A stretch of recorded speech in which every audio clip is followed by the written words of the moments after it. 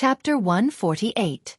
In the meeting hall of Heroic Spirit Palace, from the archdukes to the king's close vassals, even the White Blade Guards and ordinary Heroic Spirit Palace guards, all stared at Archduke Pofrit. Among them, King Nuven's gaze was the most terrifying. It was like the legendary evil dragon that would choose its prey. The followers behind Archduke Pofrit were all pale. Many of them raised their heads, as if meeting him for the first time. Their gazes were filled with shock and bewilderment as they stared at their suzerain in disbelief. Watching all this, Thales sighed softly. Sometimes, it's not a good thing to leave in such a hurry. In the face of all this, the young Archduke Pofrit only pursed his lips and said nothing.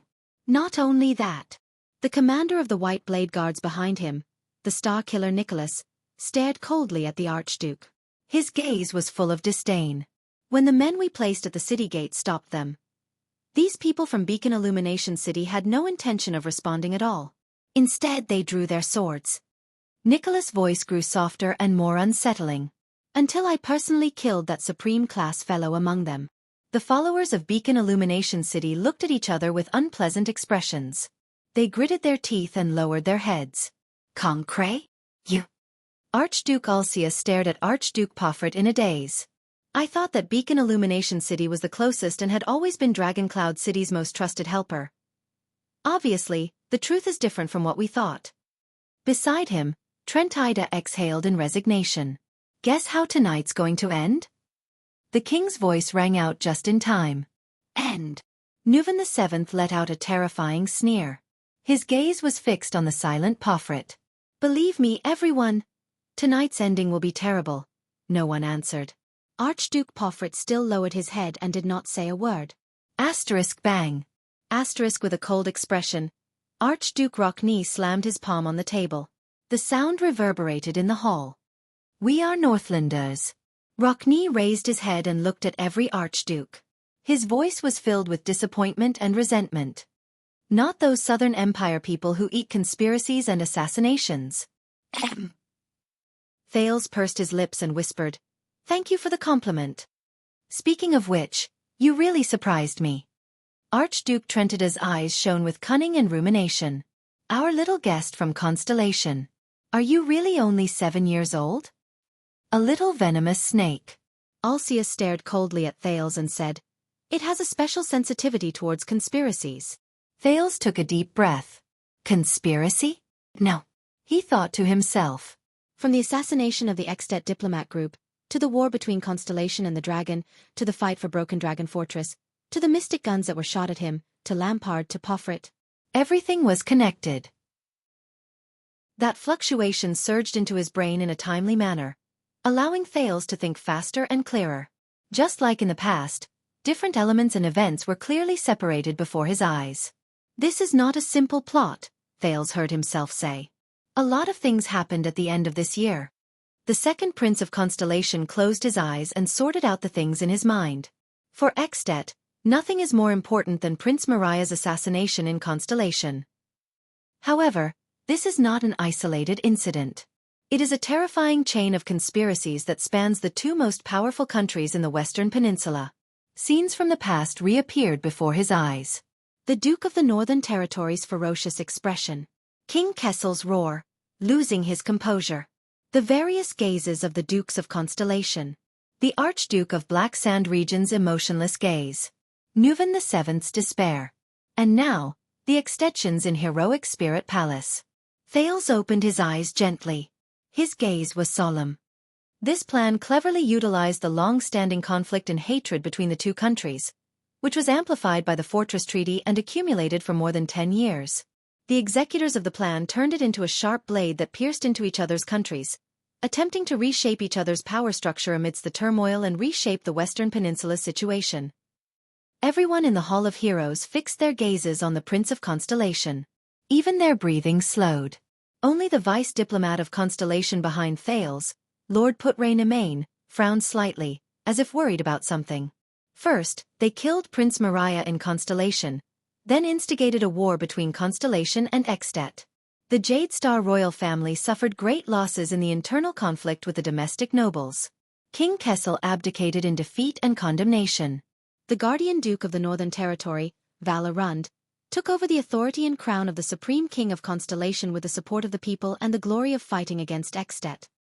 Thales lowered his head and spoke plainly, as if he was narrating something that had nothing to do with him. Just like the two wings of a butterfly, this is only the wing in Constellation. As for the one in At, Archduke Porphyrt clenched his fists without realizing it. Thales' voice continued to travel faintly. Prince Mariah's death deprived the Walton family of the hope of choosing a king. King Nuvan's anger turned into nourishment for war. Archduke Lampard brazenly dispatched his troops in the name of avenging the king. In the chaos, with the cooperation of the spies, he conquered the northern territory of Constellation, obtaining unprecedented prestige and benefits. In the end, the Archduke of Black Sand region returned with the glory of the battlefield, and with overwhelming prestige, he successfully chose a king. After the plan was completed, Constellation and the dragon would replace each other in the midst of their mutual hatred, and be reborn from the ashes. Thales paused for a moment and gently concluded. An ingenious, grand, risky, ambitious, creative, and daring terrifying plan. The 5 archdukes had different expressions. Rockne's expression was solemn, Alcius pondered in shock, Trentida glanced sideways at the other people in the hall, and the bald old Letko blinked, his emotions indecipherable. Archduke Porphyrt's breathing gradually became heavier. Young people, you think too much and have great ambitions. Archduke Letko's murky eyes moved slightly as he asked Porphyrt, however, you made an unnecessary move to assassinate the Prince of Constellation, and exposed yourself instead? Porphyrt did not answer him. He only stared at the ground in a daze, as though everything around him did not exist. I think it was not an unnecessary move. He had no choice but to do so. Thales raised his eyebrows. I just figured this out. The scene of me being assassinated in front of the fortress was to completely destroy Lampard. Archduke Letko turned to him. According to the original plan, Lampard would ascend the throne and become King Chapman. I don't know how many generations this name is. Thales turned to Porphyrt. And you, Archduke Porphyrt, are his most secret collaborator in At. Finally Porphyrt raised his head, but he did not look at anyone. But the problem is, this plan failed at the first stage. Thales sighed. Prince Mariah was assassinated, but Constellation's spy failed. My appearance prevented the Duke of the Northern Territory from starting a war as planned. He furrowed his brows as he thought of all the things in Renaissance Palace, and Sonia and Araka in the fortress. Lampard also failed to gather the forces of the 3 southern archdukes to invade Constellation, and he also failed to take down Broken Dragon Fortress. The war between Constellation and the dragon could not happen at all. Archduke Lampard could not bring the glory of conquering Constellation's northern territory to take the crown that he aspired to get. Archduke Porphyrt exhaled softly, and a low panting sound could be heard. What's worse is that, with Valorun's failure in Constellation, Chapman Lampard's conspiracy was exposed. Thales laughed bitterly. The enraged King Nuvan will seek revenge and make Lampard and Black Sand region pay the price. Ah! Behind the long table, King Nuvan caressed the black ring on his finger and added in a seemingly nonchalant manner, Isn't that so? The archdukes exchanged glances. So, Thales nodded, Lampard is doomed. King Nuvan and Dragoncloud City will not let him go. Under the archduke's gazes, he nodded at the expressionless Porphyrt. Under such circumstances, if Lampard is really forced into a desperate situation, how can Lampard's collaborator remain unscathed? Based on Lampard's personality, he will definitely drag his collaborator to hell. Thales shook his head. For his own survival, Archduke Porphyrt must act first. He must completely eliminate his former collaborator and future threats. The long-haired Archduke Rockne snorted coldly. Once the Prince of Constellation dies in Black Sand region, and Lampard is stained with the Prince of Constellation's blood. Thales walked back to Putre's side and sneered. For the sake of the throne of Constellation, even before King Nuvan takes action, the Dukes of Constellation will swarm over and tear Lampard and Black Sand region into pieces. I think the other archdukes will be happy to see that happen. Only then will you be completely safe. The Prince of Constellation's voice faded away. In the hall, many people sighed with different intentions. Some were contemplative, some were regretful, some were sad, some were indignant, and some were angry. In the next second, the young Archduke, Porphyrt, finally turned his head slowly. With a cold gaze that was no longer gentle and friendly, he glared at Thales. Then, he looked at Nuvan the Seventh again, who was sitting at the other end of the long table. Asterisk clap, clap, clap. Asterisk a slow and rhythmic applause rang from the other end of the long table. King Nuvan clapped expressionlessly. But no one responded to him. This deserves applause. The old king applauded while speaking with an unsettling rhythm and tone. For our guest from Constellation. Thales rolled his eyes helplessly. He could feel that the gazes on him in the hall were filled with contemplation and fear. And for you, the Walton family's longtime ally, the leader of the Poffret family, and my most trusted Archduke of Beacon Illumination City, Concret Poffret. The common elected king and the Archduke of Beacon Illumination City's gazes finally met in the air. On one side was complicated and angry, while on the other side was numb and indifferent. Say something, Concret. King Nuvan's voice became muffled and oppressive. It reverberated in the brightly lit meeting hall, making everyone feel strangely suffocated. Before you can say anything else, at least try to choose your own way of death. Archduke Poffret suddenly curled up the corners of his mouth, revealing a sinister and terrifying smile. Way of death? He muttered. Behind Poffret, a disarmed follower whispered worriedly. Sir, perhaps we should. The next moment, Poffret turned his face and said coldly to his subordinate with a furious expression, Shut up. Shut up. The follower's words came to a halt. He sighed and stopped talking. Poffret turned his head. His facial muscles twitched as he gritted his teeth. His expression kept changing between indignation and anger. Humph! The young Archduke sneered. What do you want me to say? The young Archduke's laughter grew longer. Thales furrowed his brows. King Nuvan's expression did not change. Ha ha ha! Poffret shook his head mockingly. What else can I say? The next moment, he turned around abruptly. His eyes were as sharp as an eagle's as he scanned the entire hall. I don't know what you are talking about. Poffret's cold words caused everyone's expression to change. I received an invitation from His Majesty to come to Dragon Cloud City to discuss the relationship between the two countries. Poffret looked around with a sneer and extended his hand towards Thales. Then, the common elected king whom I respect the most and cannot resist joined forces with a prince from an enemy country who has a blood feud with him to accuse me of being the murderer of Prince Mariah? And the reason? Poffret turned around abruptly. His expression was ferocious, which startled Thales. Just because I wanted to leave the banquet early? Because I wanted to rush back to my territory earlier? Because my people had an unnecessary conflict with the White Blade Guards at night? And I sacrificed a supreme-class bodyguard. Poffret panted and hammered his chest. This is shameless slander. F***CKU Poffret. A vassal beside the king spat in disdain. A coward's self-defense. Ayaya. Archduke Trentida narrowed his eyes and chuckled. This really isn't the young Concret I know. What a pleasant surprise. We all heard that child's words and saw your reaction. Even now, are you still going to quibble? Ulcius furrowed his brows. Don't forget. You are a Northlander. Quibble. Poffret retorted loudly. He widened his eyes as if he had gone mad. From the beginning until now, this damn brat has been spouting nonsense alone. Poffret pointed at Thales and roared loudly. And you fools have been fooled by him alone, by a prince of Constellation, a remnant of the Empire. Thales shrugged helplessly and exchanged a glance with Putre behind him. Beside them, Marquis Shiles whispered with a face full of smiles. Wow, to be able to see this scene in the At Palace, it's really worth the trip back. Poffret turned around and glared at King Nuvan angrily. I murdered Prince Mariah? I cooperated with Lampard. I orchestrated the assassination of this brat? The Archduke roared angrily with a twisted expression. Is there any evidence? Everyone knows that Mariah and I are of similar age, and we are close friends. What reason do I have to murder him? The young Archduke's words made the others frown and whisper to each other.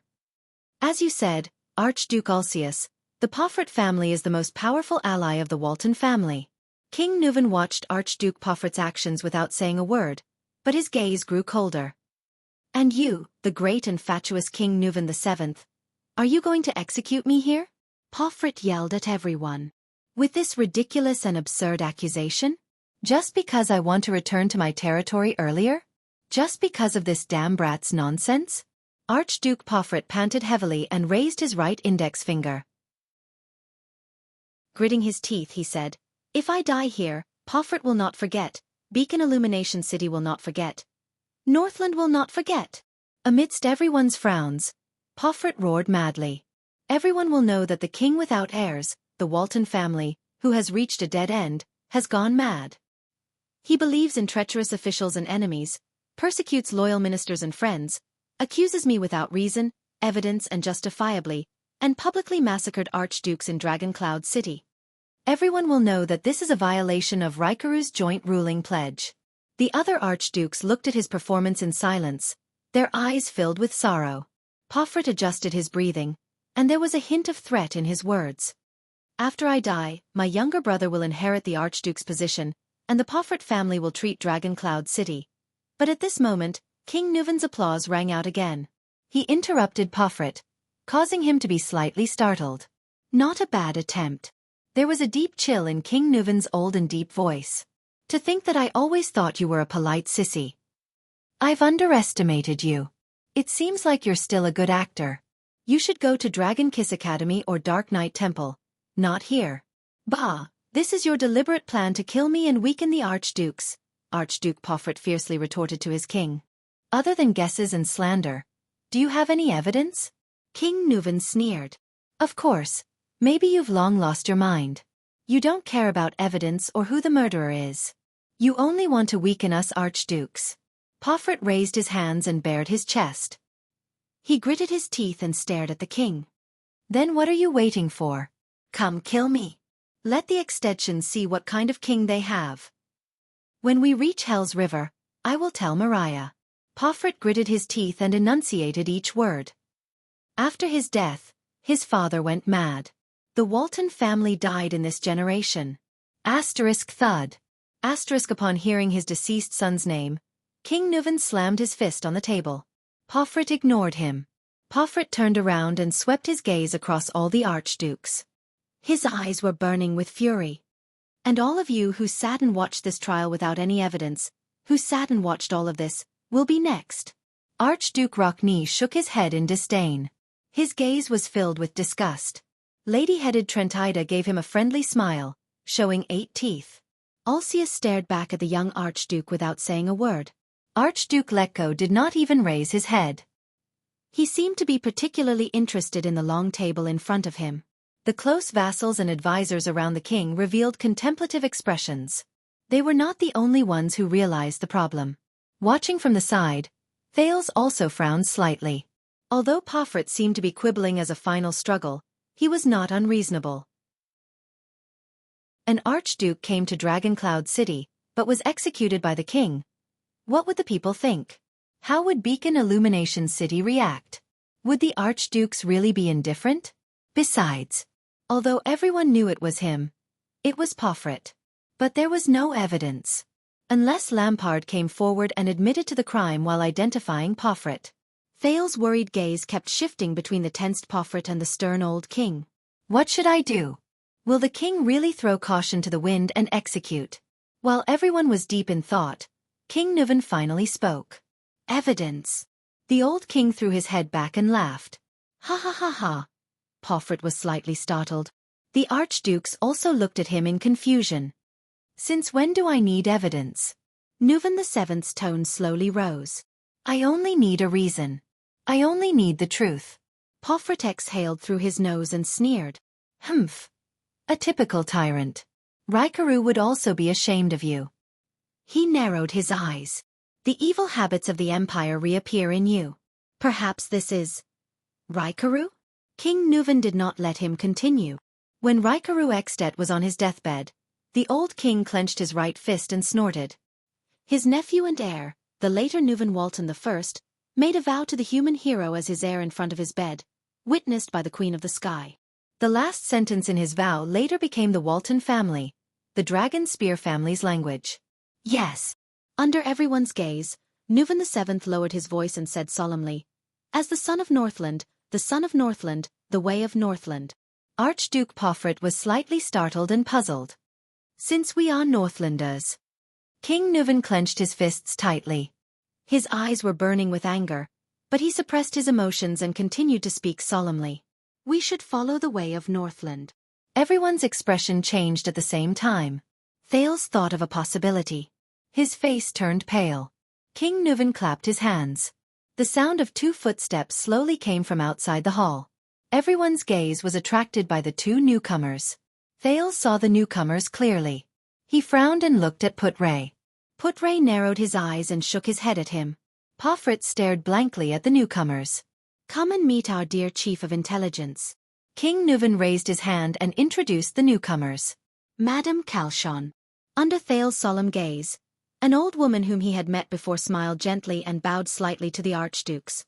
The arrival of the Red Witch, the master of the secret room, made the archdukes frown. What does this mean? Ignoring everyone's expressions, the king pointed at a woman dressed in a silver-white robe whose face was covered by a veil. He continued in a cold voice, "And the head ritual master of Bright Moon Temple, Jewel Holm." Thales was stunned. He saw the mark on her body. A pair of moons embedded together. They were a curved crescent moon and a full waxing moon. The head ritual master of Bright Moon Temple? High Priestess Holm did not say anything, as if everything around her had nothing to do with her. But the archdukes and the king did not show any signs of anger, as if this was how it should be. This made Thales think of Sunset Temple in Constellation and High Priestess Xianxia. Gods. What kind of role did they play in this world? What does this mean? Pofrit's expression was dark as he stared at the king. What does this mean? The old King Nuvan sneered and slammed his palm on the long table. Her Excellency High Priestess Holm is naturally here to bear witness. It's night time now, the bright moon goddess is the best witness. Pofrit seemed to have guessed something. The young archduke felt his throat go dry. He said hoarsely, Bear witness to what? Bear witness to what? The old king flashed an angry smile and turned to the Prince of Constellation. Little Thales, watch carefully. Thales was shocked, and he snapped out of his thoughts. King Nuvan said flatly, the ancient ritual of Northland cannot be proposed casually. The ancient rituals of the northern lands are not something that can be casually proposed. It requires a sufficient number of witnesses, a sufficient sacred ritual, and an arbitrator of sufficient status to witness it together. Only then can it be effective. The ancient ritual of Northland? Thales stared blankly at the old King Nuvan VII. For a moment, he was extremely shocked. No way. Could it be? The archdukes and the vassals were equally shocked. Many of them even had panic in their eyes. Your Majesty? A noble who seemed to be an administrative officer next to the king asked with a frown. But Nuvan VII did not give them any chance to ask. The next moment, King Nuvan shook his right palm and slammed it on the chair. Asterisk bang. Asterisk everyone was startled. The old king of At, who was almost 70 years old, stood up abruptly. His face was filled with hatred and murderous intent. With an aged voice that sounded like muffled thunder, he spat out the following words. I, Nuvan Raikaru Kadion Walton, the 7th Nuvan in the genealogy of the common elected kings. The king of dragon knights come hero Raikaru, the successor of the hero Chara. The common ruler of the Northlanders in the Western Peninsula, the defender of the glacier defense line. The defender of the humans in the north, the conqueror of White Mountain. The arbitrator of the Golden Passage, the conqueror of Broken Dragon Fortress. The 35th common elected king of Extet and Queeker Glacier, the Archduke of Dragon Cloud City. Under the witness of the spokesperson of the Bright Moon Goddess, at the Imperial Conference, the Archduke of Prestige Orchid, the Archduke of Reformation Tower, the Archduke of the City of Faraway Prayers, the Archduke of Defense City, and the only heir to the royal family of Constellation. Thales stared blankly at the king's actions, not knowing what to do. Equally shocked were the archdukes, including Pofrit himself. The king continued to speak. His words were laced with chilling resentment and pain. For my son, the last heir of the Walton family in Dragon Cloud City, Mariah Bertram Nuvan Walton, and for the despicable assassination he suffered. Under the glorious tradition of Northland, in the name of blood vengeance. To you, Concret Pofrit of Beacon Illumination City, to issue a sacred duel challenge. The old king's words were resolute. He looked at the stunned young archduke and spat out his last words. The duel is issued in the name of the king. Chapter 149. The king's voice faded away. The meeting hall was silent. For a moment, only the crackling of the braziers and the people's uneven breathing could be heard. At that moment, almost everyone was shocked by the king's decision. The silence lasted for a whole 5 seconds. Then, a young male voice spoke weakly. "What's going on?" Everyone's gaze swept towards the dumbfounded Prince of Constellation, Thales Jadestar. King Nuven's meaningful gaze was also included. Behind him, Put-Ray coughed. The dumbfounded Thales only reacted then. He curled his lips awkwardly and flashed an apologetic smile. But at that moment, no one cared about the foreign prince's loss of composure. "Your Majesty." The tall Archduke Rockne stood up abruptly. With a stern expression, he said what most people were thinking: "You must reconsider your decision. This does not only concern your family's revenge, but also the future of all of At. The members of the Imperial Conference beside the king looked panicked.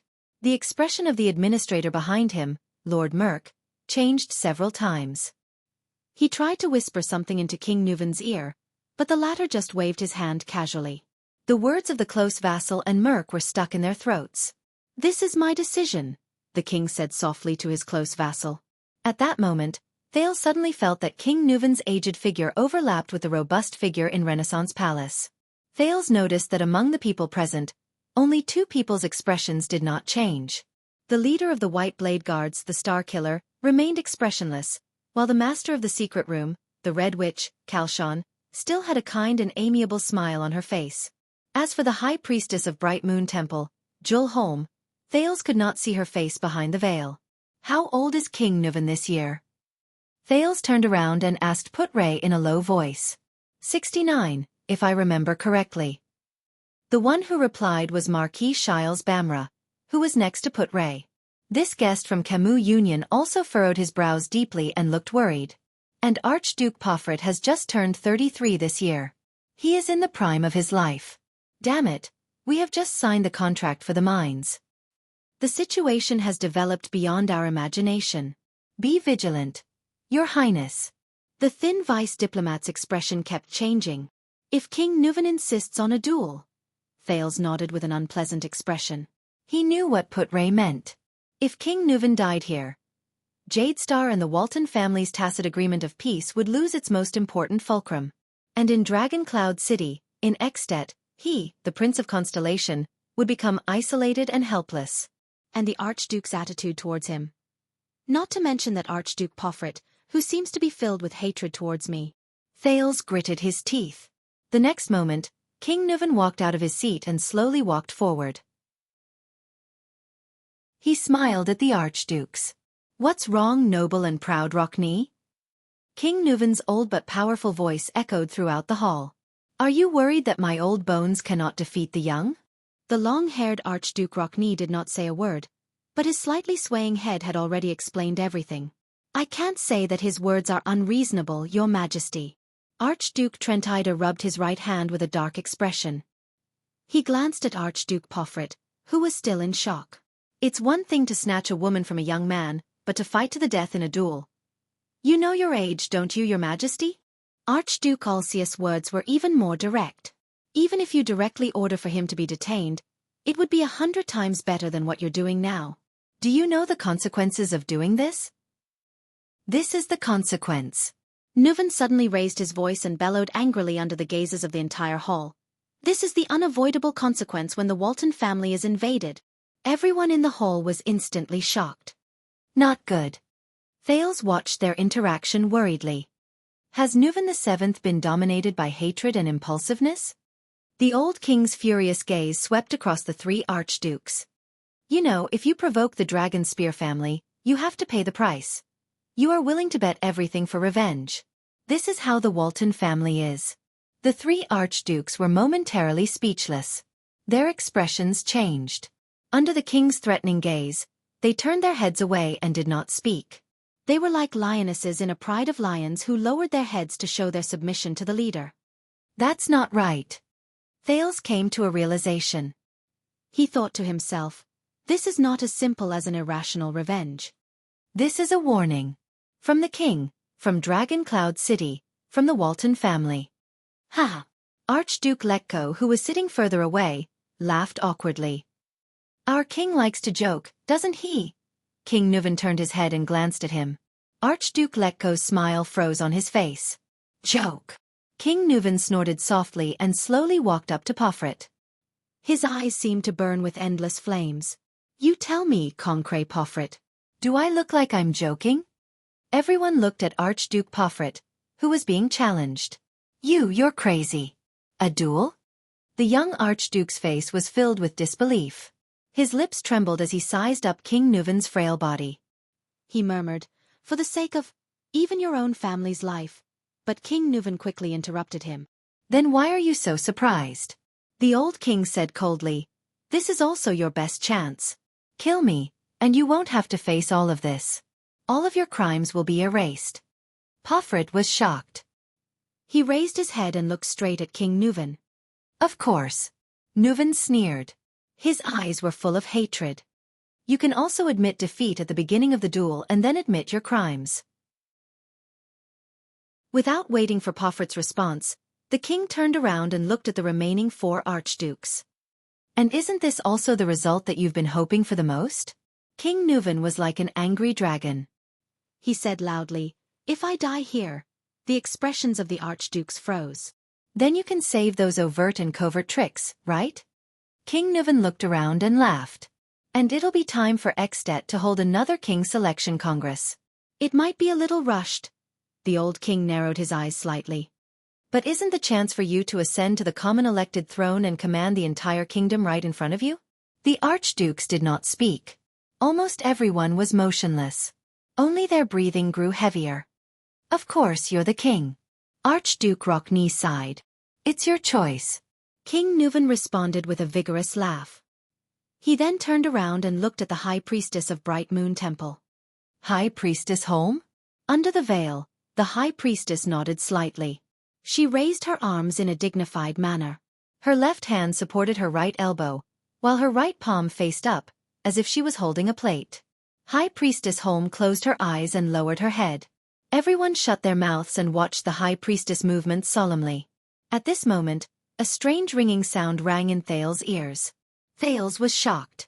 He had experienced this feeling before. It was in the Hall of Stars, in front of Xianxia, the High Priestess of Sunset Temple, before the bloodline ceremony. But this time it felt much better. At least, he did not have a violent reaction like the last time. Could it be that prayers and rituals related to gods will affect me? But just as he maintained his composure and secretly rejoiced, in the faint ringing sound in his ears. I'm watching you. Thales raised his head abruptly. But he only saw an empty ceiling. What? He turned his head in surprise and looked around. Everyone was solemnly waiting for the High Priestess ceremony to end. Behind him, Putray and Shiles also had solemn expressions. No one spoke. Then just now. Thales scratched his head in confusion and looked around. Unable to find anything. He could only exhale helplessly. All right, tinnitus is an illness. It has to be treated. I warned you. Thales shuddered. He subconsciously turned his head again and looked around nervously. Again. Who is it? That's right. He was sure that someone was talking to him, like whispering in his ear. Thales could not remember the characteristics of the voice, but the words were extremely clear. Could it be? Thales thought nervously. Is it Yodel? The masked protector who's invisible? No, impossible. That voice is completely different from Yodel's hoarse voice. Thales panicked a little. After making sure that no one spoke, he stared in disbelief at the High Priestess of Bright Moon Temple, whose eyes were closed. It can't be. Thales' actions attracted the attention of others. Shiles cast him a curious glance, while Putray frowned and stared at him, as if reprimanding him for losing his composure. Thales, who snapped out of his daze, was shocked. He quickly turned around and stood properly in a dignified manner. Finally, the strange tinnitus disappeared. But the doubts and panic in Thales' heart only continued to rise. The bright moon has responded. High Priestess Holm opened her eyes. There was no fluctuation in her clear eyes. The gods did not object. In the hall, many people sighed. The archdukes remained silent.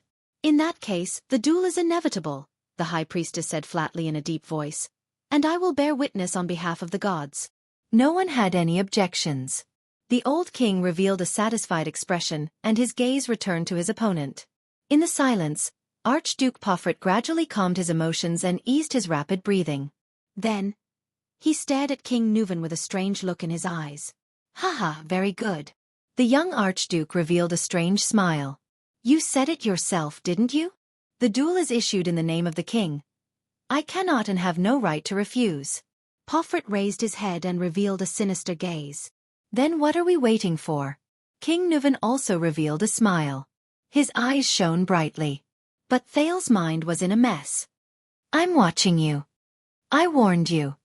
What does this mean? Thales forcibly suppressed his thoughts and stopped thinking about the abnormality he just heard. He shook his head, as if he could shake these words out of his head. He had enough troubles. He had to deal with them one by one. Thales raised his head and watched in a daze as the white blade guards personally moved the heavy long table in the center of the hall. The crowd retreated and spread out, leaving enough space for the duel. As the crowd retreated to a brazier, Thales realized that there were 5 to 6 steps along the wall of the Oval Hall of Heroes, and there was an empty space in the center. Just like the Colosseum in my previous life, Thales suddenly thought of something. Could it be that this meeting hall in Heroic Spirit Palace was originally prepared for a duel? I don't know if it's fortunate or unfortunate.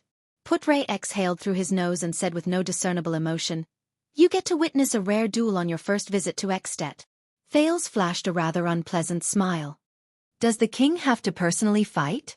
According to the rules, duels during the Age of the Empire can be fought by proxy, Putre said in a low voice. But this is Northland, the Northland after the collapse of the Empire. A duel must be fought personally, even as a king. Beside them, Marquis Shiles sighed. Even though I've heard of the duel customs in Northland, it's also my first time witnessing one. God, a 70-year-old king against a 30-year-old archduke. No matter what the outcome is, when I go back, this is enough to be a topic of conversation for a whole year. Duels don't happen often? Isn't the King's Selection Congress supposed to end with a duel? Isn't every archduke who aspires to become king prepared for a duel? Thales continued to ask. The duel in the King's Selection Congress is only limited to when the number of votes is the same and it's hard to decide. That hasn't happened for a long time. Putre shook his head. I heard that in the King's Selection Congress more than 30 years ago, Nuven VII obtained the support of 6 archdukes. I heard that Archduke Lampard of Black Sand region once defeated his elder brother in a duel and seized the right to inherit the throne? Thales asked with a grim expression as he watched the 2 men take off their robes and Lord Merk solemnly decorate the place. Putre nodded. That duel made him famous. From then on, Chapman Lampard's name spread throughout the kingdom, and even Constellation heard about it. Putre's expression was solemn. There are very few suzerains in At who are so bloody, violent and terrifying, but who can make his followers blood boil. Lampard was then entrusted with an important mission and sent to Constellation. At the same time, it also made the other suzerains wary of him. After all, he's a terrifying person who can even kill his own brother. Marquis Shiles pursed his lips.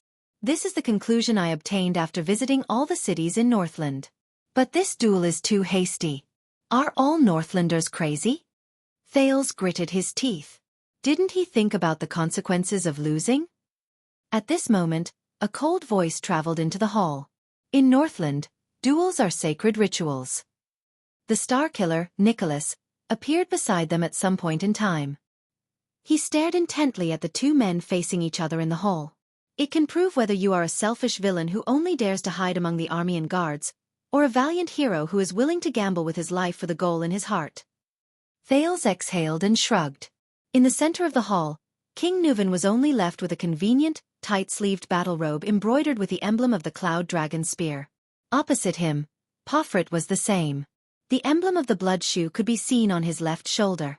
I was the one who suggested the duel. King Nuven fixed his gaze on Pofrit. As for the weapon, it's up to you to choose. Pofrit took a deep breath and paused for a few seconds. Great axe. The young archduke raised his head and looked at King Nuven with a calm gaze. The double-sided great axe. Just like this. King Nuven's pupils contracted slightly. The The people in the hall burst into a cacophony of hisses. Ha! Archduke Trentida laughed at Archduke Ulcius. What a cunning boy! Archduke Rockney snorted in disdain. Coward! Great axe? Is it what I think it is? Thales was struck by a thought. He turned around and asked. Double-sided great axes require a lot of stamina and strength. The destructive power of its slashes is astonishing. It was once very popular during the war against the orcs, Nicholas said calmly. But nowadays, this kind of cumbersome weapon is rarely seen on the battlefield. Even the axemen in Northland are more inclined towards the lightweight single-edged battle axes. A wise choice. Putre narrowed his eyes and shook his head. He's taking advantage of King Nuven's age. Soon, the weapons were brought up.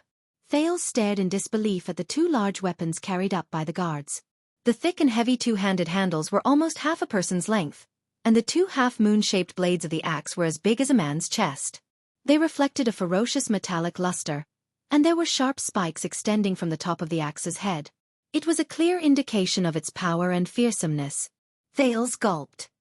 The weight of this great axe is probably twice as heavy as my body. He remembered that on the battlefield at Broken Dragon Fortress, one of the opponents Araka faced used a great axe like this. However, in the end, the kingdom's wrath snatched away his weapon and even slashed his opponent's face with the great axe. Pofrit shifted his gaze and glanced at King Nuven opposite him. He chuckled. He grabbed the great axe handed to him by the guard with one arm and tested its weight. Immediately, the young archduke's arm muscles trembled and he raised the great axe. Pofrit smiled in satisfaction. He turned around and swung the great axe back and forth. The sound of the axe blade slicing through the air could be heard clearly. It seemed to be quite easy. Thales stared at his relaxed posture and was speechless. This thing is terrible. Pofrit rested the great axe on his shoulder. He raised his head and stared sharply at King Nuven, who was also standing in front of the weapon. Be careful not to sprain your waist, Your Majesty. King Nuven ignored him. The old king only extended one hand and pressed it gently on the axe's handle. He pinched a few spots, then took a deep breath and grabbed the handle with both hands. Thales furrowed his brows. His thoughts were similar to Pofrit's. After all, King Nuven is already 7. Before he could finish his train of thought, he saw the old king clench his teeth and raise his giant axe steadily. King Nuven even gently tossed the axe. The blade flipped in the air and returned to his hand along with the handle. Thales stared at the old but vigorous King Nuven. His jaw dropped in shock. Like Pofrit, King Nuven placed the great axe on his shoulder. It seemed to be the standard posture of holding an axe. He let out a long sigh. His gaze seemed to be brewing a storm. Don't worry about it. When I was fighting with the orcs on the battlefield, your father was still suckling in your grandmother's arms. King Nuven lifted the great axe onto his shoulder like Pofrit. King Nuven flashed a sinister smile. Brat. Pofrit's expression darkened. It seems that our king is still as graceful as ever. The bald Archduke let go sighed. If it were me, that axe would have. Don't celebrate too early. Archduke Trentida shook his head with a strange expression. In case something happens to our beloved king. Isn't that what you want? Archduke Rockney unceremoniously mocked them. That damned king selection. Trentida turned his head away, inviting a rebuff. Archduke Ulcius combed his beard and furrowed his brows tightly. He recalled the Black Sand region succession duel 12 years ago. While Thales was still worrying about, what if King Nuven lost, High Priestess Holmes slowly walked to the center of the arena and attracted the attention of the entire hall. Everyone's mood became tense at this moment. High Priestess Holmes stood between the two men. Behind her veil, she glanced at the two dueling men with her clear eyes. She raised her right hand and extended it towards King Nuven. The priestess's cold voice rang out slowly. In the name of blood vengeance, this man challenges me to a duel. King Nuven stared coldly at his opponent. The high priestess raised her left hand again and extended it towards young Pofrit. For honor and glory, this man will accept the duel. Pofrit exhaled with a solemn expression. In the name of the holy bright moon goddess, I will bear witness. The high priestess began to retreat slowly. Her posture was light, and every step she took was accompanied by a sentence. The weapons dance in the moonlight. Blood reflects the glory of the gods. Courage burns a great life. Death is but a long-awaited homecoming. King Nuvan and Archduke Poffert's expressions turned solemn at the same time. Both of them removed the great axes from their shoulders and held them in their hands. King Nuvan lowered his body and widened the distance between his hands. His left hand pushed further and further, even grabbing the joint between the handle and the blade of the axe. Archduke Poffret pulled the axe diagonally to his side. The blade of the axe brushed past his face and stopped in mid-air, assuming the most suitable posture for wielding it. Both of them stared at each other with solemn expressions. Thales narrowed his eyes. From their gazes, he read all the negative emotions humans could have. The High Priestess slowly retreated to the edge of the arena. She took a deep breath and raised her arms towards the sky, as if making a final prayer. Everyone held their breaths at that moment. In the next second, the High Priestess retracted her arms and gently placed her palms on her shoulders. She lowered her head and uttered her final words. Chapter 150. In the next second, without any delay, Archduke Poffert's figure moved. He attacked head-on, roaring as he swung his great axe at King Nuvan. Bang. The two great axes clashed against each other without any fancy moves. The dull sound of metal clashing tortured everyone's ears. Thales stared in shock at the two men in the field. Poffret clenched his teeth. The blade of his great axe was stuck at the tip of King Nuvan's great axe. It was slanted downwards between the tip and the axe's sharp edge. Impulsive rookie. King Nuvan calmly turned his body sideways. His left hand grabbed the joint between the axe handle and the blade, and his right hand grabbed the far end of the axe handle. Like holding a spear, he used the axe to block Poffert's slash. The old king blocked his opponent's axe. His tone was cold. On the battlefield with your weapon stuck, you would have been beheaded by now. As the two wrestled, King Nuvan used all his strength to push away his opponent's great axe. You know this is not a good idea, old man. Poffret solemnly took a step back. He withdrew his great axe and moved to look for an opportunity to strike again. This is not a battlefield, this is a duel. The young archduke circled around the old king. His expression was indifferent. There are no white blade guards by your side to protect your noble head. Like an experienced warrior, King Nuvan followed Poffert's movements and turned, the tip of his axe always pointed at his enemy. Only you and me. As he spoke, Poffert's second strike came. This time, Poffert's great axe drew an arc and slashed horizontally from the side, smashing towards King Nuvan's waist. Clang. The sound of metal clashing rang again. King Nuvan turned his axe handle at the right time. Holding the axe in his left hand, he once again blocked Poffert's horizontal slash. Yes, only you and me. King Nuvan clenched his teeth and deflected the enemy's axe. He panted slightly. This is much more exciting than the battlefield. Thales asked in a low voice, puzzled. Are they all so familiar with swinging their axes? His Majesty is not a child who has never touched a weapon before. The Star Killer's expression was solemn. While explaining, he did not forget to jab at Thales. As the King of Xianxia, he once stood at the far north 38th Sentry Ground and personally fought against the invasion of the orcs from the north of the glacier. The skull of Syra Dark Thunder, the human slaughterer, is still hanging high up at the first lookout point, intimidating the glacier beast men. He also led his troops out of the Golden Passage and broke through the elves' defensive line in the White Mountain. Wherever his troops went, Camus Union, the White Elves, and the Alliance of Freedom were subdued. A brilliant light shone in the Star Killer's eyes. He was also the first northern sovereign in 300 years to conquer Broken Dragon Fortress and cross the border between Xianxia and Constellation. When it comes to battle experience, he won't lose to any of the battle-hardened warriors in the White Blade Guards. Putre raised his eyebrows, and Thales stuck out his tongue. In the arena, Poffret swung his great axe again and collided with King Nuvan's weapon in the air. Bang! The axes collided and sparks flew everywhere. King Nuvan did not seem to be able to do as he wished. He gritted his teeth and braced himself against the great axe. His arms trembled slightly. Are you tired? Poffret seized the opportunity when King Nuvan took a breather. He roared and shook his arms. Old man. King Nuvan was forced to take a step back. While he was still adjusting his body, Poffret swung his axe again and chased after him. Clang! King Nuvan once again parried the enemy's fierce attack. From the beginning until now, he had been passively defending. But this time, the enemy's attack did not end so easily. A surge of power surged into Pofrit's arms. His eyes were burning like a warrior who had gone berserk. He roared and swung his axe again, striking the king's left leg. In Thales's wave vision, Pofrit was filled with bright light. It was concentrated in his arms and flashed continuously. The power of eradication. Seeing that his king was in danger, Nicholas remained calm. He briefly explained, Beacon Illumination City's unique combo axe technique has given birth to at least 3 types of power of eradication. The old king roared and used all his strength to pull back his great axe. He struck Pofrit's great axe away, and the 2 axe blades clashed in the air, creating sparks.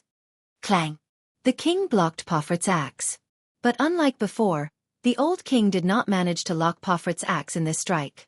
Pofrit had no intention of stopping either. His axe spun in the air. Under its master's crazed expression, it brought with it a strong gust of wind as it chased after the king's head. Panting, King Nuvan struggled to adjust his posture. He lifted the heavy axe handle to his side and forcibly parried Pofrit's attack. Bang! A loud noise was heard. Thales subconsciously covered his ears with his hands. But Pofrit, who was supported by the power of eradication, did not get his axe stuck like the previous few times. He reacted quickly and reversed the axe. It slipped away from Nuvan's block in an instant.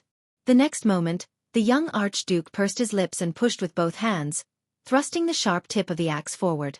It was a sudden stab at the opponent. In the face of the enemy's sudden attack, King Nuvan, who was powerless, had no time to retract his heavy axe. He could only watch the tip of the axe stab towards his face, until the tip of the axe pierced straight into his left cheek. Ah! King Nuvan roared indignantly. At that moment, Thales felt his heart skip a beat. In the nick of time, King Nuvan suddenly turned his head sideways. Rip! The tip of the axe grazed the king's face, drawing blood. It also caused a wave of exclamations in the hall. With a terrifying scar that stretched from his cheekbone to the side of his left ear, King Nuvan narrowly avoided the fatal tip of the axe. Blood dripped onto the ground. The king then gritted his teeth, mustered all his strength, and swung his axe horizontally, forcing Pofrit to retreat. This was also Nuvan's first counterattack. Pofrit nimbly retreated 3 steps, dodging the wind from the king's axe. At the same time, he left his opponent's attack range. Like many people in the hall, Thales heaved a sigh of relief and patted his chest to soothe his nerves.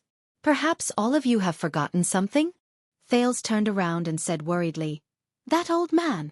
King Nuvan is already 70 years old. As the king of At, a duel is a test he must undergo. Nicholas' gaze did not waver, but his lips parted slightly. It has nothing to do with age. Every man in Northland has to undergo harsh combat training during their military service. Every suzerain of At has to do the same, and even awaken their power of eradication, Putray explained to Thales, who had a strange expression on his face. This is how the country is, and the customs of the people dictate it. My God! Thales rolled his eyes and shrugged helplessly. I'm so lucky to be born in Constellation and not At. Hearing this, the Star Killer smiled indifferently. It's still the same old saying, Welcome to Northland. Thales shook his head and turned his gaze back to the arena. Putray's expression changed as he looked at Thales' back. Being born in Constellation is a kind of luck? Putray sighed silently. It's too early to say that, young prince. Ha ha!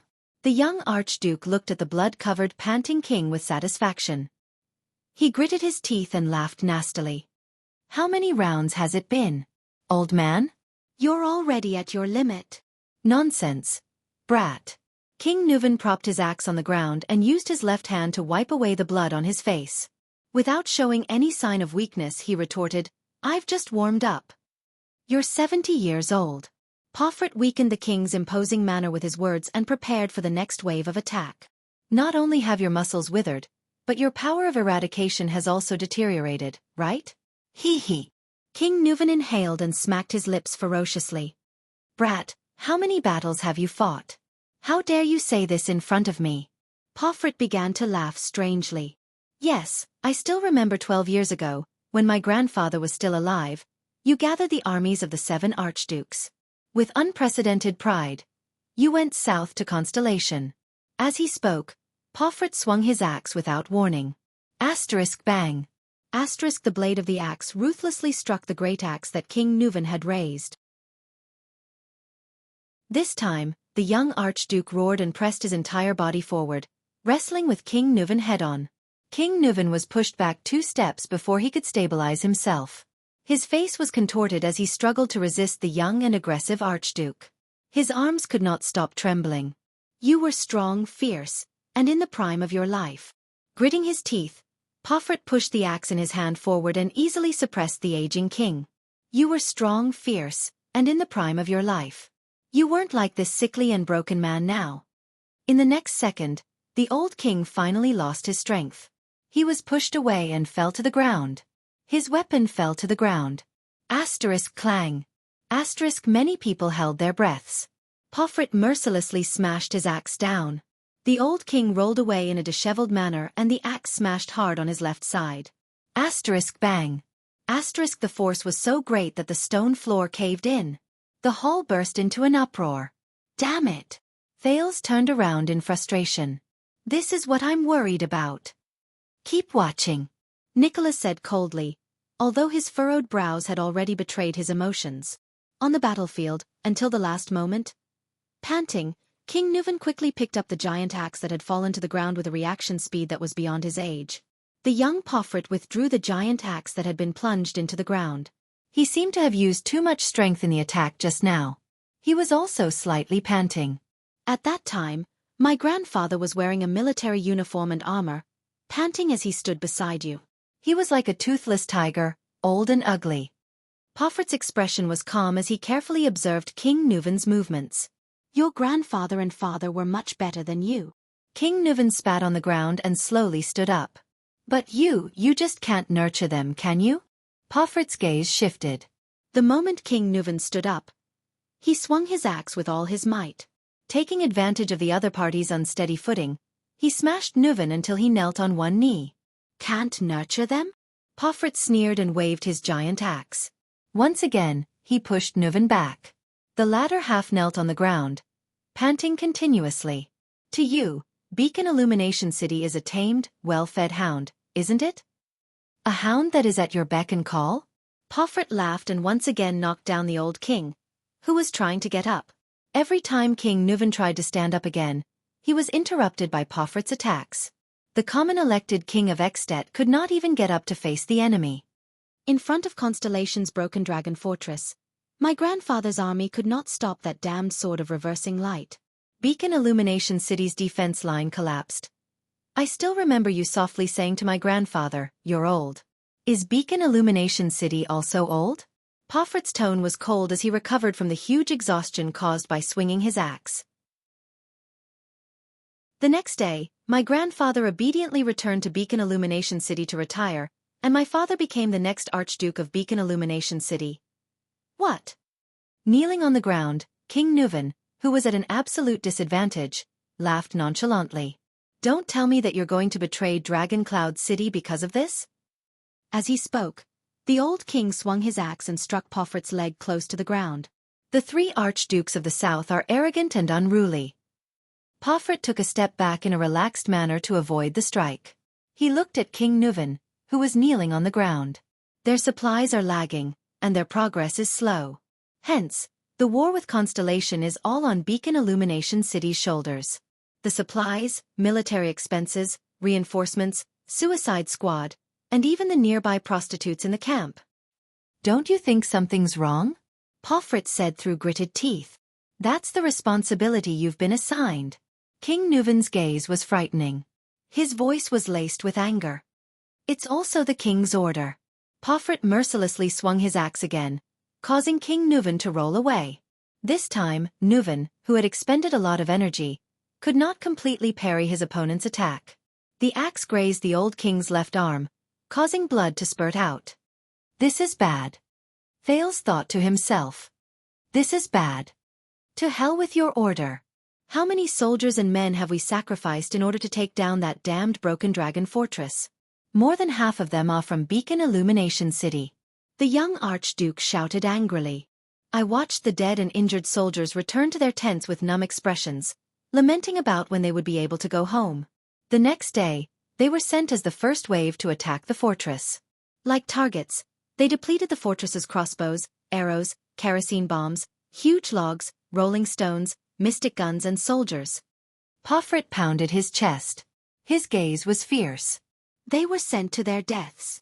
On the other side, the elite soldiers of Dragoncloud City were laughing and singing, enjoying the best wine, food, and women, and the privilege to attack the fortress at the most critical and relaxing moment. After father took office while trembling with fear, what else could he do in front of you? He could only be crazier, more magnanimous, and send all of our soldiers to their deaths at the fortress regardless of the cost. In exchange for your trust. King Nuvan grabbed the handle of his axe and parried another attack from his opponent. Then, he lay on the ground and panted. Pofrit began to pace around King Nuvan. He switched the position of his left and right hands at the right time to reduce the consumption of holding the great axe with both hands. You actually sat in the tent, under the protection of the White Blade Guards, and righteously questioned grandfather and father why Beacon Illumination City couldn't stop Horus Jadestar. Couldn't stop that damned butcher of Constellation? Couldn't stop the most elite and craziest royal guards he brought from Constellation? Horus Jadestar? He recalled what Tolja of Black Sand region told him about the final story of the Sword of Reversing Light. He turned his head and looked at Put-Ray and Nicholas. The former did not say a word, while the latter pursed his lips, looking unhappy. You talk a lot of nonsense. King Nuvan wiped the blood off his left arm on his clothes, so that it would not affect his grip. He raised his head, his gaze fierce. On the battlefield, those who talk the most die the fastest. Pofrit answered him with a merciless slash. Asterisk bang. Asterisk King Nuvan trembled as he parried the trajectory of the axe. He was already at an absolute disadvantage. Go to hell, Nuvan Walton. Pofrit spat, his face full of resentment. Conqueror of Broken Dragon Fortress. Do you think you're worthy? King Nuvan got up on one knee, holding the great axe in his hand. He looked at Pofrit ferociously, as if he was preparing for the most crucial counterattack. Once again, Pofrit did not stop. His axe struck the handle of Nuvan's great axe. Asterisk clang. Asterisk King Nuvan struggled to resist his opponent's great strength. The two terrifying weapons were locked in a stalemate in the air. You told everyone to pack up and go home just because of the Fortress Treaty. At least you pretended to comfort and explain to the other archdukes. And to us, to Beacon Illumination City? No land, no spoils of war, no rewards, no consolation. You told us to leave with a wave of your hand. Pofrit gritted his teeth, looking crazy. I personally sent your grandfather and your family to the position of Archduke of Beacon Illumination City. I trusted him. King Nuvan clenched his teeth, his expression furious. I ignored them because they were my most capable assistants. Bullshasterisk T trust. They're not even worth a penny. Pofrit roared. Countless corpses of Beacon Illumination City soldiers are buried in the fortress, in Constellation. If you have the guts, go and tell them. Assistants? Why don't I see you sending people from Dragoncloud City to their deaths? However, in the next moment, the eyes of the seemingly disadvantaged old king flashed, and the muscles on his arms suddenly bulged. In the unique vision provided by the fluctuation, the old king's arms suddenly erupted with a dazzling light. Chapter 151. Pofrit's expression froze and his pupils constricted. King Nuvan, who had activated his power of eradication, raised his arms and forcefully pushed his great axe to the side. Pofrit held onto his great axe with all his might and stared in disbelief at the old king who had suddenly attacked. Within a second, King Nuvan's movements became swift and powerful. He decisively let go of the great axe in his hand and pounced on Pofrit like an eagle. The old king ruthlessly struck Pofrit's chest with his right elbow. Thud. Caught off guard, Pofrit grunted in pain and took a step back. Clang! Two great axes fell to the ground. In the hall, the spectators' moods were instantly stirred. Thales could not take his eyes off the king. He almost forgot to breathe. The king's counterattack had arrived. Without the great axes restraining him, King Nuvan's movements became as fast as lightning. He did not stop after the elbow strike. Instead, he steadily hugged his right arm and did not stop his feet. With a terrifying momentum, his right shoulder crashed into Pofrit's chest. Pomfret instantly lost his balance. The young Archduke felt a tightness in his chest. He gritted his teeth in pain and kept retreating. Beautiful! Marquis Shiles clicked his tongue in admiration. The tables are always turned in an instant. With a ferocious expression, King Nuvan stepped forward. You talk too much. Whoosh! King Nuvan clenched his right fist and swung it violently in the air, causing the wind to howl. Never a good ending. Amid the king's low growl, the heavy punch hit Pomfret's abdomen. The muffled sound of fists hitting flesh reverberated in everyone's ears. Many archdukes frowned. These blows are really unlike a 70-year-old man. Trent Ida watched the king's counterattack in disbelief. Don't underestimate him. Archduke Ulcius's expression was solemn. He is the sentinel of the glacier defense line. He has fought countless life-and-death battles with the terrifying orcs. With a pained expression, Pomfret instantly crouched down. His entire body suddenly shrank into a ball, as if he could not withstand the strength of the punch. King Nuvan immediately raised his left fist. His expression was calm but full of anger. Beacon Illumination City? Unfair? King Nuvan was like a lion that had successfully hunted its prey. He stared coldly at the young opponent before him. You caused the death of Mariah. The next moment, the king punched again with his left fist. With the terrifying force of the power of eradication, he hit Pomfret's heart on the left side of his chest. Bang! A terrible dull sound came. Pomfret's body shook violently under the punch, like a leaf floating powerlessly in the water. As he watched his opponent tremble, King Nuvan spat viciously. Coward! It was only then that Thales relaxed. Phew! You scared me to death. At this moment. Wait! Nicholas said warily. Something's wrong. King Nuvan's expression changed drastically as he punched. The next second, Pomfret roared and raised his head, straightened his chest, and stretched out his curled body. His gaze was fierce. Only then did everyone see the battle situation clearly. The punch that King Nuvan used to land on the Archduke's chest was being held tightly by Pomfret's hand. There was no solid hit at all. Thales immediately felt a chill in his heart. In the next moment, Pomfret grabbed King Nuvan's fist with his left hand and abruptly pulled it backward, pulling King Nuvan towards him at lightning speed. Then, he raised his right elbow and aimed it at King Nuvan's face. Thud! Pomfret's elbow landed heavily on the old king's skull. A terrible dull sound echoed in the hall. However, this time, the two parties engaged in a hand-to-hand fight had switched to offense and defense. King Nuvan seemed to be dizzy from the ferocious elbow strike. As he swayed, he fell backwards. Thud!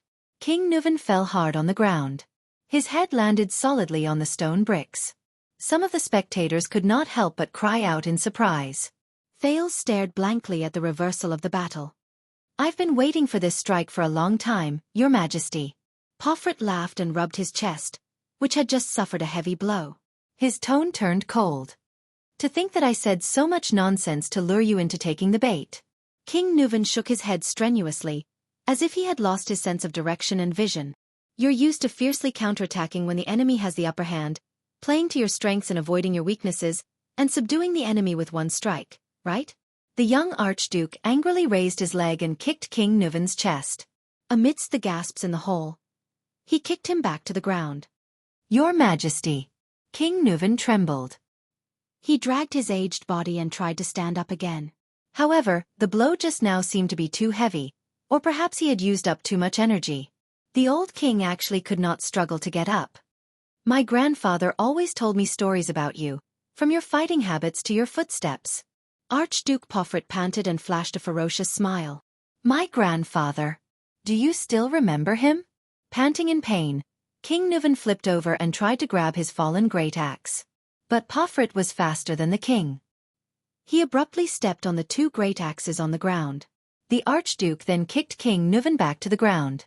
Many people in the hall were so shocked that their mouths were agape. Although they had expected it, when it really came to this. When I was young, my grandfather always said that there was a generous and just king in At. He said that you clinked glasses with him and Archduke Stustel in the camp of the sentry. Pomfret picked up a great axe from under his feet. His gaze was bleak. But what did I see? They were the Archdukes of Beacon Illumination City for 2 generations. They were subservient, fearful, and lived worse than dogs in front of you. Grandfather died of depression on the way back to his hometown. Father trembled in fear and wore a distressed expression all day long. He was afraid that he would disobey you and lose Dragon Cloud City's support. Even on the way back, he had to prepare camp prostitutes for you. Pofrit looked at the king and growled indignantly. They all lived in your shadow. They suffered humiliation, fear and pain. The young Archduke swung his axe at him. King Nuvan panted. He had no choice but to abandon his weapon and roll away from Pofrit's attack range. Asterisk bang. Asterisk the axe hit the ground with a loud bang. Stone chips flew everywhere. Pofrit exhaled and panted for 2 seconds. Then, he picked up his great axe and walked towards the defenseless King Nuvan, who was panting on the ground. Many people in the Hall of Heroes clenched their fists. It's over. Marquis Shiles slapped his face in pain.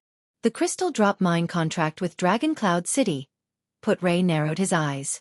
No one knew what he was thinking. Thales did not speak. His heart was heavy.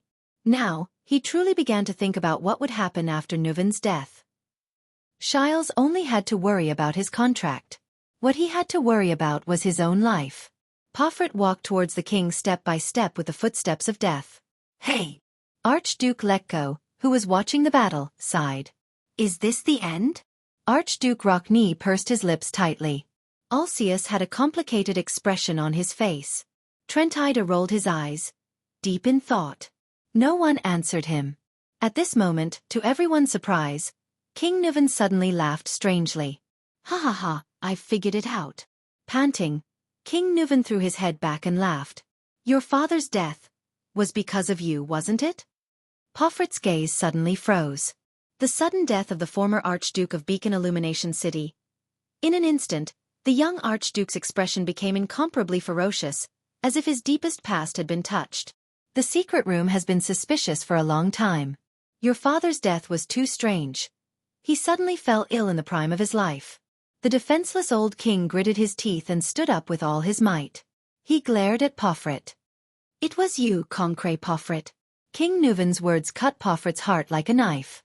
It also made the other people in the hall tremble with fear. It was his favorite son and heir. Nuvan's expression was solemn. His gaze was complicated.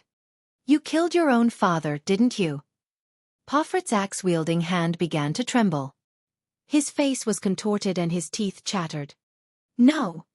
Pofrit's face was pale. His lips trembled and he subconsciously raised his great axe. No. The young Archduke took a deep breath. I didn't. He raised his head abruptly and glared at King Nuvan with eyes full of hatred. I didn't kill him.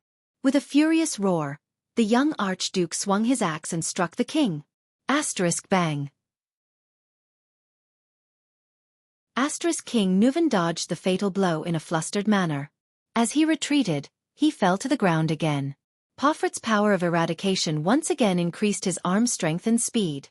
The Archduke roared and instantly pulled back his axe. In a frenzy, he raised the great axe with both hands and stabbed the tip of the axe at King Nuvan, who was lying on the ground. Under everyone's nervous and fearful gazes, King Nuvan roared and reached out with both hands to grab the handle of the axe that was stabbing towards him. The old king dangerously blocked the blade and the tip of the axe in front of his chest. Another gasp could be heard in the hall. Thales was dumbfounded as he stared at the king who was forced into a corner. My father was accidentally injured. It was bad, very serious. Pofrit murmured with a sorrowful expression. I did nothing. I just let him sleep in peace. He didn't live a happy life anyway. From then on, there was no more anxiety, no more fear, no more anxiety. At the same time, the Archduke who was wrestling with King Nuvan did not stop. He pushed the blade of the axe towards the king with all his might. He roared madly, no more nightmares from Dragon Cloud City. King Nuvan gripped the handle of his opponent's axe tightly and moaned in pain. But his face was flushed and his arms trembled more and more violently. After roaring, Pofrit came back to his senses. His gaze gradually focused, becoming firm and numb. From that moment on, I will bear the humiliation and pain of Beacon Illumination City. I will end it.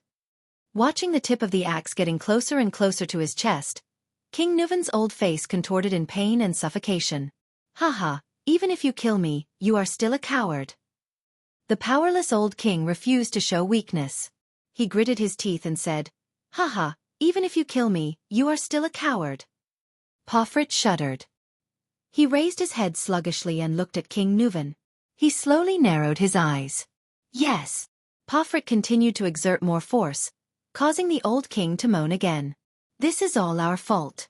We are too weak." The muscles on Pofrit's arms swelled to the limit. His eyes burned with indignation. "Look at the 3 archdukes in the south. None of them are obedient. Trentida of Reformation Tower always obeys your orders and cuts corners. Alcius of Prestige Orchid Region has a special identity given to him by Raikaru. He ignores you. Lampard of Black Sand Region is a thorn in your side." The spectators tensed up, especially the 2 archdukes whose names were called. Their expressions froze. "But they have gained respect." Pofrit gritted his teeth and spat out words at the exhausted king. "You treat them as worthy opponents, while we, Pofrit of Beacon Illumination City, a dog that crawls under the dragon's shadow, wags its tail and begs for pity, are the weakest targets to be bullied. You do whatever you want to us just because you support grandfather and Pofrit to become an archduke. Because we, the 2 generations of archdukes, are cowards." King Nuvan gradually could not withstand the young man's tremendous strength. The struggle between life and death had reached its final juncture. The tip of the axe began to move towards the king's chest. "Just because of this." King Nuvan's words became incoherent. "You turned to Lampard?" The old king's eyes were bloodshot. "Of course, that's not the only reason." Pofrit's expression became cold again. "But why should I tell you?" Nuvan howled in indignation. "When you arrive at Hell's River, please send my grandfather and father my regards," the young archduke said coldly. "My beloved late king. Your Majesty." King Nuvan let out the most sorrowful and indignant roar in pain. Pofrit's pupils shrank. His power surged and he thrust the axe in his hand. Asterisk rip. Asterisk the ferocious spike at the top of the axe sank straight into the old king's chest. King Nuvan stared at Archduke Pofrit in front of him. It was as if he could not believe what he was seeing. Blood stained the king's robe. Thales gently lowered his head and shut his eyes tightly. Chapter 152. King Nuvan lay quietly on the ground. His hand was still tightly wrapped around the handle of the great axe, as if it was his lover. The 2 sharp spikes in the middle of the axe blade sunk deep into his chest. Everyone in the Hall of Heroes watched the scene unfold before their eyes. Shock, doubt, sorrow and grief. Countless emotions intertwined. The victor of the duel, Archduke Pofrit, was sweating profusely. His hand on the handle of the axe slowly slid down. As his body relaxed, he knelt beside King Nuvan and panted violently. Pofrit's eyes were lifeless and his chest was heaving, as if he had just experienced a nightmare. Archduke Alcius, who was watching the duel, widened his eyes. He looked at the motionless king, and his complicated emotions instantly turned into indescribable sorrow. Archduke Rockney's expression was sorrowful. Archduke Letko's brow seemed to be laden with a heavy burden. Trentida shook his head, as if expressing his disdain for the duel. Thales lowered his head and stared at the ground in a daze. He did not know what kind of expressions Nicholas and Putray had on their faces behind him. Damn it! How could this be? He slowly clenched his fists. King Nuvan died here. Who will control Dragon Cloud City? Who will control Dragon Cloud City? Who will control Dragon Cloud City? His thoughts became a jumbled mess. Freed from the duel, Archduke Pofrit half knelt in front of the king's body in a daze. Nuvan. The born king. Nuvan Walton. The monarch who ruled Extet for nearly 30 years. Already dead. The young archduke suddenly let out a low laugh. Ha ha ha! He raised his head, and his laughter grew louder and stranger, as if he was a morbid lunatic. Ha ha ha! Then, the young archduke laughed maniacally and suddenly turned to look at the witness of the duel, High Priestess Holm, who represented the bright moon goddess. Ha ha ha ha! His body trembled as he laughed. The female priestess stared straight back at Pofrit. Behind her veil, her beautiful eyes were calm and unruffled. Under her gaze, Pofrit felt an invisible pressure quietly bearing down on him. His smile gradually faded. The priestess remained calm and did not show any expression. Pofrit stopped laughing. His face slowly darkened as he furrowed his brows in confusion. Thales was in a daze, desperately thinking about his future. At this moment, "I see." Nicholas, the Star Killer, suddenly said softly from behind Thales. In the next moment, two loud sounds of collision resounded. Bang! Tong! Clang! What followed was the clang of metal falling to the ground. Thales shuddered and snapped out of his thoughts. At the same time, many people in the Hall of Heroes exclaimed in disbelief. Thales raised his head swiftly. Then his eyes widened and he frowned. He saw the most unbelievable scene. It couldn't be. The shocked Thales even forgot to breathe at that moment. King Nuvan, who was supposed to be lying dead on the ground, had somehow struggled to his feet. Instead, he pinned Pofrit face down onto the ground. The great axe which had pierced through the king's chest lay at their feet, still trembling. Like the others, Thales stared fixedly at the scene before him in bewilderment and confusion. The old king of Xianxia had a fierce and aggressive expression on his face. His left arm was in the shape of a ring, tightly gripping Pofrit's right forearm from behind. His right hand was firmly pressed against Pofrit's upper right arm, and his left knee was pressed against Pofrit's back. King Nuvan had locked Pofrit's right arm and pinned him to the ground. Thales widened his eyes in disbelief and shook his head subconsciously. How could it be? That injury? Thales was not the only one who thought so. Everyone in the hall, from the archdukes to the vassals, from the servants to the guards, was shocked to see this unbelievable and incomprehensible turn of events. No, you clearly. Amidst the intense pain, panic and fear, Grand Duke Pofrit, whose right arm was locked and whose head and face were pressed to the ground, desperately exerted his strength in an attempt to break free. At the same time, he shouted with a face full of fear, "No, impossible!" He could not believe that the king, who had been pierced through the chest by his axe, could stand up in an instant, as if he was unharmed. The old king's right chest and the front and back of his robes were soaked in blood. It looked extremely terrifying. But at this moment, it was as if the injury did not exist. It did not affect the king's movements at all. It was as if King Nuvan had just been pricked by a needle. Thales turned his head abruptly and anxiously asked the only supreme class elite here, "How could—" "Silence!" Nicholas interrupted him in a hurried tone. The Star Killer stared at the scene, unwilling to let go of any detail. "Finish looking at it. It's not over yet." Put Ray, on the other hand, was astonished, as if he could not accept this fact. Impossible? Nuvan VII's face was flushed after being resurrected from the dead. The king pressed down with his right hand and retracted his left. His muscles trembled as he slowly exerted force and tightened. Using Pofrit's elbow as a fulcrum, he began to pry Pofrit's locked forearm in reverse. The old king gritted his teeth and his face was ferocious. On the battlefield, you'd better believe in impossible. As King Nuvan exerted force, Pofrit's locked right arm began to slowly deform. His forearm moved in the opposite direction of his elbow joint in a frightening manner. The distinct sound of muscles snapping rang out in the field. Ah! Pofrit's face contorted in pain as he let out a heart-wrenching howl. The Archduke's left arm desperately reached behind him towards the crazed King Nuvan, but it could only scrape the air in vain. He kept scratching in the air. He could not break free from such a fatal lock at all. "I killed you, I clearly killed you." Pofrit's neck was pressed against the floor, and he could not stop twisting in inhuman pain. He screamed in pain, "You're dead!" "Is that so?" King Nuvan, who was firmly suppressing his opponent, revealed a ferocious expression mixed with hatred and madness. His words were as piercingly cold as the wind. "Perhaps I'm not completely dead enough?" As he spoke, Nuvan VII continued to exert force with his hands methodically. The frightening cracking sound from Pofrit's forearm continued to ring out. It sent a chill down Thales' spine. The young Archduke struggled frantically. He could not reach his enemy's left hand, so he desperately slapped the ground. But under King Nuvan's experienced and ruthless strangulation, all of Pofrit's struggles seemed to be in vain. He could not exert the strength in his young body at all. He could only frantically twist the other parts of his body that could still move. He was like a fish waiting to be slaughtered on the chopping board. The next second, slap!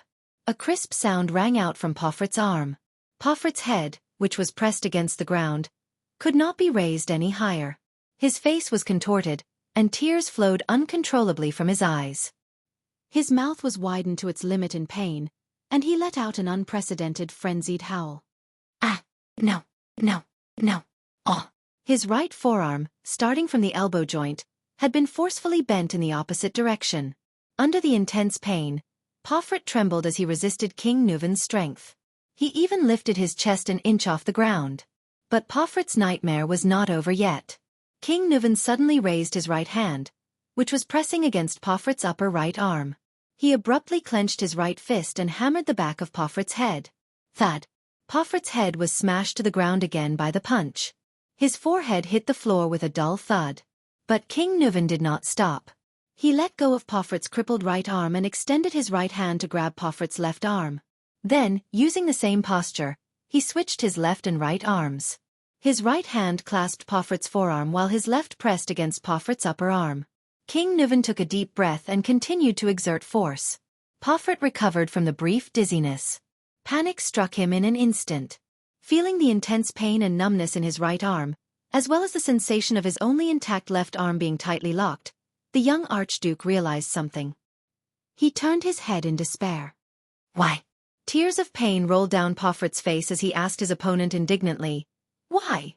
King Nuven stared into Pofrit's eyes and sneered in satisfaction.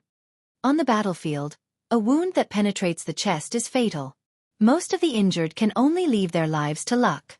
The king stared at his enemy like a hawk, as if he was staring at a rabbit. This is especially true for a wound that penetrates the chest. King Nuven continued to exert force on Pofrit's arm. He did not stop talking and exuded a chilling aura. Your lungs will become like broken bellows. Breathing will become harder than lifting your hand. Every time you take a deep breath, you can even hear the hissing sound of air entering and leaving your lungs from the wound. You will start coughing, and the coughing will become more intense and painful. Breathing will become softer, more painful, and more difficult. Blood will also slowly soak into your lungs.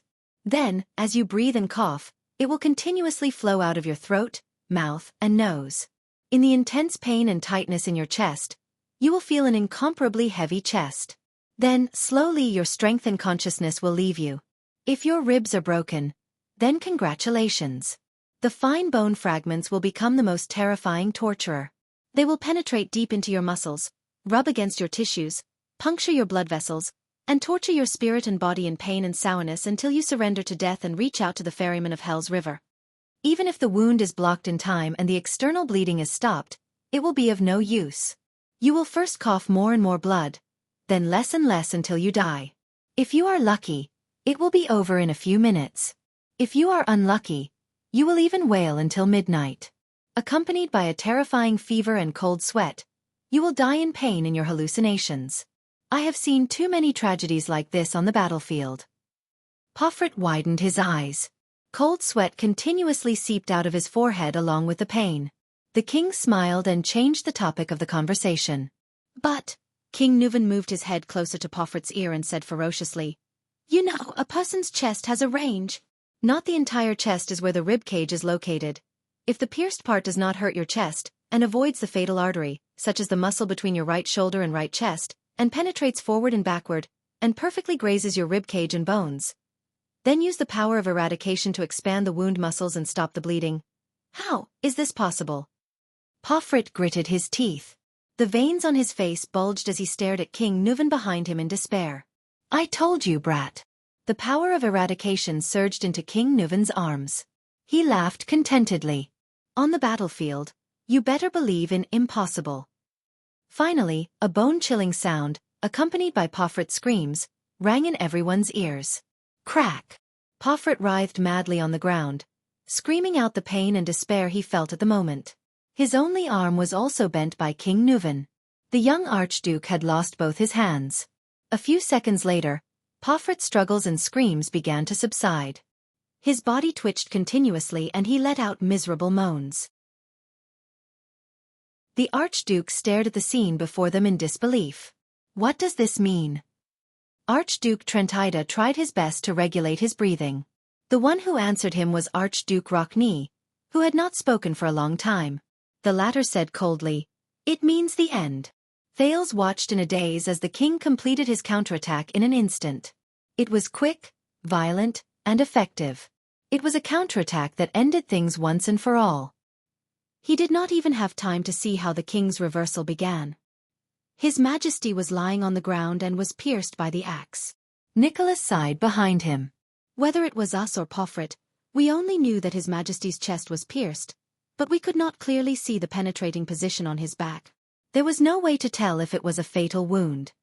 And that was exactly what the king calculated. Calculated. Thales stared at King Nuvan's chest, especially at the area on the right that was soaked in blood. King Nuvan panted. He flung away his enemy's useless arm and stood up. At that moment, Thales felt that this valiant figure was incomparably tall. King Nuvan looked around at the people in the hall. He was greeted by different gazes and breaths, ranging from excitement, surprise, and doubt. Wine! King Nuvan suddenly roared loudly. Strong rye wine! Thales was momentarily stunned. The strongest kind. The servants and guards in charge hesitantly looked at the High Priestess of Bright Moon Temple and the Archdukes. However, High Priestess Holm was still unmoved. The Archdukes only stared at the king in a daze. Porphyrt, who was on the ground, stopped moaning. He struggled to lift his head and looked at his opponent with a face full of despair and numbness. Enough! King Nuvan roared impatiently. I won't suffocate him to death with a wine cup. Mother Fasterus Kerr, bring me the wine. In the name of the king. The king's administrator, Lord Merk, sighed and waved his hand, granting the king this privilege. A wooden barrel full of rye wine was quickly carried to the hall. King Nuvan grabbed the metal wine cup that was brought over, opened the lid of the barrel, scooped up the wine, threw his head back and poured it into his mouth. Wine seeped from the corner of his mouth and flowed through the king's short beard that stretched from his chin to his neck. The old king downed the wine in the cup in one gulp, wiped his chin happily, and scooped up another cup. This time, King Nuvan tore off the clothes on his right shoulder, revealing his aged but still firm muscles. The wounds caused by the axe just now were obvious. There was one on his chest and one on his back, but they were all away from the center of his chest and even close to his shoulders. The wounds had already been filled up by the compression of his muscles. Gritting his teeth, King Nuvan raised the wine cup and poured the wine on his wounds. The muscles on his right shoulder trembled and shivered under the strong wine.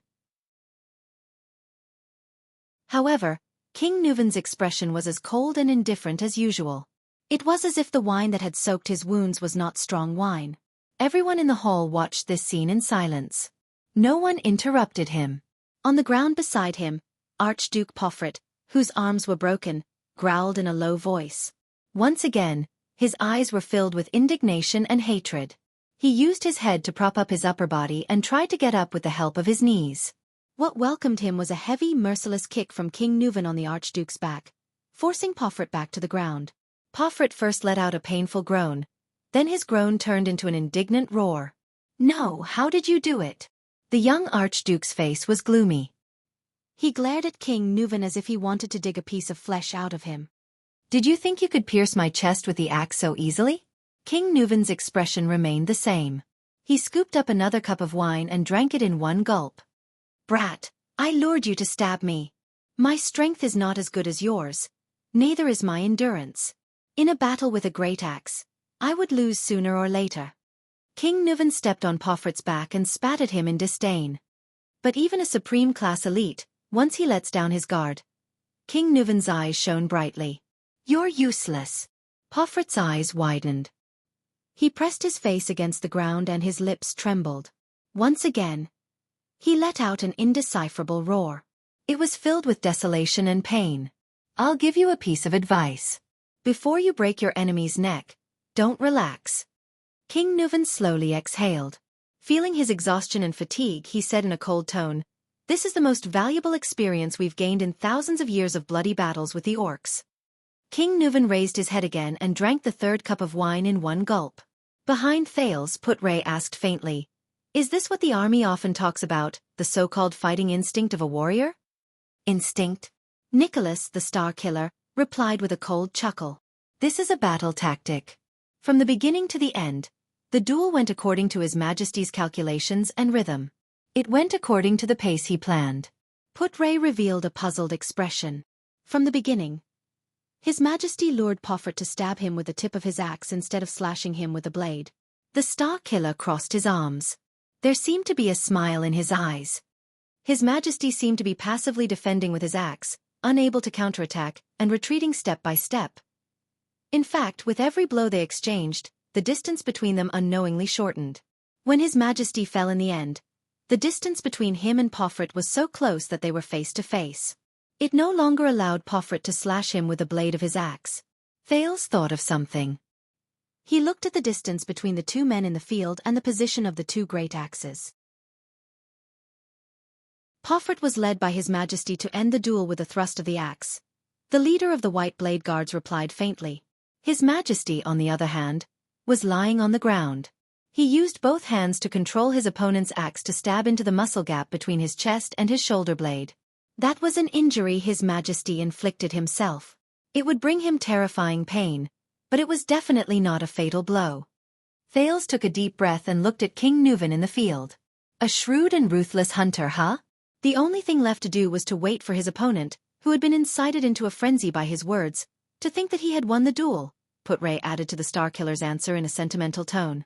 Then, he would seize the opportunity to take advantage of an opening that could completely restrain Porphyrt's advantage in endurance and strength, and launch a decisive counterattack. I hope that you will watch this rare duel carefully and benefit from it, Your Highness, the prince's vice-diplomat said faintly to his prince. Thales could only shake his head slowly. Porphyrt claimed that he understood His Majesty's fighting style from his grandfather, but he did not understand anything at all. Nicholas' pale face shone in the firelight. This is the real fierce counterattack, subduing the enemy with one strike. Deep impression, the Marquis of Camus Union exclaimed by the side. You are not surprised by this, are you? Nicholas nodded slowly. Yes, every step Porphyrt took was within His Majesty's expectations. There is a saying in Constellation's Western Frontline. Putray sighed. On the battlefield, even a dying veteran is 10,000 times stronger than a rookie with boundless strength. A veteran meets a rookie. The leader of the king's personal guard snorted coldly. The outcome of this duel, from the beginning.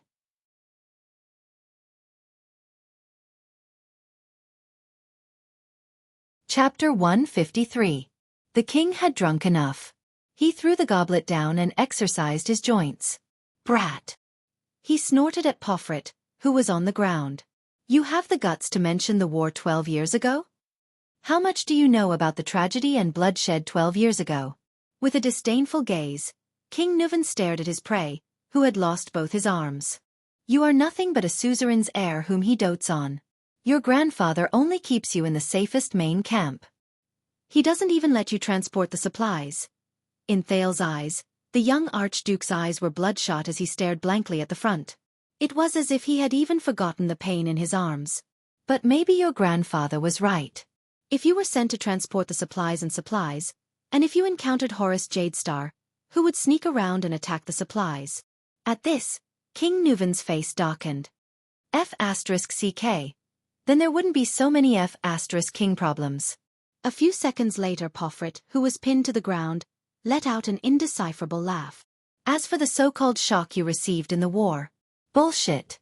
King Nuvan suppressed his anger until he could no longer suppress it. Without Dragon Cloud City, without the Walton family, you are nothing. He let go of Porphyrt's foot and kicked Porphyrt's stomach. Thales frowned. He remembered his time in Abandoned House, the days when he was punched and kicked from time to time. After suffering the kick, Porphyrt curled up and moaned in pain. And you shouldn't have gone after Mariah. King Nuvan lowered his head and growled with a pained expression. He thought you were his friend. Despicable traitor. Hypocritical coward. The enraged King Nuvan kicked Porphyrt's chest again. Thud. The dull sound was clear. Porphyrt curled up again.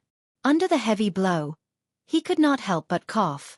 Porphyrt's cough gradually eased. Then, his curled-up body stretched out again. His two folded arms looked extremely hideous. The Archduke laughed strangely, as if he was crying. Ha ha! Porphyrt suppressed his laughter, but in Thales' ears, it sounded so miserable and tragic. King Nuvan's expression became increasingly hostile. He looked at his enemy and gritted his teeth. His expression was terrifying. The young Archduke abruptly stopped laughing. He raised his head and glared at King Nuvan with eyes brimming with anger. That's right, I did it. Pomfret glared fiercely at the old king. Panting, he said, "Mariah only told me about his secret mission, to visit Constellation and renew the treaty." "What an honor! You admit it." King Nuven's expression was solemn. His eyes burned with hatred and pain. "You only have the guts to be a man when you're facing death, don't you?" "Yes, I don't have to waste any effort at all. I can use his trust in me to deceive him into going to Constellation." Pomfret responded to the king with a mocking smile. Including his itinerary, arrangements, plans, and even the members of the diplomat group. King Nuven kicked Pomfret's abdomen again. Pomfret rolled away from King Nuven's side in pain. "Just because you feel that you've been treated unfairly?" King Nuven sneered. His voice suddenly rose. "You killed my son and betrayed your friend. The so-called status in Beacon Illumination City is just an excuse you're looking for your selfishness and indifference. You can even betray your own father. What else can't you do?" Pomfret groaned in pain from his broken arms. His forehead was drenched in cold sweat, but when he heard the king's words, he lifted his head from the ground with difficulty and chuckled. "Unfair." Pomfret's laughter was strange and maniacal. "My God, you really, you don't even blush. You're indeed our born king." "Unfair? Ha!" The next moment, Pomfret's expression changed. He looked at the 4 archdukes. "Stop pretending. All of you." The young archduke's words were filled with anger. "Alcius, Trentida, Rockne, let go. Do you dare to swear to your ancestors that you're not grateful or happy for what I've done? Do you dare to slap your chest and say that you're not glad or happy about Mariah's death and the Walton family's loss of power and decline?" The archdukes chose to respond with silence. Even the craftiest Trentida did not make a sound at this moment. Thales felt that the atmosphere in the hall had become very tense, as if the scope of the duel had expanded beyond the two of them. King Nuven did not say a word. Step by step, he slowly walked towards Pomfret. Panting, Pomfret shrugged his shoulders and struggled to crawl on the ground. Thales looked at the struggling archduke on the ground. He did not feel the slightest relief from the truth being revealed or the vengeance being avenged. All that was left was an indescribable sorrow. "The 10 archdukes," Pomfret gritted his teeth and said as he struggled to crawl.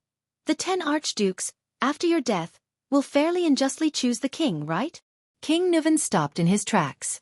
With his back facing King Nuven, Pomfret crawled to the center of the hall. He tried his best to turn over and face King Nuven. "To the south. You promised Reformation Tower a long time ago that you would arbitrate on behalf of Trentida and obtain the disputed territory at the border of Elifure City in exchange for his support. In your hands, you have little Alcius, who fled to Dragoncloud City after losing the fight for the throne. You have the bargaining chip to interfere with the inheritance of Prestige Orchid region.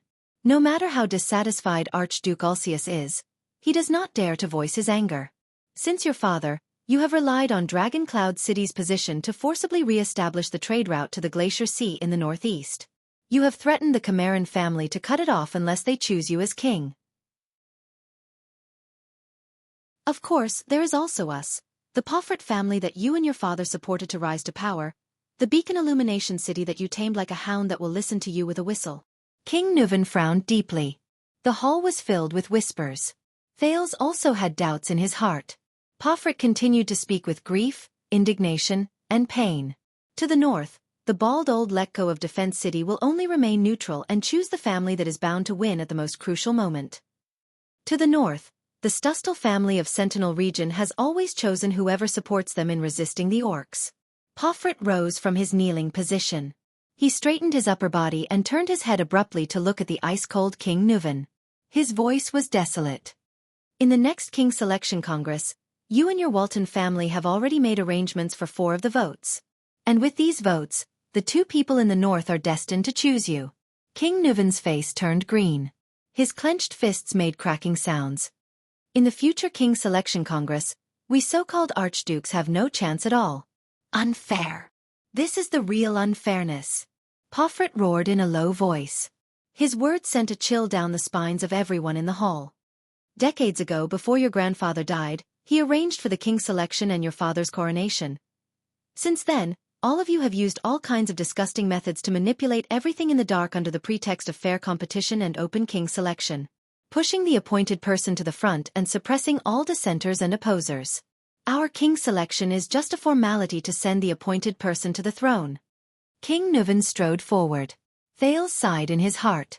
Is this the truth behind the king's selection?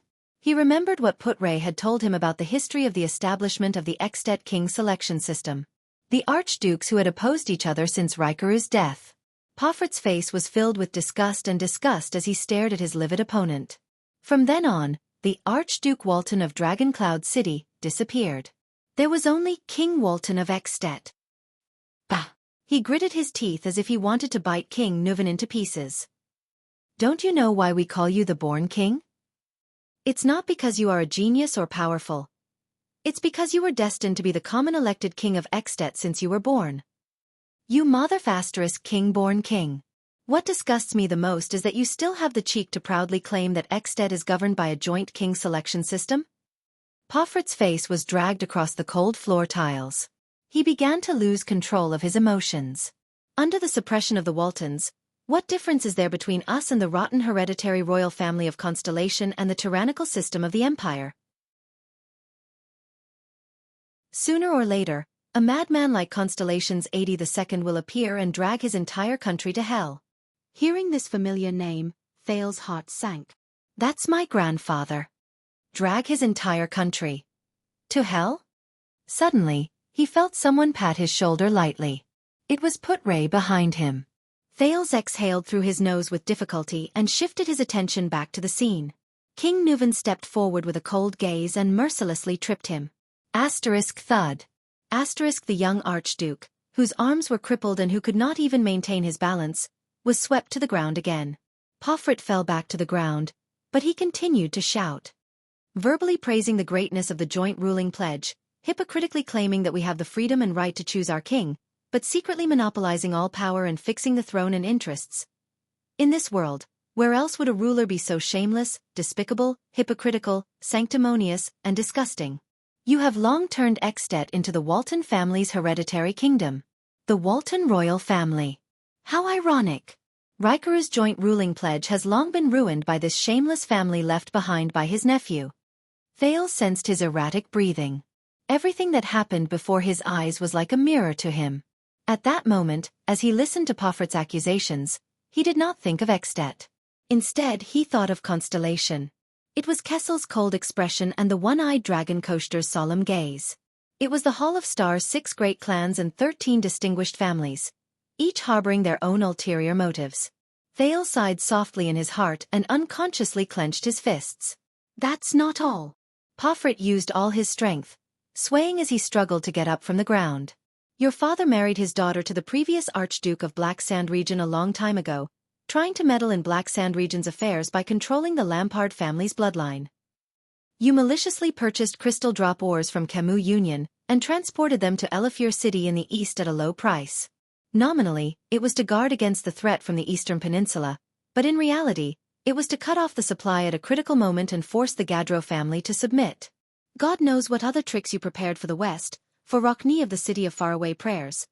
I'm guessing it's that Camion whose territory is close to the City of Faraway Prayers, the hypocrite Marquis of Goodflow City, right? What is it this time? A contract that looks gorgeous but is actually full of traps? Hearing this, Thales could not help but turn his head and look behind him. Marquis Shiles of Camus Union felt everyone's gaze. He coughed awkwardly and turned his head away. Poffret's face had long lost all color.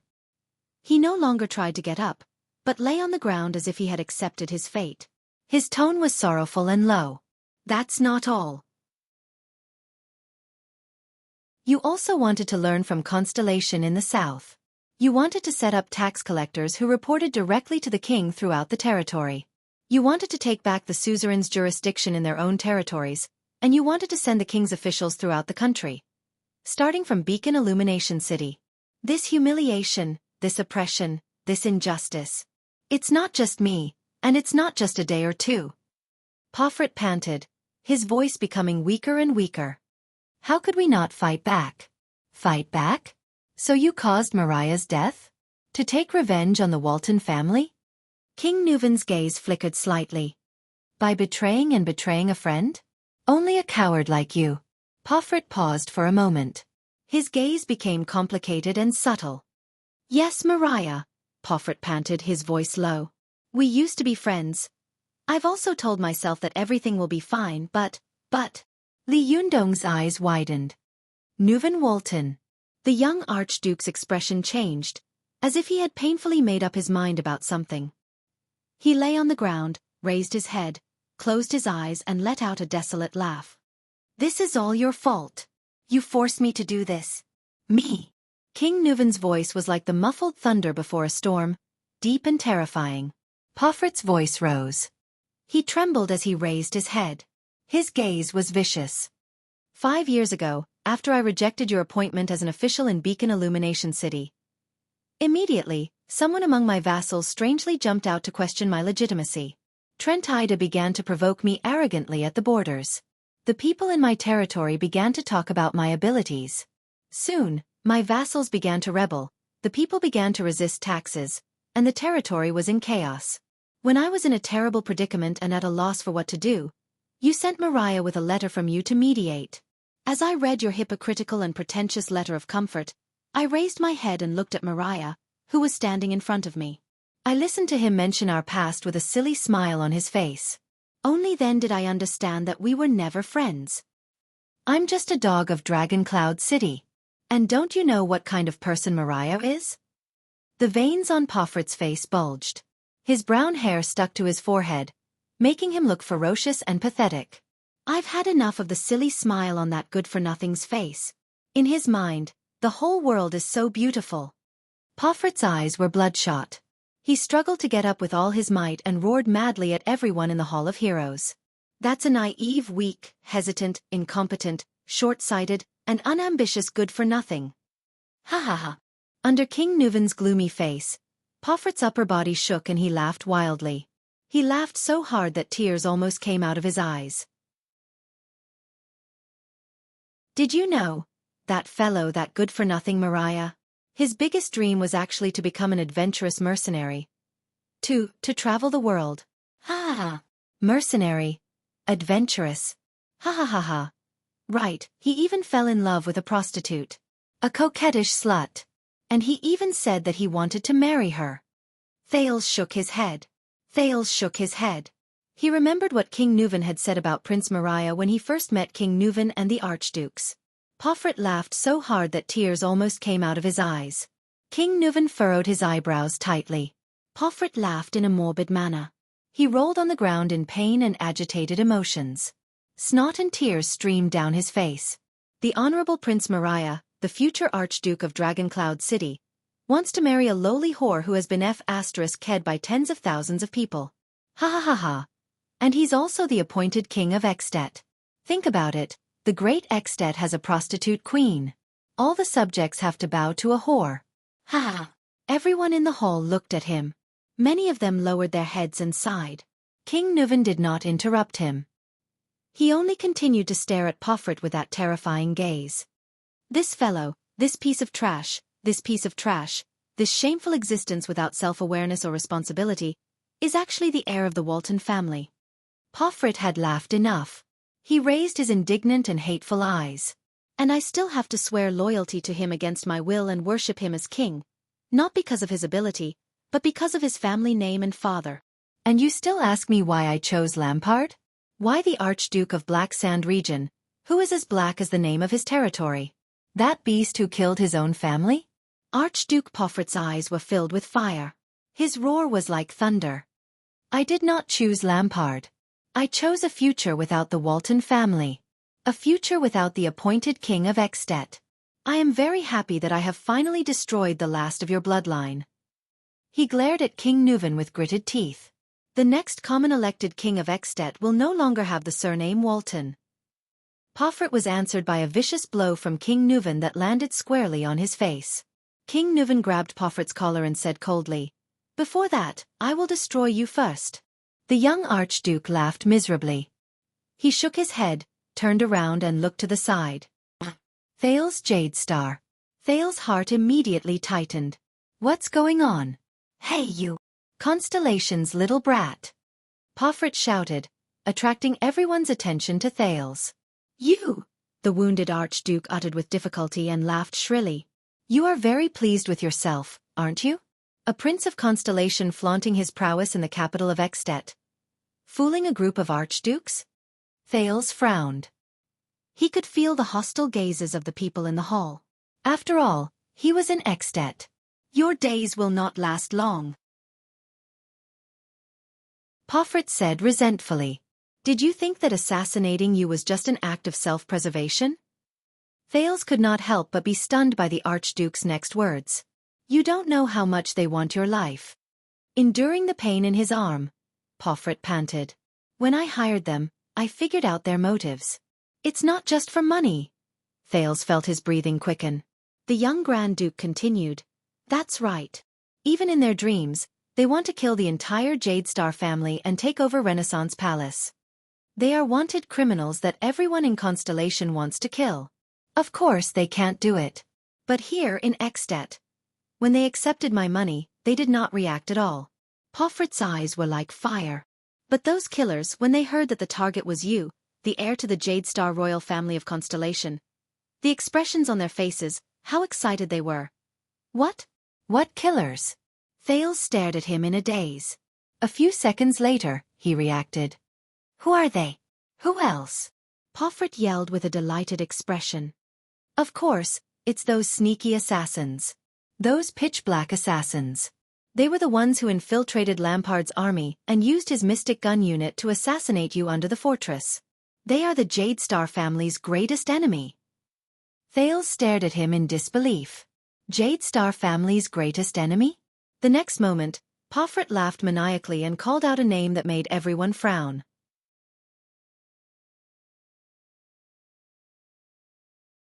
Chapter 154.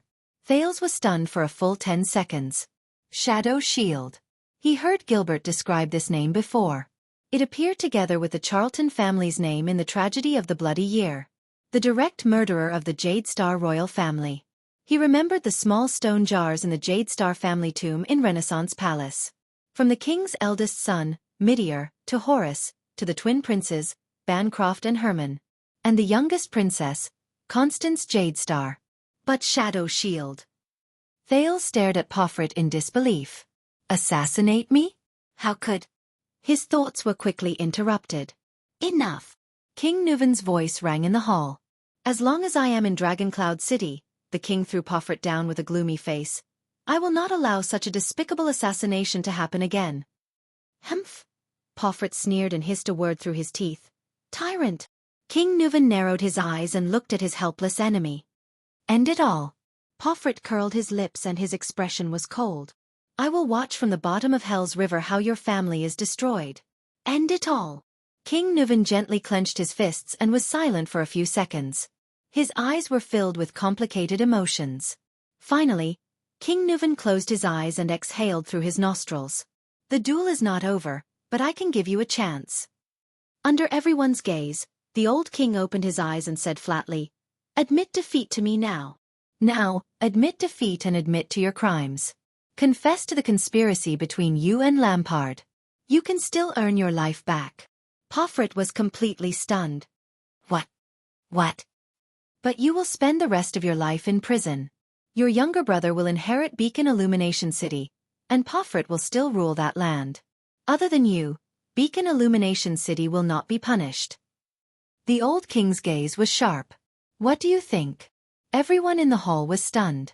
Porphyrt stared blankly at the king. I killed your last son, he said absent-mindedly. Yes. King Nuvan's gaze darkened. You killed my son. Porphyrt's gaze gradually changed as he looked at the king. Thales saw struggle and pain in it. The young archduke lowered his head, breathing rapidly. Thales pondered over the king's choice. At that moment, Putray whispered into his ear.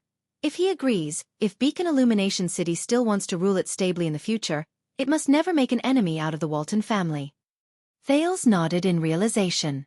Nicholas snorted coldly by the side. After a few seconds, Porphyrt slowly raised his head.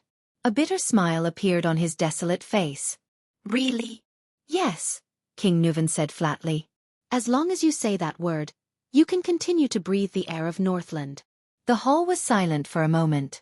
But not long after, Porphyrt, who was lying on the ground, stopped smiling. His face was like ice and his eyes were like steel. His expression seemed to be covered with cold snow that would not melt for 1,000 years. The young duke looked the king in the eye. Pomfret gritted his teeth, but said another word resolutely and decisively. Yes. Absolutely not. Thales shook his head. This is Northland, Nicholas said softly behind Thales. Being forgiven by the enemy is also a form of humiliation. King Nuven sighed. But he immediately raised his head and flashed a gentle smile at Pomfret. Good boy. The old king smiled with a complicated expression. Suddenly, Pomfret kicked the ground with his left leg and struggled to get up from the ground. With a roar, he charged towards King Nuven. What welcomed him was a gentle kick from the old king that hit his calf bone. Asterisk thud. Asterisk Pomfret lost his balance again and fell to the ground face down. Pomfret let out a final howl of indignation. King Nuven shook his head slowly. He stood up and knelt down on Pomfret's back. Then he reached out with both hands and grabbed Pomfret's head tightly, lifting him to a place where the 4 archdukes could see. The 4 archdukes, Alcius, Trentida, Rockne and Lecco, all stared at their king with solemn expressions. The next moment, the common elected king of At, Nuven Walton VII, roared loudly in his old but heroic voice. Look! His roar echoed in the hall. King Nuven's face was filled with anger. He roared loudly. This is the enemy of the Walton family. Pomfret's face was mournful, but he smiled as if he had been released. As many people inhaled, the old king twisted his hands forcefully. Asterisk crack. Asterisk the crisp sound of a neck bone breaking reached Thales' ears. Asterisk plop. Asterisk Pomfret fell to the ground. But this time, his head was facing upwards, staring blankly at the ceiling. King Nuven sat on the ground and stared expressionlessly at his enemy's corpse. No one spoke. The only sounds in the hall were the howling of the snow outside the window and the crackling of the braziers, along with the uneven breathing of the crowd. The dead silence lasted for a few seconds. Then, a light and moving trill traveled faintly from the other side of the hall. Death. It's just a long-awaited homecoming. High Priestess Holm of Bright Moon Temple said flatly. She crossed her arms again and lowered her body. The eyes on her veil slowly closed. The winner has been decided. The Holy Duel. The end. As soon as she finished speaking, the High Priestess of Bright Moon Temple turned and left. The Red Witch smiled and turned to follow her. In the hall, many people finally exhaled slowly. It's over. With a wave of Lord Merk's hand, the servants and guards hurried to catch up. The doctors and healers who had been on standby rushed to King Nuven's side and bandaged the wounds on his chest and face. The king's vassals and the 4 archdukes left the spectating area. They left absent-mindedly with different moods. I was wrong. I can't brag about this duel for a year. Marquis Shiles sighed. It's enough for me to brag about for a lifetime. Nicholas glanced at him coldly and walked down the field. He began to instruct the White Blade Guards to deal with the aftermath. It's been a complicated day, my dear Highness. Shiles adjusted his hat and bowed politely to Thales. Forgive me for taking my leave. I have to go back immediately to estimate the possible business losses we might suffer in Beacon Illumination City. I hope it doesn't exceed the returns King Nuven has given us. Thales shrugged and watched the Camion leave. It's been a fruitful day. Thales turned around and said sarcastically in a low voice, We have to talk, Putray, about Shadow Shield. Not only that, but he also had many other things, including many doubts, that he wanted to ask this experienced and knowledgeable deputy. I agree. Putray nodded cautiously and solemnly. At this moment, the 4 of you. The old king's aged voice came from afar. Do you have any opinions about this duel? King Nuven raised his head. His gaze pierced through the crowd and fixed on the 4 archdukes. The hall fell silent again. Everyone looked at the 4 archdukes. The archdukes had different expressions, but Thales could feel the solemnity and vigilance on their faces. After all, a colleague had just died here. No. The one who answered the king was the cold Archduke Rockne. He only said softly, This is a holy duel. It is a righteous vengeance. It is fair and just. Pomfret also confessed to his crimes. Trentida was still smiling. Alcius did not say a word. Lecco looked elsewhere. his expression indecipherable. King Nuvan stared at the long-haired Archduke for a few seconds and suddenly sneered. "It'd be strange if you didn't." King Nuvan sneered. "Your dissatisfaction has been going on for a long time, right?" Thales suddenly felt the atmosphere in the hall become tense again. Until King Nuvan's next words. "You don't have to worry anymore." King Nuvan sighed slowly. "I will send a messenger crow tomorrow. The Archduke of Beacon Illumination City has died gloriously in the duel. Beacon Illumination City will be inherited by this fellow's younger brother. He must have been looking forward to it for a long time." The Archdukes were slightly stunned. "The Walton family has no hope in the next king selection," the old king said desolately with his head bowed. "We don't have a candidate who has enough prestige and legitimacy." Archduke Alcius frowned. "Your Majesty." King Nuvan did not stop talking and interrupted Alcius. "But at least before I die, I can still do one last thing for my family in Dragon Cloud City." He raised his head. His gaze was piercingly cold. The Archdukes shuddered. "Such as?" Archduke Alcius asked softly in his most cautious manner. King Nuvan smiled. "War," the old king said softly. "It's going to be the new year soon. After next spring, I will enlist Dragon Cloud City's army."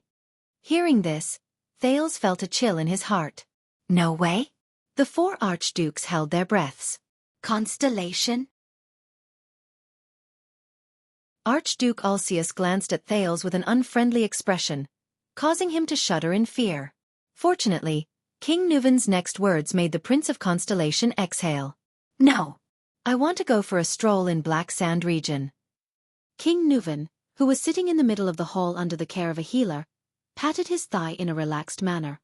"To visit my dear nephew, Chapman Lampard." The Archdukes frowned. So did Thales.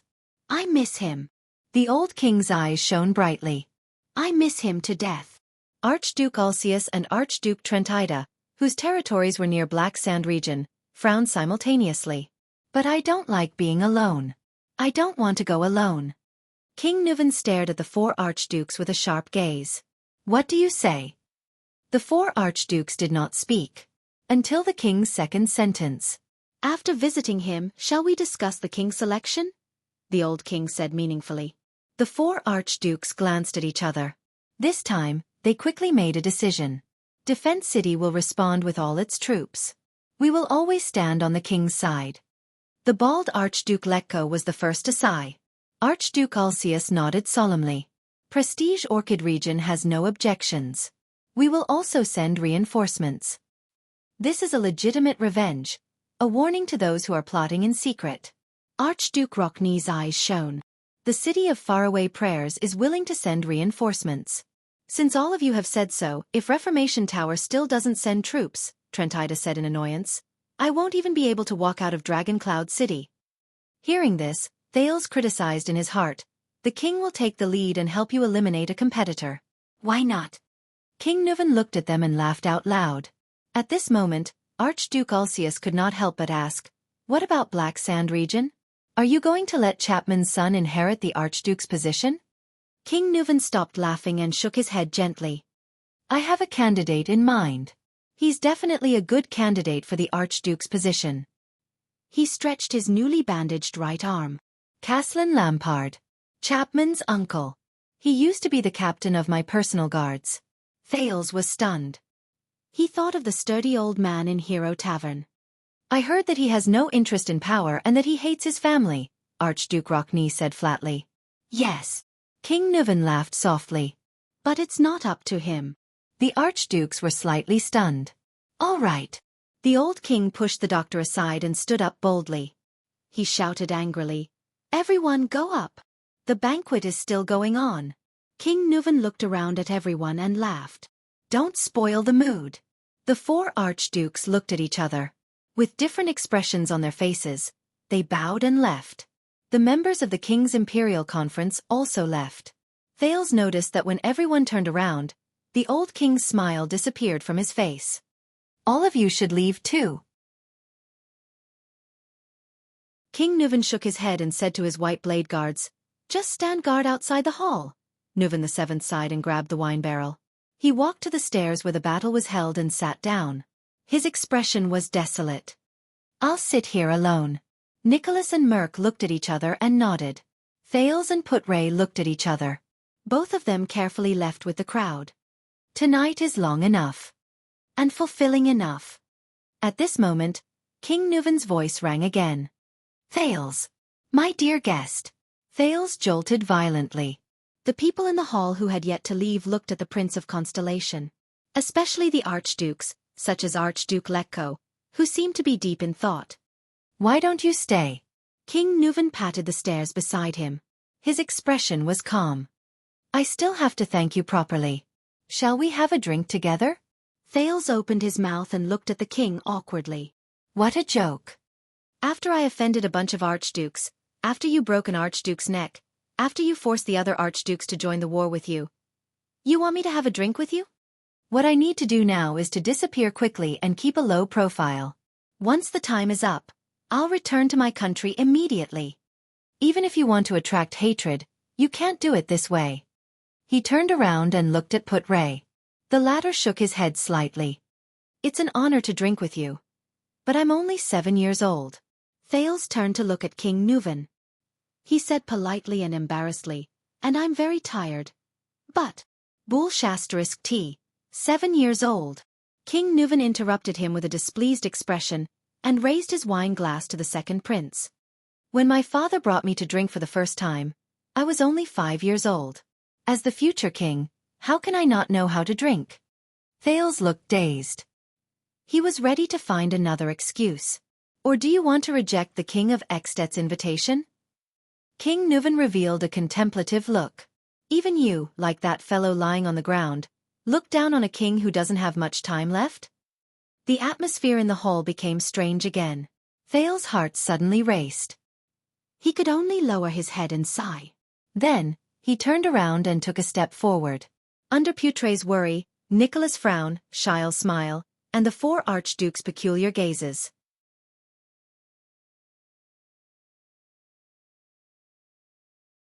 Chapter 155. Everyone retreated from the meeting hall. Only 2 figures, one big and one small, were left, sitting side by side on a flight of steps at the edge of the hall. Thales felt slightly uneasy. "This old man, why did he keep me here? It can't really be for a drink, right?" King Nuven was draped in a thick cotton robe, revealing his wrinkled but well-defined muscles. He looked at the bandages on his body with an unpleasant expression and raised his goblet. "I'm old after all." King Nuven gulped down a mouthful of wine and moved his left arm. A pained expression appeared on his face. "In the past, I could have fought a battle of this intensity for a day and a night, but now—" The old king snorted coldly and poured the rest of the wine down his throat. Thales did not speak. He was trying his best to calm his slightly nervous breathing. It was not that he did not have the experience of being alone with a king. In fact, his nominal father, King Kessel of Constellation, gave him more pressure. However, when Thales sat next to Nuven VII, he always felt extremely uneasy, especially when the smell of the mixture of potion and blood wafted into his nostrils. Perhaps it was because King Nuven had just killed someone with his own hands. Perhaps it was because the old king had lost all his blood relatives and lived alone in the unpredictable world. Perhaps it was because— "Your plan is very risky." Thales' thoughts were interrupted. King Nuven scooped up another goblet of wine from the wine barrel and slowly said in his old voice, "If the murderer Pofrit, faced with such a situation, remained calm and did not react at all, what would you do?" Thales exhaled. "What should I do? There is still a way." The Prince of Constellation tried his best to put on a warm smile. "Then you can announce to the archdukes that you want to bring them along to meet Chapman Lampard openly and sincerely, shake hands, and make peace. I guess the murderer will definitely not be willing to go. He knows that if you and Lampard combine the information you have, it will be enough to force him into a corner." King Nuven swirled the wine goblet in his hand and listened quietly. "Of course, there is no need to take such a risk. We can completely set up the plan slowly, and reveal the 2 pieces of information to the archdukes bit by bit." Thales shrugged. "But there is no other way. Marquis Shiles Bamra informed me that the 2 archdukes will be leaving in the morning. We only have 1 night left. We can only think of a way during the banquet." At this moment, King Nuven suddenly snorted. The laughter went on for several seconds. The old king's cryptic smile stunned Thales, and he stopped talking. Suddenly, a thought flashed in Thales' mind. It couldn't be. Wait, don't tell me. Thales looked at King Nuven with an incredulous expression mixed with surprise and dissatisfaction. You? King Nuven tilted his head and looked at Thales with a playful expression. Hidden in his green eyes was an emotionless, cold and scrutinizing gaze. Thales felt a chill run down his spine. Thales thought it through. None of the archdukes wanted to leave, right? Thales closed his eyes and heaved a long sigh in indignation. That was false information you deliberately gave us. As Grand Dukes, it's impossible for them to just take a quick look at me before leaving. A bit of appropriate urging. King Nuven nodded nonchalantly. It seems to be very effective. An appropriate urge? Very effective? Thales recalled how panicked and flustered he was today, and he resisted the urge to ridicule them. He adjusted his emotions. After all, this was heroic Spirit Palace, and the Prince of Constellation was just a weak guest. But I have to say. King Nuven put down his wine cup and stared at Thales. His gaze was complicated. Well done. Thales was slightly startled. Thank you, but... Thales turned his head and snorted softly. That plan was actually thought of by Put Ray, my vice diplomat and instructor.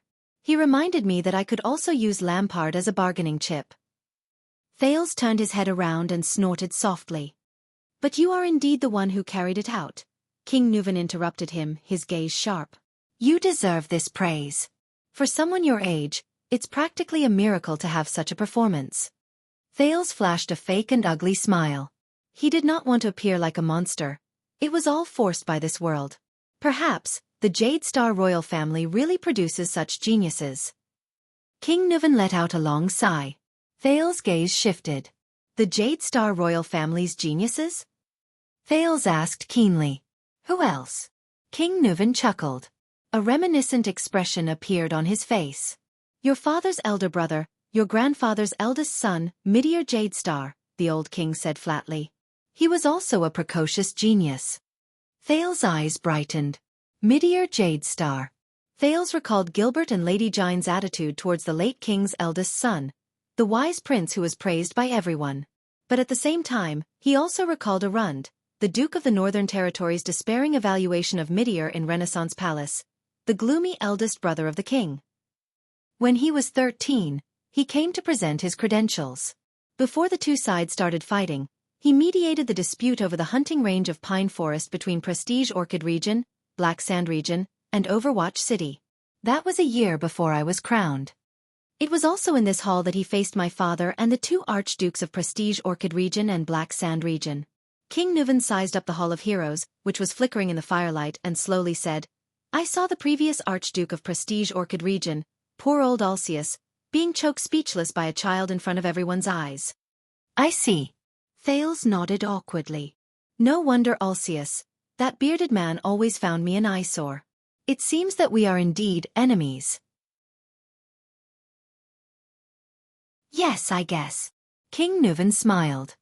My father passed away a year later, and Meteor also played a part in it. Thales awkwardly did not reply. Do you know, in the past, a strange so-called genius like you would have made me extremely fearful? The old king tightened his robe again. His gaze was subtle. Especially when you are the first, no, the only heir to the throne of Constellation. Thales frowned slightly. King Nuven's gaze made him a little uncomfortable. Meteor's death was really a pity. I have always been curious about what kind of king a man like him would become. King Nuven sighed, turned his head and stared straight at Thales. But you still have a chance. And a great chance. I believe that once you are crowned king, Constellation will be reborn. King Nuven's gaze began to become fierce. Legends.At will welcome a terrifying opponent. Thales quivered. His nerves, which had just relaxed, tensed up again. No way. What are you talking about? What is this guy trying to do? He could not figure out King Nuven's intentions. Thales endured King Nuven's gaze and tried his best to calm his increasingly rapid breathing. King Nuven suddenly laughed in a strange manner. You don't have to be so nervous, he said flatly. His tone was filled with the unique dignity of a king. I am not a man-eating beast. Thales suppressed his desire to refute and forced an ugly smile. He glanced at the center of the hall from the corner of his eyes. It was where Pofret's neck was broken. King Nuvan noticed Thales' gaze and could not help but laugh. As the heir of a king, you will have to see blood sooner or later. The king took a sip of wine. His gaze was sharp. This will help you. Thales furrowed his brows. See blood. The look in Quide's eyes before he died appeared before his eyes. He remembered the feeling of the dagger in his hand piercing through flesh, and the young psionic assassin who could make a piercing demonic sound, and his wet, warm, beating heart. Thales forcibly suppressed a wave of discomfort. King Nuvan put down his wine goblet and asked slowly, "What are your thoughts after watching the duel just now?" "It left a deep impression," the uneasy Thales answered honestly. "Especially when I saw how an old veteran defeated a young and energetic rookie." King Nuvan sneered. "And the heroic duel customs of Northland were also an eye-opener for me." Thales carefully chose his words. "Of course, there was also your courage as the king of a kingdom to step into the duel arena." "Humph. When I initiated the duel, I saw your expression." King Nuvan stared at Thales with a profound gaze. "You didn't think much of it, did you?" Thales was slightly startled. King Nuvan continued to stare at him intently. "All right." Thales took a deep breath and said sheepishly, "You know, considering your age, after all, this matter concerns such a large kingdom. What if something goes wrong?" A few seconds later. Under Thales' nervous gaze, King Nuvan suddenly said something out of the blue. "You know, the Walton family and the Jade Star family's relationship and connection started a long time ago." Thales was puzzled. King Nuvan gently extended his right hand and flashed the black ring on his little finger. "Do you know what this is?" Thales frowned. Then, he shook his head honestly. "This is triumph." King Nuvan smiled mysteriously. "It is also one of the origins of our two great families." Thales could not help but be stunned. "Triumph?" He watched as King Nuvan took off the ring, turned it to the inner ring, and showed it to Thales. Thales narrowed his eyes. At the inner ring that King Nuvan pointed at, he saw a pattern engraved on it. It seemed to be a winged horse? "This is the coat of arms of the Pegasus," King Nuvan said flatly. "It has been the family emblem of the Carluz family since Emperor Camelot established the empire." Thales was slightly startled. Pegasus? Imperial family? Carluz? More than 600 years ago, when Xianxia and Constellation had just been established, King Nuvan's tone was profound and distant. Because of King Tormund's bloody methods against the existing nobles during his expansion, Xianxia and Constellation broke out for the first time. Tormund's bloody methods. Thales remembered something. Raikaru and Tormund, the king of Dragon Knights and the king of Renaissance, the Northlanders and the Empire, led the elite soldiers from the Battle of Eradication and met each other at the outskirts of Cold Castle. In the end, the two former kings each took a step back and signed the first peace treaty in the history of our two kingdoms. They agreed that the two kingdoms would govern the north and south separately, expand separately, and not interfere with each other. King Nuvan exhaled. That was the earliest contact between Xianxia and Constellation. Thales narrowed his eyes. He remembered what he saw in the library yesterday afternoon. King Nuvan was probably talking about the peace treaty signed by Tormund and Raikaru. If I remember correctly. Calendar of Eradication Year 11, Raikaru and Tormund, Xianxia and Constellation's agreement to deal with the border issue? That's the name, right? What the history books did not record was that the two former kings exchanged an ancestral treasure in private as a keepsake of the treaty. King Nuvan put the ring back on his finger. This ring is the keepsake that King Tormund gave to King Raikaru. King Nuvan inhaled and said to Thales, "It was passed down from Raikaru to his nephew, then to the Walton family." King Nuvan took a deep breath and said to Thales, "This ring was the keepsake that King Tormund gave to King Raikaru. It has no name, but all the previous archdukes called it Triumph." The king's tone was a little ethereal. His gaze drifted to another place. Triumph. Thales frowned slightly. "It's a good name," he said cautiously. "It sounds inspiring." Inspiring? King Nuvan could not help but laugh. "As I said, it was originally an ancestral treasure of the king of Renaissance, Tormund. It came from the first emperor of the final empire, who is also one of your ancestors." King Nuven stroked triumph. His gaze was sharp as he said, Kessel Carlos VI. Thales's gaze shifted. Kessel? An emperor with the same name as my father? King Nuven raised his gaze. This ring once belonged to the famous Emperor Kessel VI. It was passed down to King Tormund, who then gave it to Raikaru as a testament to their alliance. This Kessel VI did not have a good reputation. His life was neither long nor short, but it was full of ups and downs. Countless opponents fell under his schemes and schemes. King Nuven inhaled and said solemnly, and his greatest achievement was to restore the prestige of the Carlus imperial family during the chaos after the collapse of the ancient empire. His greatest achievement was in the chaos that followed the collapse of the ancient empire. He restored the prestige of the Carlus empire and recaptured the city of Triumph from the hands of the rebel army and the feudal lords. That was how the final empire was established and lasted for 300 years. Thales nodded. The emperor who seized back the city of Triumph, the founder of the final empire. I see. That's why it's called Triumph. Do you know the nickname of that emperor? King Nuven suddenly raised his head and looked at Thales with a ruminating gaze.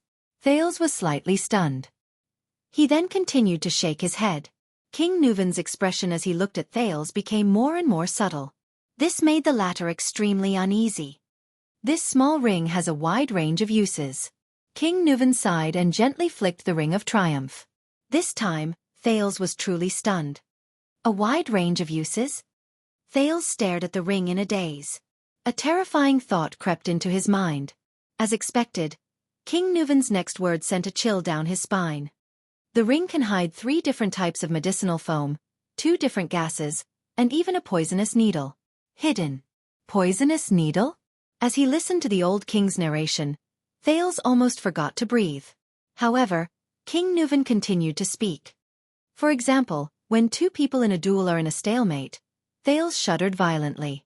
With a gentle turn of the mechanism, Triumph can release the prepared sire grass poisonous gas at close range. King Nuven's gaze was extremely cold at this moment. His tone sounded extremely terrifying. The cost of refining it is very expensive, but it can unknowingly anesthetize the poisoned person's muscles and mind. During intense exercise, this poison will spread through the bloodstream. The poisoned person will feel a decline in strength, numbness in their muscles, and irritation and unease. Decline in strength. Numbness in muscles. Irritation and unease. The second prince was stunned. Thales turned his head and looked at King Nuven in disbelief. King Nuven also turned to look at him. In the next second, the old king finally confirmed Thales' terrifying guess with a suspicious smile. What? Nuven Walton VII, the supreme king of At, the most respected ruler of the Northlanders, stared at him with a profound gaze. Do you really think that I, an old man who is almost 70 years old, can do such a thing? To be able to easily defeat a man in his prime whose stamina, reflexes, strength, and speed are at their peak, and who has received Northland combat training all year round? Thales stared at King Nuven in shock. Nuven flashed a meaningful smile. Thales' mind was in a mess. He replayed every scene of the duel in his mind, and then he grabbed the fragment that best fit the description in front of him. Pofrit gasped for air. He missed his axe almost every time. There was also the young Archduke's final hysteria. Seriously? Thales did not know what kind of expression he should have at that moment.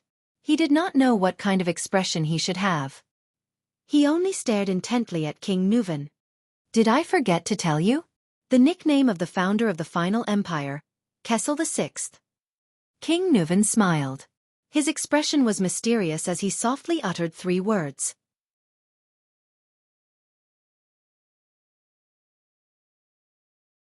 Chapter 156. Thales stared at the black ring with an unpleasant expression on his face. It was the triumphant return of the Emperor of Poison. He did not know what emotions he should use to face this matter. The ups and downs of the duel, the brilliant reversal at the end, the duel that could be said to determine the fate of the 2 kingdoms. Actually, a few seconds later he said with difficulty, "So, in the duel, you triumphantly returned like this?" King Nuven smiled softly. His gaze was cunning and pleased. As you said. He returned Thales' words to the second prince, word for word. After all, this matter concerns such a large kingdom. What if something goes wrong? Thales' thoughts were in a mess. The image of Nuvan VII that he had just built up in his heart from that duel was a heroic, old, and heroic image of Nuvan VII. It collapsed with a loud bang. What replaced it was an old scheming and cunning king who was twirling the ring behind the long table. Remember, young Thales, King Nuvan said meaningfully. A king should never be hot-headed, replace rationality with impulsiveness, and resort to an uncertain gamble for the sake of pleasure. You are not only yourself but also the entire kingdom. Thales ignored his words. His brain was spinning rapidly at that moment. After a long while, Thales recovered from the shock and tried his best to grasp a few clues from his chaotic thoughts. Based on his understanding of Northland along the way, once the secret was leaked, King Nuvan would become the target of thousands of curses. This was enough to destroy the reputation of the Walton family, end the rule of Dragoncloud City, and even endanger the dignity of the entire At and all Northlanders. But Thales turned his head and looked at King Nuvan, who was silent and had a complicated expression on his face. He asked in disbelief, "Why tell me? Shouldn't this be a top secret that will rot in my stomach forever and be brought to my grave? Do you know how serious this secret is?" Thales felt his heart beat faster. He unconsciously clenched his fists. However, King Nuvan only looked at Thales calmly and flashed a happy smile. He did not show the slightest hint of nervousness or seriousness after his secret was exposed. "Of course." King Nuvan snorted lightly and said nonchalantly, "This is the greatest stain to the way of Northland. It is even disrespectful to the gods and belittling the archdukes. Even the most lowly Northlanders would despise the king they once loved the most because of this matter. Once the new king ascends to the throne, he can even use this reason to banish the Walton family from the ranks of archdukes forever." After he finished speaking, King Nuvan narrowed his eyes and looked at Thales with a dark expression. "Now, you know the secret, don't you?" the king said playfully. Thales furrowed his brows. He met King Nuvan's gaze. The doubts and uneasiness in his heart grew deeper. "Your Majesty Nuvan, what exactly do you want to do?" At that moment, Thales felt that the old man in front of him was like a dark, bottomless whirlpool. He himself was like a small boat in a whirlpool. A few seconds later. "This is a show of sincerity," the old king said lightly. "Sincerity?" Thales repeated doubtfully. King Nuvan scooped up a goblet of wine and calmly took a sip. "I gave you a bargaining chip." King Nuvan's expression was calm and his tone was calm. "And as long as you hold on to this bargaining chip, you can destroy the Walton family at any time." "What do you mean?" The puzzlement in Thales' heart only increased. At this moment, King Nuvan's tone changed again. "Previously, you seem to have mentioned this to Nicholas." King Nuvan did not care about Thales' expression. He said softly, "After you cooperate with me to find the mastermind, you want some benefits from me?" Thales' eyebrows twitched and he gritted his teeth slightly. "This is your so-called benefit?" Thales asked with some difficulty. "Of course not. How can this be considered a benefit?" King Nuvan could not help but laugh. "This will only make you uneasy, especially when you are still in Dragoncloud City, within my jurisdiction. Because of this secret, you will constantly worry about your own safety." Thales took a deep breath. He felt his mouth and tongue dry. At this moment, he felt as if he was sitting on pins and needles. The Dragon Spear family is never stingy. The old king stopped smiling. His words only made Thales' heart tremble. "So, after seeing you yesterday afternoon, are you satisfied with your reward?" Thales raised his head abruptly. "Yesterday afternoon?" Thales frowned. "Yes." King Nuvan looked at him with a profound expression. "Yesterday afternoon." The expression on Thales' face changed. "Yesterday afternoon." After he came out of the Hall of Heroes, he got lost in Heroic Spirit Palace. Then, under Thales' incredulous gaze, the old king stroked the ring on his finger and said slowly, "Why?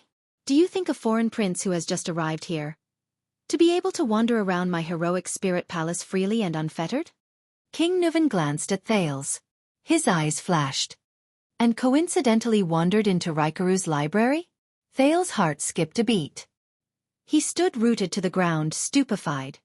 "Merc lured you there on purpose," King Nuvan said calmly and flatly. "So you have met my granddaughter, Thales." In the next second, Thales sat on the stairs in a daze, listening to the calm King Nuvan say softly, "Your future wife, and the queen. The hall became quiet again. Thales stood rooted to the ground, dumbfounded. The scene in the library appeared in his mind. The unruly and capricious little princess who beat and scolded her servants at will, Alex Walton. But then, another figure that left an even deeper impression appeared. The unkempt little girl with a pair of black-rimmed glasses, her face covered in dust, lying on the ground reading a book. Little rascal. King Nuvan did not speak again. He calmly took another sip of wine. Thales spent a whole minute sorting out the current situation. Why? What's going on? Thales' breathing quickened. He raised his head. What do you mean by this? King Nuvan inhaled softly and raised his head to look at the fireplace on the other side of the hall. He looked at the shelf on the fireplace. The ferocious weapon passed down from Raikaru the hero to the Walton family. The Soul Slayer pike. Among the lies you told Alcius and the others, at least one of them was right. King Nuvan's eyes burned with an unknown emotion. For the continuation of the Walton family. The old king turned his head. His sharp gaze was fixed on Thales. His expression was firm. I have to bet on a strong man, a future king. Thales' face was pale. He clenched his fists tighter and tighter. He suddenly figured something out. King Nuvan did not speak. He was waiting for Thales' response. The Walton family is dying, Thales said quietly after a while. You want to use marriage to force the Jade Star royal family and Constellation to ensure the continuation of the Dragon Spear family? You want me to marry your granddaughter. Thales subconsciously raised his voice. You want me to let Constellation take over this burden? King Nuvan held his wine cup and stared at the Soul Slayer pike. He snorted lightly, as if he did not care. No. The king's old voice rang again. What I am giving you is a once-in-a-lifetime opportunity. A bargaining chip that you cannot refuse. Thales suddenly shuddered. Think about what you can get. King Nuvan's eyes were deep and cold. As blood relatives of the Archduke of Dragoncloud City by marriage, the supreme royal family of Constellation. From then on, you can intervene in At internal affairs. At that moment, Thales felt a chill in his heart. One of you and my granddaughter's descendants will inherit the Walton surname and power, and become the future Archduke of Dragoncloud City. King Nuvan's tone was cold, as if he was talking about something that had nothing to do with him. And you, Thales Jadestar, you will do what Midir IV and Chara the hero could not do with their combined strength. You will become the supreme king of Constellation. King Nuvan's expression did not change. He said something that made Thales' heart flutter. You will also become the regent of Dragoncloud City, the first territory in At. Thales stared at King Nuvan in a daze. Even if he had memories that were incompatible with the rest of the people in this world, even if his brain was working frantically, he could not immediately react to this news. And before that, the old king's expression was unprecedentedly serious. If you still want to hold the Walton family as a bargaining chip, still want to use Dragoncloud City to restrict At, Thales exhaled dejectedly and continued King Nuvan's words. Constellation and I must do our best to ensure the Walton family's rule and status in Dragoncloud City, and protect the Dragonspear family from dying out in At, right? King Nuvan revealed a satisfied smile. If the future king intends to use the reason of no male heir to deprive the Walton family of its power, he will have to think twice, Nuvan VII continued. The shield of the Western Peninsula's attitude in the south is that he is moving your cheese. King Nuvan revealed a determined gaze. What you need to do is to show the existence of Constellation and maintain the rule of the Walton family. Even if there is only one little girl left, and no matter how much the other archdukes oppose her, you will be able to obtain the greatest bargaining chip and advantage when you face At in the future. This will also strengthen the Jadestar family's weight and status in the country at the same time, and increase the royal family's prestige, given your current situation. Thales suddenly remembered the conversation between them when he first arrived at Mindy's Hall, when Gilbert used a scheme to set up an alliance between him and Serena Corleone.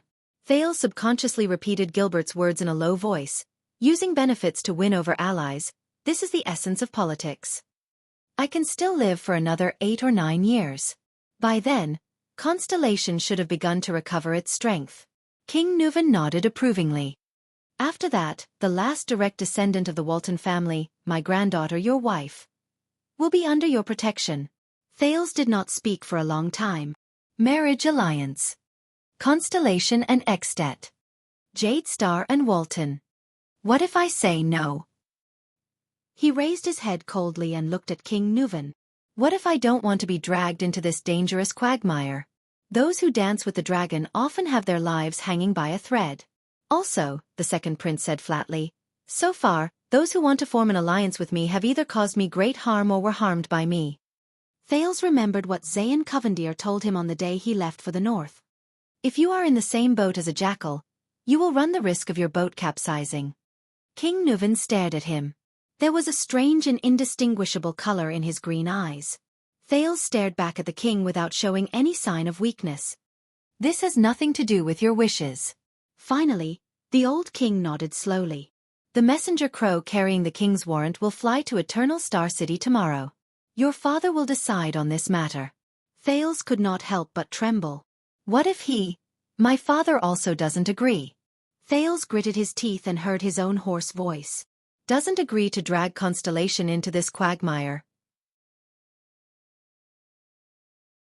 Oh, about that, the old king replied nonchalantly. I gave you the secret of triumph, didn't I? Thales' pupils shrank and he stared at him in a daze. Constellation can use this bargaining chip to destroy the Walton family at any time. This is enough to win his trust. King Nuvan slowly enunciated his words in his old but powerful voice. When you discover a treasure, you may be worried that it is a trap and give it up. But when you have the ability to destroy it at the same time, will you still be convinced by your own concerns and choose to give it up? Thales was momentarily speechless. In the face of such a king of At, faced with such a situation, even someone as slick as him felt that he could not handle it. His instincts also told him that King Kessel would definitely agree to such an alliance. But the effectiveness of triumph as a bargaining chip will gradually fade with your death. Thales took a deep breath and followed the old king's words. The benefits of using triumph will become smaller and smaller.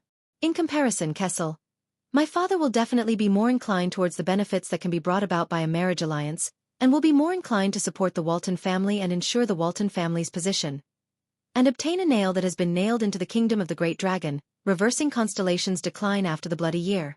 King Nuvan raised his eyebrows. He scooped up another goblet of wine from the wine barrel and poured it down his throat. I guess the nobles in At will not be happy, Thales said dejectedly. Including every archduke. Of course not. Every one of them can't wait to see the Walton family decline. King Nuvan's eyes flashed. He put down the wine goblet and wiped his mouth. But I am the king of At, and I will remove the last obstacle for our cooperation, King Nuvan answered him calmly. The men of military age in Dragoncloud City will not be at peace for the next few years. Getting rid of Lampard is just the beginning. Thales instantly figured it out. From Nicholas probing to the king's so-called test. So, Thales sighed when he said this. You've already planned everything out. Don't lump me together with those shameless, scheming scum. King Nuvan snorted in dissatisfaction. This is not a conspiracy, but, to use a Far Eastern term, an overt plot that you can't refuse. Yes. Thales lowered his head. An indescribable sense of loss rose from the bottom of his heart. All these schemes, conspiracies and overt plots. Or something like that. All of you are very good at this. Just like the first time he met King Kessel in Mindy's Hall, Thales once again felt the helplessness and powerlessness of having one's fate and choices firmly in the hands of others. The powerlessness of going with the flow and drifting with the wind. King Nuvan stared at him quietly. After a while, under the illumination of the firelight, the old king slowly opened his mouth. You are a special child, Thales. King Nuvan sighed. There was an obvious sense of vicissitudes in his voice. I can feel that you have Soria's sharp determination, but also Mosul's impracticality. Sharp determination. Impracticality. Humph. Thank you for the compliment, Thales replied tiredly. He even chuckled. I think you probably think that the latter is more of the former? King Nuvan faintly inhaled and slowly exhaled when he talked about his two deceased sons. You are not weak, Thales, even if you are only this young, the old king said earnestly. From my observations of you and the reports from Nicholas and the others, you are a survivor. You have all the qualities to become a powerful warrior. But what you need is time, and you need to hone yourself. King Nuvan clenched his fingers into a fist and knocked on the left side of his heart. And a sufficiently hard, cold and unwavering heart. A hard, cold, and unwavering heart? Thales frowned. He could not stand it anymore and asked, "Don't you feel tired?" The court, the country, the archdukes, conspiracies, tricks, assassinations, all of these. God knows what the hell is waiting for you. Ever since I escaped from Red Street Market. Until now. Mystics, Blood Bottle Gang, Blood Clan, Iris Flowers, the Black Prophet, the 6 Great Clans, etc. Time and time again, I have to face malice, danger, and tiresome conspiracies and schemes. Even though Thales struggled through them time and time again, he still felt that he was reaching his limit. This pace of life made Thales mentally and physically exhausted.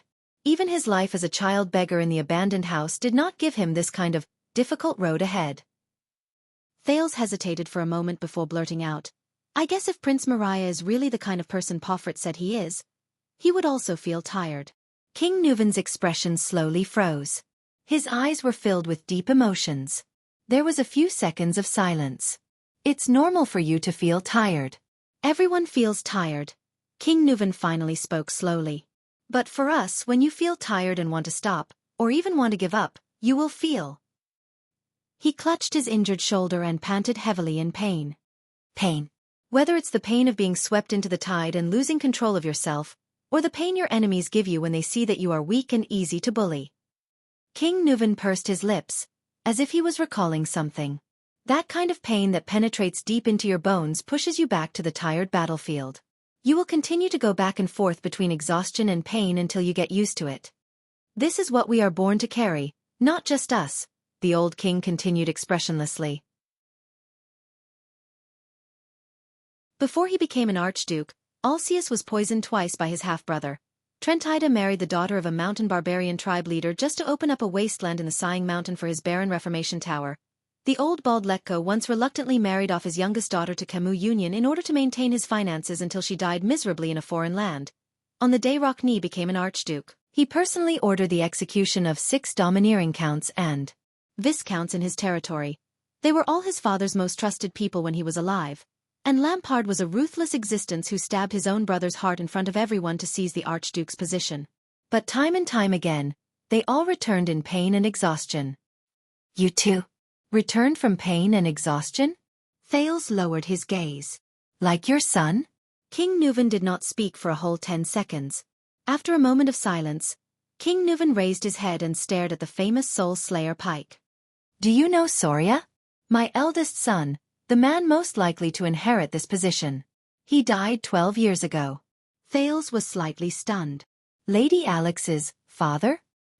He hesitated and carefully asked, "I heard from Lord Merk that he died in a hunting accident." No. This time, King Nuvan quickly interrupted the second prince. His face was ashen. An accident is just what we say to the outside world. Thales frowned slightly and held his breath again. During the hunt, he died of an assassination with ulterior motives, the old king said in a normal tone. To be precise, it was an assassin from Constellation.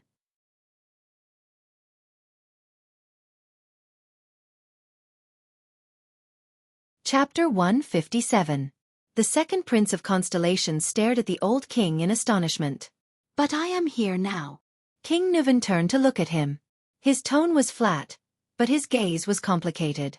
I am betting the future of my family on a prince of Constellation like you. Thales suppressed the anxiety in his heart and heaved a long sigh. My 2 sons. King Nuvan's expression was gloomy. Their fates, or rather, their misfortunes are strikingly similar. But I still want to stand here, manipulate the chips, and win a future for the Waltons. Hearing King Nuvan's words, Thales secretly shook his head. Nobles and rulers are another kind of creature. They live on power. This is what Putray told me. So you better get used to it. King Nuvan put away his gloomy expression and revealed his tough and cold face again. For your own good. Thales gently closed his eyes. King Nuvan's expression suddenly changed. He narrowed his eyes and looked at Thales mysteriously. Speaking of which, they didn't tell you, did they? The old king clasped his hands together. About the truth of your bloody year? Thales opened his eyes in surprise and looked at King Nuvan. The first thing he recalled was Queen Kia's hysteria, followed by the names of Charlton and Shadow Shield. Lastly, the Jade Star family tomb in Renaissance Palace. The second prince shook his head slowly. They didn't say much. King Nuvan snorted softly. Then maybe I shouldn't say too much. King Nuvan turned his head back. It's best not to interfere with the education of the Jade Star family. You've interfered enough already, Thales secretly criticized. But At was a direct participant in the Bloody Year. These invaders from the north. Thales thought. Maybe he knows something? Do you have any special news for me, Your Majesty? Thales carefully used honorifics and shrugged. If you really treat me as your future grandson-in-law. Hearing the way Thales addressed him, King Nuvan revealed a thought-provoking gaze. Then the old king laughed out loud. See. The old king winked at him.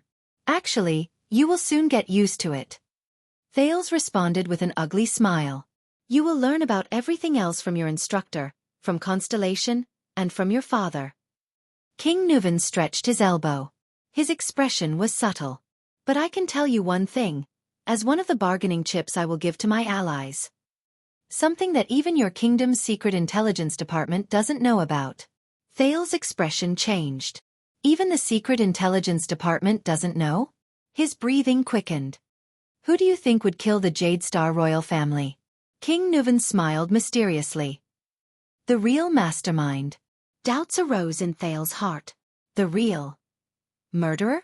That mysterious assassin organization, the Shadow Shield that Pofrit mentioned just now. Gilbert had briefly mentioned it to him before, but he only said that King Kessel V had already taken all the revenge that could be taken. Thales slowly shook his head. The reason is actually very simple, so simple that you won't believe it. King Nuvan fixed his gaze on him. The members of the Jade Star royal family were almost simultaneously attacked by a well-planned assassination, except for one person. I might not be sure about the others, but if the plan went smoothly, it seems that he was the one who benefited from the Bloody Year? King Nuvan said in a strange tone. The members of the Jade Star royal family, except for one person? Thales' heart skipped a beat, but he immediately reacted. You are not the first person to accuse my father in front of me and try to sow discord between us. Thales snorted softly. King Nuvan continued to stare at him with a strange look in his eyes. He stared at him until he felt goosebumps. A few seconds later, King Nuvan said sarcastically, Use your brain, future guardian of Dragon Cloud City. I am not talking about your father. Thales furrowed his eyebrows and snorted. Who else are you referring to then? 12 years ago, all the Jade Stars were. Suddenly, Thales' body trembled and he froze. Wait a minute. Besides Kessel, there is indeed another Jade Star. He did not die of murder. A Jade Star who did not die from assassination, Thales recalled Gilbert's words. In the tragedy of the Bloody Year, there was only one prince who didn't die directly from assassination. It can't be. Thales felt his heart begin to beat faster. The pale-faced prince raised his head and looked at King Nuvan in disbelief. 12 years ago, after we breached Broken Dragon Fortress, we captured Rudolph Nanchester, King Nuvan said quietly with his hand on triumph. Rudolph Nanchester? Information related to him immediately appeared in Thales' mind. That is, he was the Duke of Land of Cliffs region at that time. King Nuvan rubbed his ring and said flatly, that man was very strong-willed, but the Northlanders despised him for his cowardly act of refusing to send troops from the fortress and watching Prince Horus be destroyed. Thales recalled the conversation he had with Putray when they were at Raymond Pass to pay their respects to the former second prince, Horus Jadestar. He was one of the commanders of Broken Dragon Fortress and the previous Duke of Land of Cliffs region who witnessed the second prince's destruction. He was also the elder brother of the one-eyed dragon, Duke Koshter Nanchester. According to Putray, he was captured by At and later died in prison. We left him in the dungeon and ignored him. We waited for the start of spring before continuing our journey south to the hinterland of Constellation. As expected, King Nuvan's description was similar to Putray's. Until the king's next sentence. But when the news of the Jade Star royal family being assassinated came, Rudolph, who was barely alive, struggled to see me. King Nuvan's expression became more and more solemn. In the fortress, he shed tears and told me an unexpected secret. Thales clenched his fists and quietly listened to the king's narration. During the days when Rudolph and Horace guarded Broken Dragon Fortress together, your Duke of Land of Cliffs region discovered something that made him restless. King Nuven's gaze became sharper and sharper. Horace Jadestar, the second prince of Constellation, and the Sword of Reversing Light, which you are so proud of, secretly recruited, organized, and trained a special mercenary team from different countries and regions. Since they were not part of the Royal Guards and Jadestar private army, and Prince Horace had always liked to make friends with all kinds of elites and brave men, no one in Constellation found out about it for many years. It was not until the day Horace officially used that team, King Nuven said softly, that Rudolph discovered some clues. Thales could not help but feel nervous. Rudolph found out that the small team was given a mission that year. King Nuven's tone became very cold. He enunciated each and every word clearly. How to lurk, hide, infiltrate, and even invade a fortress with the most airtight layout, the most heavily guarded, the most perfect defense, and the least possibility of being breached? Ha! Thales said in surprise. Fortress? The doubts in his heart deepened. King Nuven nodded. His eyebrows were as dark as water. When Horace took the risk to attack and harass our supply line, Rudolph Nanchester, who had long been suspicious, found a lot of things in Prince Horace's bedroom, from coded communications to secret ledgers. King Nuven pulled over his outer robe and took out a thick piece of folded paper from the inside pocket. He said coldly, "There's also this thing." Thales looked at King Nuven in surprise. "You prepared it a long time ago?" King Nuven did not speak. He only waved the thick paper in his hand. Thales took a deep breath and suppressed his trembling hands. He took the folded piece of thick paper and unfolded it. The paper was made of the best material. It felt smooth and hard to the touch. It seemed to be able to be preserved for a long time. It was more than 2 meters wide, so Thales had to lay it flat on the ground and spread his hands before he could begin to observe it. There was a map drawn on the paper. There was a square building on the map. It was a flat top and side view. Soon, Thales could see that the map was very detailed. It used different colors and labels to clearly mark the wide and thick walls, the ubiquitous sentry towers, the terrifying city-guarding crossbows, a few narrow entrances, as well as the important entrances, passageways, and rooms in the building. Thales' pupils shrank abruptly. This, could it be? Thales put his face close to the map in shock. He stared at every inch of the map, not missing a single detail. There were also densely packed numbers, patterns, and arrows next to the map, from the front door to the interior of the building. He read the words on the map in disbelief. Guard shifts, number of guards, hiding places, available entrances, patrol times at the front and back doors, evacuation routes. Thales was stunned. No! It can't be. A few minutes later, the second prince of Constellation gently climbed up from the map. The astonishment and shock on his face had yet to dissipate. King Nuven took in the entirety of his expression. In view of the war with Constellation at that time, I hid this secret and sent Rudolph back to Dragon Cloud City to be detained in secret until he was sent to death row. King Nuven, who had just revealed the shocking secret, sighed. You can use this information as a bargaining chip when you need it, King Nuven said softly to Thales. Rudolph Nanchester, the coward who has always been reviled by the people, the Duke of Land of Cliffs region who did not help those in need, has been misunderstood for too long. He is the one who has been truly loyal to At II since the beginning. Thales rolled up the map in his hand. His frown deepened. Horace Jadestar. The mercenary team. Rudolph Nanchester. How is this possible? I don't think even your father knows about this. King Nuven sighed. In a sense, At has already helped you get rid of the murderer. Perhaps you should go and thank Nicholas. Thales panted irregularly. He recalled the Jadestar family tomb in Renaissance Palace, At II's large stone jar, and the few small stone jars beside it.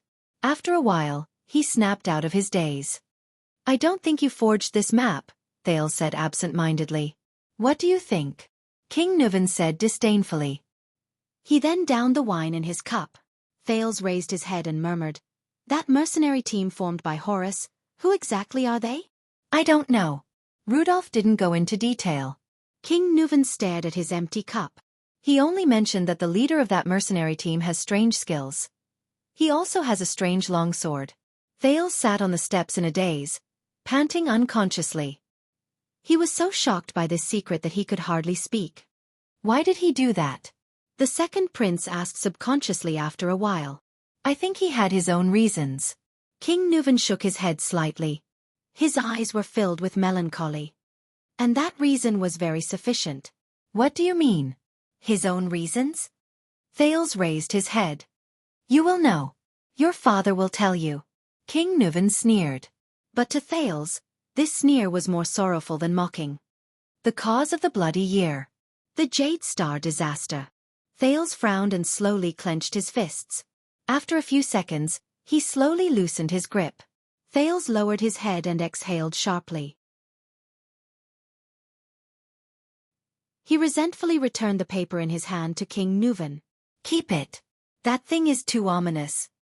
The old king of At shook his head and pushed Thales' hand away. He said flatly, besides, that is, after all, the map of Renaissance Palace. Dragon Cloud City, 4:30 a.m. In a shop on West Express Avenue in the dark night. Just pretend that the doctor you are looking for is really in Heroic Spirit Palace. God knows how he is going to sneak in. Under the weak illumination of the everlasting lamp, the butcher shop owner from the Far East, Gu, said to the man before him with a gloomy expression, "But do you understand the price of saving someone from Heroic Spirit Palace?" However, the man in front of him only lowered his head and carefully and seriously wiped the oddly shaped, pitch-black longsword on his thigh one last time, almost as if he was nitpicking every hair on his body. Gu exhaled and used his Northland retroflex accent to patiently emphasize to the man before him, "You have to climb all the way up the slope, avoid the disciplinary officers and patrols on the street, go up through the nobles' districts that are heavily guarded by private soldiers, and then go over the many towers and sentry posts. Before you are discovered and shot through by arrows and bows, or hacked to death by hundreds of people with swords and axes, you have to reach the sluice gate that separates the city area from Heroic Spirit Palace." The man stood up and threw away the cloth he used to wipe his weapon. He raised the strange black sword in his hand and pointed it at the ceiling. Gu continued, "Then you have to climb over the 10-meter-tall sluice gate. Tonight is the night of Heroic Spirit Palace's banquet." The man raised his head and narrowed his eyes at his sword, as if he was observing the curve of the sword. His nondescript voice traveled into Gu's ears. "That sluice gate will open at dawn. I don't have to climb the wall. My chances are higher than usual." "How? Do you want to sneak past the palace guards inside and outside the sluice gate, and even between them, under the illumination of the moonlight and firelight, and under their wide-open eyes that are bigger than fists?" Gu suppressed his breathing, but he could not help but raise his voice. "Even if you break through the gate, you'll still have to face countless patrolling Heroic Spirit Palace guards. They're all elites selected from the local recruits and personally trained by the instructors of the White Blade Guards. They're fierce, loyal, brave, alert, and have sharp gazes." The man hung the strange sword back on the sword belt at his waist and tightened the cloth-wrapped weapon on his back. But Gu was still trying to stop him. "Let's assume that you can avoid alerting them, but what about after you sneak into Heroic Spirit Palace? You will still have to face the White Blade Guards, the Dragon's Imperial Guards. There might only be 200 to 300 people on duty, and they are scattered throughout the palace, but every single one of them is a veteran with rich frontline experience. There are countless super-class elites, and there are even supreme-class elites like the Star Killer who possess the Severing Soul's Blade." The man exercised his joints, turned around, and walked towards the door. Gu followed behind him and said in a profound tone, "Do you know what a veteran is? It's not as simple as having fought in a war and seen blood. According to At standards, once you are entangled by one of them." The man did not listen to Gu. He pressed his hand against the door, and a strange force surged. In an instant, the man understood everything on the street outside the door, from the patrols in the distance to the hounds in the vicinity. Even if it's you, you actually want to sneak into a heavily guarded, impregnable palace without any support, and even fish someone out. After talking for a long time, Gu sighed deeply and stroked his forehead. "You are really crazy." The man did not answer. He stood up, looked at the frowning Gu, and nodded. "Gu," he said flatly, "next time if you want to lie to me, find some other reason. At least, don't use the sensory mystic." Gu was stunned, and a puzzled expression appeared on his face. Only Gu himself knew that at that moment, there was already a storm raging in his heart. "What did you say?" The Far Easterner used what he thought was a flawless response and asked with a face full of doubt, "What reason?" The man patted Gu's shoulder. Gu frowned. "I don't understand the sensory mystic." The man revealed a stiff smile. "But I understand you, Gu." Gu was slightly stunned. "You are good at hiding all kinds of emotions, but I can recognize." The man pressed his black sword and shook his head gently. "A person who lives with a mask also lives with pain." Gu silently clenched his fists under his sleeves. "Also." The man turned around, pushed the door open, and left behind one last sentence. "Send my regards to Murat. We haven't seen each other for 12 years. I really miss him." At that moment, Gu's smile froze on his face. Gu stood rooted to the ground as she watched the man disappear into the darkness outside the door. Just like how he was in the past. The next minute, the man's figure appeared on the roof of a low house. Amidst the falling snow, he raised his head and looked at the sky, at the dark moon shrouded in clouds and mist. Then, his gaze swept past the districts of Dragon Cloud City that stretched up the mountainside, past a few gatehouses, all the way to the top, where the majestic palace stood. That was the Walton family, the residence of the Archdukes of Dragon Cloud City for generations. It was also the seat of the current common-elected king of At. Heroic Spirit Palace. The man recalled Gu's words just now. Sneak past the heavy guards into a heavily guarded, impeccable palace? He gently patted the strange black sword at his waist, and a smile appeared on his lips. Sigh. In this regard, I can be considered. The man closed his eyes gently. You're experienced, aren't you?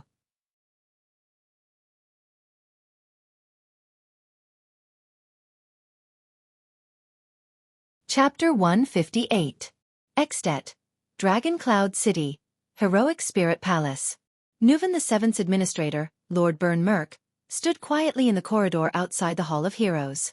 He stared at the falling snow outside the stone window, deep in thought. The white blade guards stood guard around him, their gazes sharp. Merk could not remember how many times he had looked at the snowfall in Northland in his 40 years of life. The king's personal guard captain, the current leader of the White Blade Guards, Star Killer Nicholas walked from behind and stood beside him. Lord Merk did not turn around.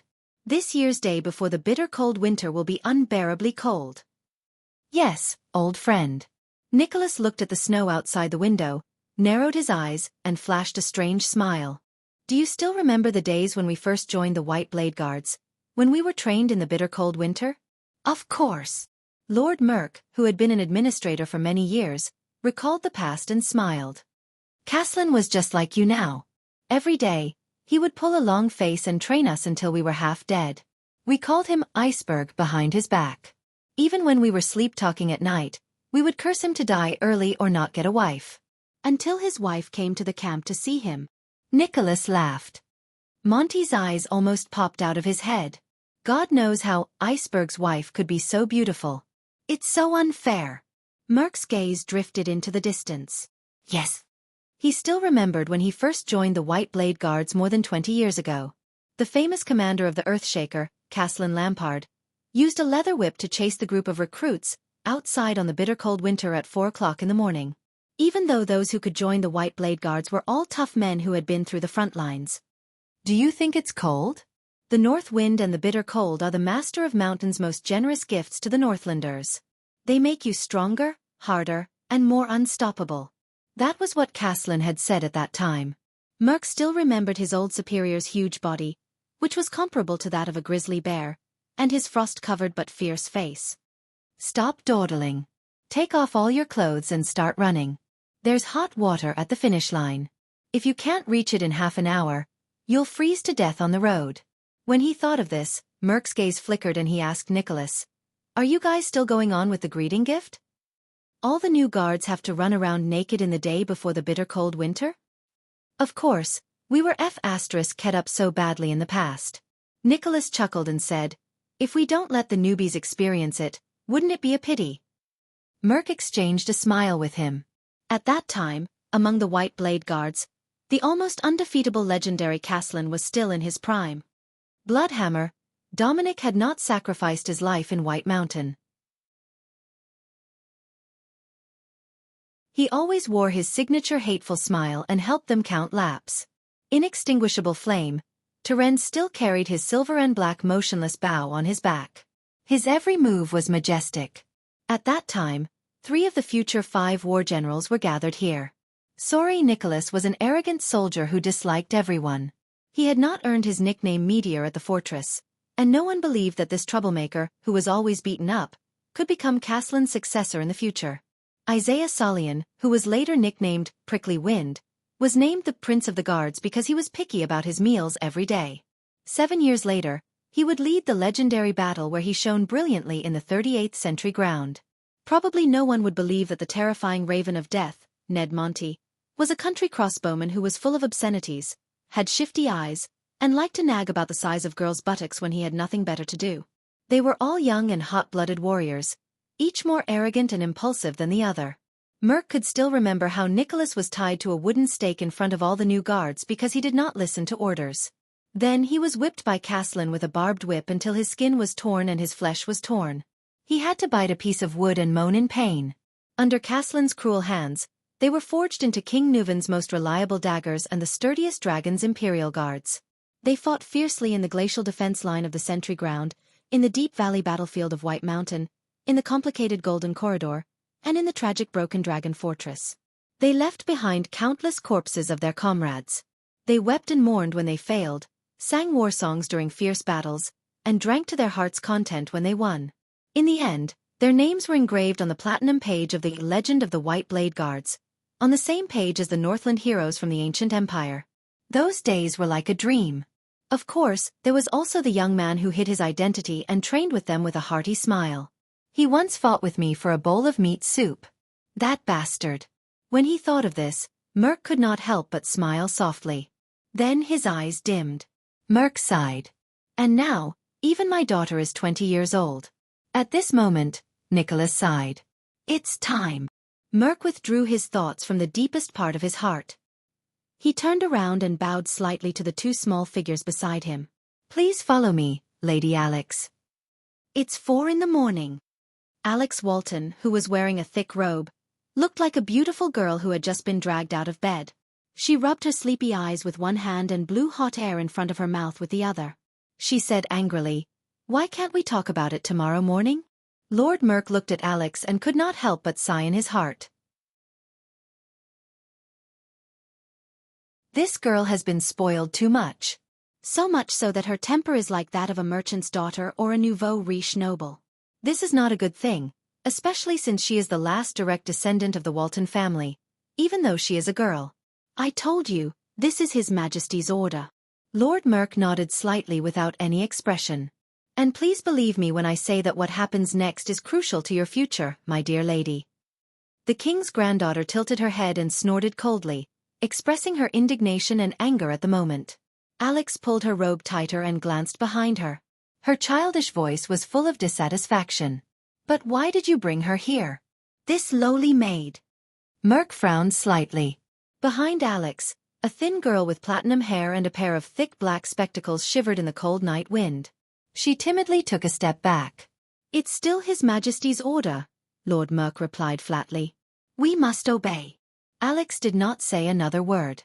She glared at little rascal behind her, and the latter hugged her arms tightly, feeling wronged. Merc nodded and walked into the Hall of Heroes with the 2 little girls. Alex yawned and held her head high. Little rascal, on the other hand, cowered and followed behind her. Occasionally, she would take a small step back in fear when she saw a fierce-looking white blade guard.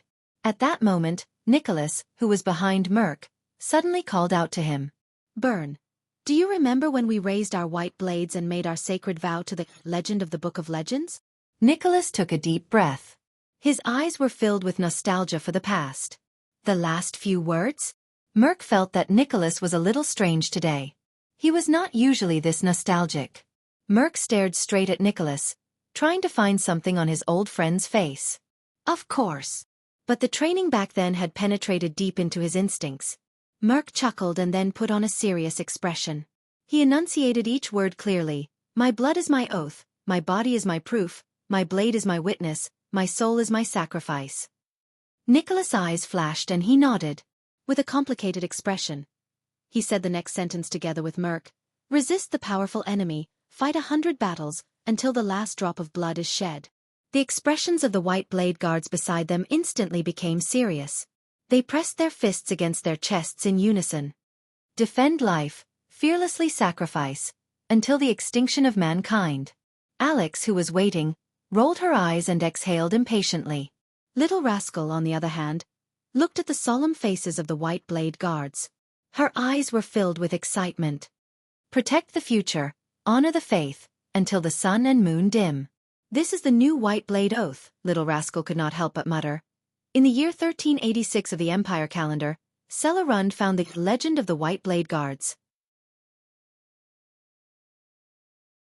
He rebuilt the famous white blade guards, combining the ancient white blade oath with the Empire's knighthood oath. Shut up, idiot. Alex cut her off fiercely. You're annoying. Little Rascal's eyes reddened and she lowered her head. Nicholas and Merc looked at each other and recited the last sentence in unison. Pass on hope, shine with glory, until the eternal sleep of all things. Both of them were silent for a while. They looked at each other and smiled. Merc nodded. He brought the two little girls into the Hall of Heroes. The person he respected the most, Nuven VII, who had just gone through a duel, was sitting on the steps at the edge of the hall.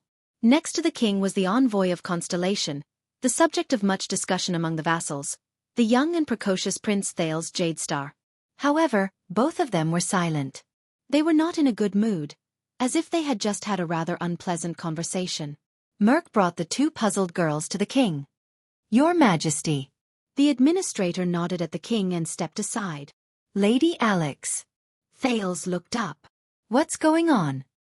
He stared in surprise at the brown-haired, blue-eyed Alex, and Little Rascal, who did not even dare to breathe loudly behind her.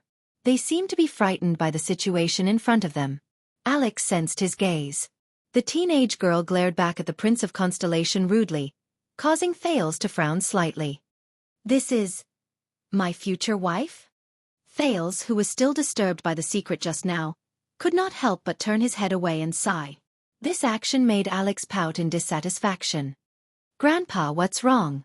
Alex Walton, the only remaining direct female descendant of the Archduke of Dragoncloud City, pouted and said to the indifferent King Nuven, I'm very tired now.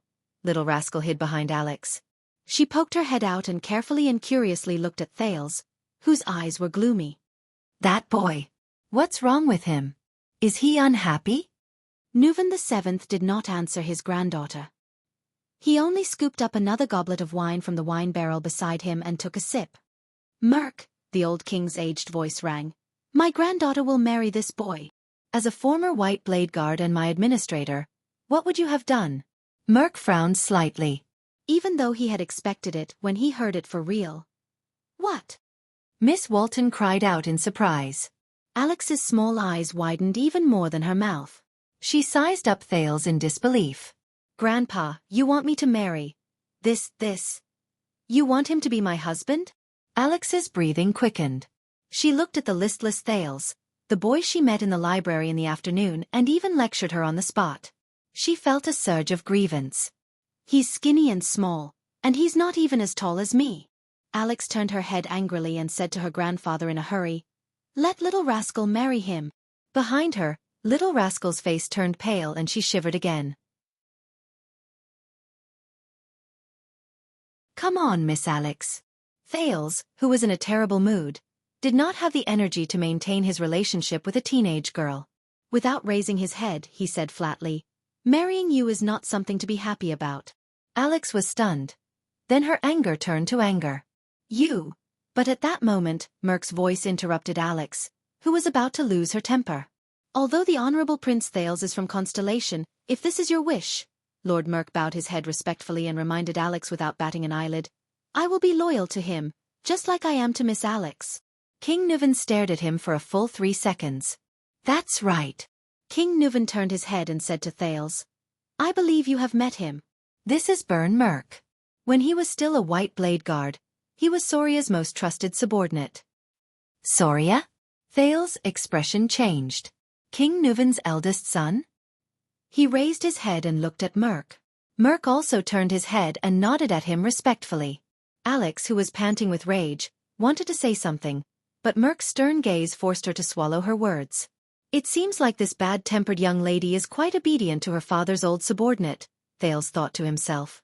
Then, to thank you for your help, and to prove that there is no longer any enmity or conflict between us, according to Northland's custom, take a sip from my cup. Jadestar and Walton, we are friends from now on. King Nuvan narrowed his eyes, raised his wine cup, and placed it in front of Thales. Thales frowned and looked at the old king with a puzzled expression. What is he trying to do? Reaffirm my identity to Alex and Merc? Or our relationship? Is this necessary? The Prince of Constellation thought for a few seconds and sighed. You know, Lampard of Black Sand region did the same thing. He pushed a cup of wine in front of me and invited me to form an alliance with him, but I refused. A wise choice, King Nuvan said with an amused expression. What about now? Under King Nuvan's threatening gaze, Thales pursed his lips. Shouldn't you wait until tomorrow, release the messenger crow, and wait for my father's reply? Thales asked tentatively. If my father has other opinions, that is between your father and me. King Nuvan's resolute gaze proved that he was serious and serious. But you are you, Thales, not Kessel Jadestar's son, or the second Prince of Constellation. This has nothing to do with whether you will marry my granddaughter, or whether Jadestar will form an alliance with the Walton family. I am only asking about your attitude, Thales. The old king raised his wine cup, his gaze burning. Are you willing to dissolve the enmity between me and the Walton family? Just you. Thales' heart skipped a beat.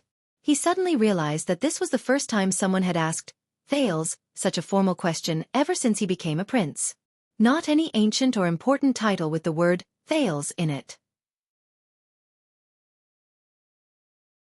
Thales stared at King Nuvan. In the end, the Prince of Constellation sighed. Of course. Thales quietly took the king's wine cup with both hands and stared at the half-filled rye wine inside. Under Merc's cautious gaze, Alex's angry little face, and little rascal's curious and nervous gaze, the old king smiled. Thales closed his eyes and took a small sip. He thought that he already had an idea of the alcoholic beverages in this world. Jayla's Sunset Pub's kitchen often served different types of alcohol, and Thales did not miss the opportunity to poke around and dig around. However, it was only when the alcohol flowed down his throat and into his stomach that he realized that even in this world, alcohol was not the same as alcohol. At least, the rye wine that was exclusively served to the King of Xianxia was really... Cough, cough, cough. Thales smashed the wine cup on the stairs and began to cough violently. The pungent, mellow smell of alcohol surged up, passing through his throat, mouth, nose, and straight to his brain. In his previous life in the memory fragments, he was the type who would collapse the moment he touched alcohol. Thales did not know if this body in this world would be better, but at least he knew that he was definitely not suited for rye wine. Cough, cough. Thales coughed so hard that his face turned red and tears came out. Ha ha ha. Nuvan looked at him and laughed heartily. Maybe we should start with something lighter. Thales felt his face burn. It's okay. Caslin told me. Thales finally composed himself. He looked at the wine cup with a bitter face, snorted and shook his head. Children who don't drink won't grow up. Merc's expression changed. Caslin? Hearing the name, King Nuvan's smile suddenly froze. Little rascal seemed to have heard the name before. Her eyes behind her glasses lit up and she stared at Thales in high spirits. The king's expression was subtle. He looked at Thales with a strange gaze. Caslin? The old man who sells wine in Black Sand region? The smell of alcohol slowly left Thales' mouth and nose. He chuckled guiltily. Did I say something wrong? Under King Nuvan's gaze, he stuttered. I heard from Putray that he used to be the captain of your personal guards and the former commander of the White Blade Guards. King Nuvan's gaze stopped on his face, making the latter feel rather awkward. Until the king's voice rang again. The best in the history of Xianxia. King Nuvan sighed. Although it's not fair to Nicholas to say that. Lord Merc, who was standing at the side, nodded slightly. At the same time he gave Alex, who was about to burst into tears and was about to explode, a warning look in his eyes. King Nuvan muttered. Caslin, you met him? Did he mention me to you? Yes. Thales smiled sheepishly and nodded. Caslin said that you used to be a good king. Nuvan VII was slightly stunned, but he immediately slapped his thigh and laughed out loud. Ha ha ha ha ha. Used to? King Nuvan quickly grasped the keyword. He laughed without hesitation. That's a good word. Thales was stunned. He shrugged helplessly. The king's laughter echoed in the empty hall. Merc lowered his head slightly. King Nuvan stopped laughing. He exhaled, as if reminiscing about the past. Tell me that old man. What did he say about me? King Nuvan snorted and asked. Thales carefully observed King Nuvan's expression. He said that you are also human. You will also grow old. There will come a day when you will be bewitched by slander and beauty, and be controlled by desires and impulses. The smile on the king's face disappeared. His eyes flickered a few times, and his expression was uncertain. It caused Thales' mood to fluctuate. Finally, King Nuvan let out a long sigh. I can't say that he was wrong. The hall returned to silence. Now, Thales, why don't you treat our beautiful lady to a drink? King Nuvan suddenly spoke. He raised the goblet and handed it to Thales, then nodded slightly in Alex's direction. In view of your future relationship. Thales, who took the goblet, was slightly stunned. What's going on? Asking the arrogant young lady to drink? Lord Merc, who was watching from the side, was also puzzled. Ha! Alex's expression changed. She looked at Thales in horror, then at the iron goblet. Then she shook her head firmly. No, Grandpa, I don't want to. King Nuvan looked at her quietly, his eyes cold. Alex seemed to be frightened by the old king's gaze. Her voice slowly weakened. However, the king's granddaughter did not seem to want to give up. She frowned, and suddenly, her eyes brightened. She turned around and pulled little rascal over. Her. Let her drink. After all, she's my maid. The unprepared little rascal was suddenly pulled out by Alex. The bespectacled little girl looked at King Nuvan in horror, then at Thales. She was about to cry. No. Thales narrowed his eyes, watching everything unfold in confusion. At this moment, Merc's voice rang out. Lady Alex. The king's administrator looked at Alex sternly. His eyes were filled with undeniable anger. Stop fooling around. Alex's voice suddenly faltered. She seemed to shrink back in fear. That's your grandfather, your king. It's his order. Merc unceremoniously pulled Alex away. Go listen to his orders, whether it's the wine or your marriage. Under Merc's stern lecture and King Nuvan's urging gaze, Alex took a step forward, feeling wronged. She reluctantly took Thales' wine goblet. With reddened eyes, she glared at the innocent Thales, then looked at King Nuvan pitifully, but the latter did not say anything. Thales spread his hands, indicating that he was powerless. Left with no other choice, Alex pouted, painfully and angrily gulped down a mouthful of wine. Alex angrily threw the goblet down and glared at Thales. A few seconds later, she coughed from the spiciness. The king chuckled. Merc, this reminds me of Soria's alcohol tolerance. King Nuvan laughed heartily. I once heard from Caslin that when he was training in the White Blade Guards, he knocked out a large group of people. Yes. Merc also laughed and nodded. Prince Soria is very forthright and a great drinker. Yes, I remember. You have a good relationship with him? King Nuvan raised his head and looked at Merc with nostalgia in his eyes. We got to know each other when you asked him to conceal his identity and train in the White Blade Guards. Merc smiled and nodded. He's not just a prince, he's also my comrade and friend. I still remember his hearty laughter. King Nuvan's lips curled up. Thales ignored Alex's dissatisfied gaze. He watched as the king and his vassal reminisced about the past eldest son of the king, Soria Walton. He began to wonder, should I leave? Yes, he's a guy who likes to laugh. He's just like me. King Nuvan sighed. It's a pity that he married a wife who wore a sad face all day long. I still remember that every time they dined in front of me, they did not even look at each other. Madame Adele came from Vine City in the southwest of Camus Union. The climate there is warm and humid. She was also the daughter of a marquis and wasn't used to the harsh life in Northland. Lord Merc glanced at Alex and sighed. Lady Alex obviously inherited many of her mother's traits. Alex pouted for the third time. King Nuvan snorted. Thales. Just as Thales was about to leave, King Nuvan suddenly raised his head and stared at him coldly. I told you before, my eldest son didn't die in an accident. He died in an assassination. Merc's expression changed slightly. Soria? He looked at Thales and then at King Nuvan. He seemed to want to say something but stopped himself. The old king's next words made Merc's face turn pale. Tell him, Merc, King Nuvan said flatly. How did my son Soria die? Thales held his breath and looked at Merc. A new doubt emerged in his mind. Something's not right. The king's eldest son? Why did he mention something that happened so many years ago?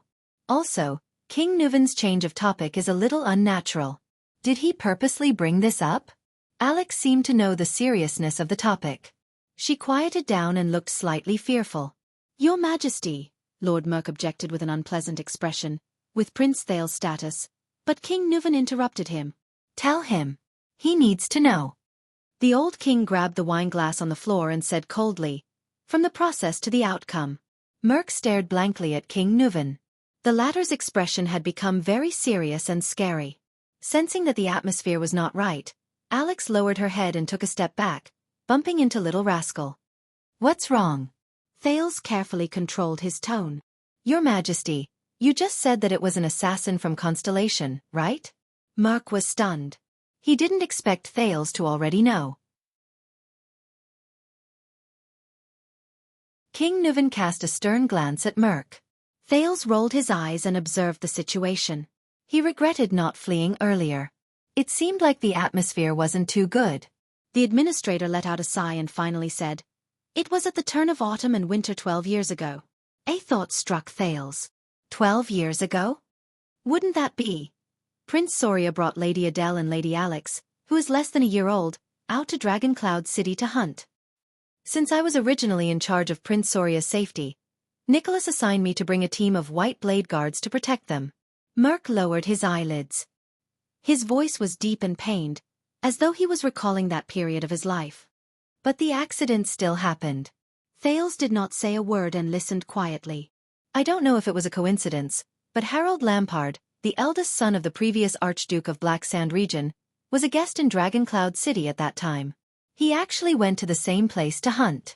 When Merc said this, he let out a breath, but his voice began to tremble slightly. That assassin is among Harold's entourage. Thales narrowed his eyes. The assassin snuck under Lady Adele's carriage and waited for Prince Soria to return after his conversation with Harold. Then, Merc clenched his fists and exhaled through gritted teeth. King Nuvan was silent. He sat on the stairs without any expression on his face. His gaze was numb. I shot a signal arrow to ask for help. Thales could tell that the day Merc went through must have been very painful and difficult. The latter closed his eyes and his face twitched. Nicholas intercepted the assassin on the way, but he still managed to escape in the end. Prince Soria was severely injured and lost too much blood. He died on the spot. To protect Lady Alex, Lady Adele also. When he said this, Merc closed his eyes in agony. I couldn't protect them. Alex lowered her head and stared at the ground in a daze. Behind her, Little Rascal did not even dare to breathe loudly. A few seconds later, Lord Merc finally recovered. He gulped and said mournfully, although there is no evidence, the secret room is very sure after their investigation. That assassin came from Constellation, and was even directly under the orders of the palace. Thales furrowed his brows. No way. The assassination 12 years ago? But wasn't Constellation going through the bloody year at that time? His train of thought was interrupted. King Nuvan raised his head slightly. His tone was heavy and sorrowful. Thales, 12 years ago. There was a reason why we sent troops south to Constellation. Constellation, Eternal Star City, an unknown underground place. Asterisk clang. Asterisk the sharp metallic sound of an iron gate being violently pulled echoed clearly in this dark place. 2 torches soaked in eternal oil were lit. 2 men dressed in guard uniforms appeared in a dark corridor. The torches lit up the cells with thick iron bars on their left and right sides. Following the noise and the light, there was a commotion in the cells. Damn it! Don't you have any sense of time? In one of the cells, a well-groomed but shabbily dressed man, suspected to be a nobleman, seemed to have just been woken up. He was lying on his bed and yelled with sleepy eyes, It's definitely early morning or late at night. If this was in the past, in the Department of Foreign Affairs, the two guards holding the torches ignored him, as if they were already used to it. They respectfully moved to the sides and made way for a sturdy figure in the middle. Your Majesty, King 80. You're finally here. This was an unkempt old man with disheveled hair and a perplexed and fanatical expression. Stimulated by the light, he pounced forward and shook the iron bars with all his might. He roared madly. Please consider my words. Even if you don't think for yourself, what about Prince Midier? Are you willing to hand him a constellation riddled with holes? Under the direction of the sturdy figure, the two guards looked at each other, walked in front, and began to lead the way. The prisoners on both sides woke up one after another. They behaved differently, but most of them were either acting abnormally or screaming madly. You're all going to die, ha ha ha. This was an old prisoner lying on the ground. He roared madly, even if you're from the royal family, you're all going to die. How dare you, ha ha. The three figures ignored him and continued to move forward. Look who we've welcomed. A rather imposing middle-aged prisoner leaned against the bars and squinted at the light. He seemed to be very clear-headed. Isn't this the fifth prince, the disgrace of the royal family? Why aren't you working hard on a woman's belly? Working hard for your pitiful bloodline? Why are you here in the cold wind? It wasn't me, it really wasn't me. A prisoner hugged his head and wailed. I didn't even touch Prince Bancroft's wine glass. No. It's all Jenkins' fault. He's the one who poisoned me. Norfolk. Yes, Norfolk. This was a prisoner with his back facing the corridor. He could be seen carving something on the wall as he muttered to himself. I know that he's planning something behind Duke John and Count Caribbean's back. Maybe it's related to the rebel army. I've suspected him for a long time, but that hateful woman Sonia Cecere. The three of them continued to move forward. Hey, brat. A prisoner with a scar on his face pounced on the bars when he saw who it was and shouted. How's the situation at the western front lines now? Did we regain Bladefang's dune after you conquered the desert god's altar? What about the orcs? What about the 8 great tribes under the dragon skeleton throne? Tell me. Tell me. The well-built figure turned a deaf ear to the voices on both sides and moved forward. 2 guards with calm expressions brought him to the next area. There were no prison cells with transparent bars here. Instead, there were sealed cells sealed off by thick, heavy iron doors.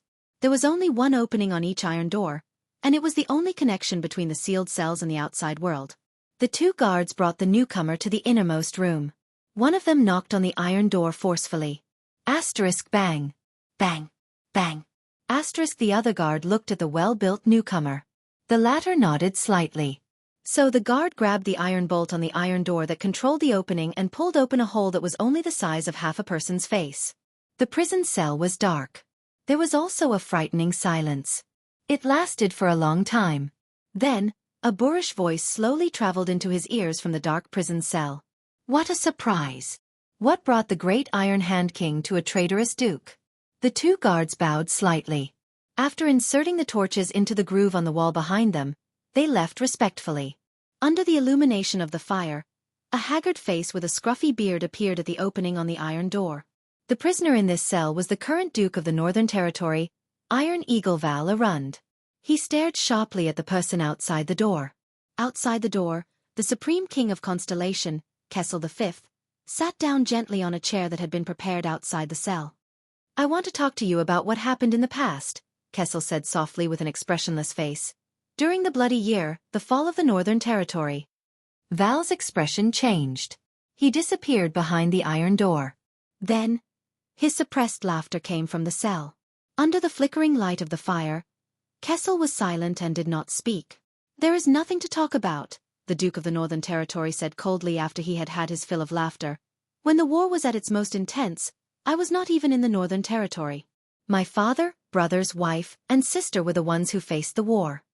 If you want to talk, go talk to them in Hell's River. Kessel quietly looked at the bottomless darkness behind the opening and exhaled softly. What I want to tell you is the real cause of the war. Kessel V's voice was as powerful as before, but there was a hint of sorrow and depression in it. Extet's invasion. There was a moment of silence behind the iron door. What do you mean? Val's voice traveled slowly. The rebellion that year was terrible. The entire Blade Edge Hill and half of South Coast Hill, plus the Barren Bone tribe and orcs in Western Desert Hill, 1/3 of Constellation's land was burning in the flames of war, Kessel said calmly, as if he was describing something that could not be more normal. And after the rebels turned against us, we did not even have a ready-made army. So, your uncle was sent to recruit new soldiers. Val snorted coldly behind the iron door. Starlight Brigade. Kessel nodded, even though he knew that Val could not see him. At saw an opportunity. Nuvan VII frequently contacted the archdukes. The great dragon of the North's invasion was almost a foregone conclusion. They set a schedule for recruiting troops, and they would head south to Constellation at the beginning of spring next year. For a few seconds, both of them did not speak. But the Duke of the Northern Territory soon noticed that something was wrong. Wait, did you say the beginning of spring next year? Val's tone changed. Impossible, At clearly invaded that year's winter. This time, the silence lasted for a long time. Kessel heaved a deep sigh. Yes, that was their original plan. The king spoke in the dullest and most indistinct voice from the bottom of his throat. Because of an accident, they brought forward the invasion schedule. Val's face reappeared behind the opening. His face was ice-cold as he stared fixedly at Kessel outside the prison cell. He realized that there was something strange about this place. What accident? The Duke of the Northern Territory asked anxiously. Why did At bring forward the invasion schedule? King Kessel stared at the ground and did not move. Answer me. Val gritted his teeth. Answer me, Kai. Kessel inhaled deeply and raised his eyes to look at his former close friend. When we received the intelligence from Northland, the entire court was terrified. The rebel army, the Barren Bone tribe and At. Constellation was powerless to fight on all three fronts, Kessel said slowly. So our court came up with a plan. To delay At's invasion schedule. A chill that he had never felt before struck Val's heart. Delay? The Duke asked subconsciously. Kessel nodded expressionlessly and said, provoke a conflict between Dragon Cloud City and Black Sand region so that they will be too busy with their own affairs to invade. Asterisk bang. Asterisk Val suddenly pounced and grabbed the two bars of the opening. He gritted his teeth and stared fixedly at Kessel. How? Constellation sent out assassins and mobilized all their manpower to target the two heirs of Dragon Cloud City and Black Sand region, Soria Walton and Harold Lampard. Kessel's voice became increasingly hoarse, as though a force was devouring the strength in his strong body. That assassin should have pushed the blame for the death of one of the heirs onto the other party, creating a rift between Dragon Cloud City and Black Sand region that could never be mended. Hearing this, Val's breathing became heavier. But an accident happened. Because of some reason, that assassin was exposed, Kessel said slowly, and Soria, Nuvan's eldest son, died. Val leaned against the iron door with his back, his expression indiscernible. Even though there was no evidence left, Nuvan knew that we were the ones who did it. Kessel closed his eyes. What's worse is that this also exposed our true strength. It told them that we were powerless to resist the Northern Army. You know what happened next. Kessel slowly opened his eyes. His voice was filled with exhaustion. At brought forward the schedule. They chose winter, the most unfavorable time for the transportation of supplies, to send their troops south. Horus brought a small number of troops, met up with Nanchester, and headed towards Broken Dragon Fortress. On the second day after his death, John took down Zodra City, the last stronghold of the rebel army. 10 days later, the fortress fell. At the beginning of spring after the new year, the Extensions used the fortress as their base and flooded the lands of the Northern Territory like a tide. There was another long silence. It was so long that even the light from the fire began to dim. Then, the Duke of the Northern Territory broke the silence. Ha ha ha. Val let out a sorrowful laugh. The assassination plan that was supposed to delay At's attack instead facilitated and brought forward their invasion schedule? Ha ha ha ha. Kessel did not speak. He only listened to the Duke's laughter quietly. The Duke finally stopped laughing. Who? A faint voice asked. Who? Val gripped the metal door and gritted his teeth in grief. Who came up with this damned plan? King Kessel looked at Val, at his expression that was a mixture of sorrow, pain, anger, hatred, and shock. The king shook his head. Father had no choice. Starlight Brigade suffered a series of defeats at first. John retreated step by step, from Jade City to the Land of Tusks, then all the way out of Walla Passage. The rebel army even penetrated deep into Eternal Star City. No one expected that John would be able to achieve such a great victory in such a short period of time. At that time, the entire palace was shrouded in the shadow of the kingdom's demise. Kessel took a deep breath. That's why that assassination happened. Val's expression slowly froze, but his hand, which was holding the cell door, kept trembling. If there was no such plan, no assassination. The Duke of the Northern Territory subconsciously murmured. Kessel pressed his hands on his knees and lowered his head slightly. Yes. Kessel's face was slightly contorted.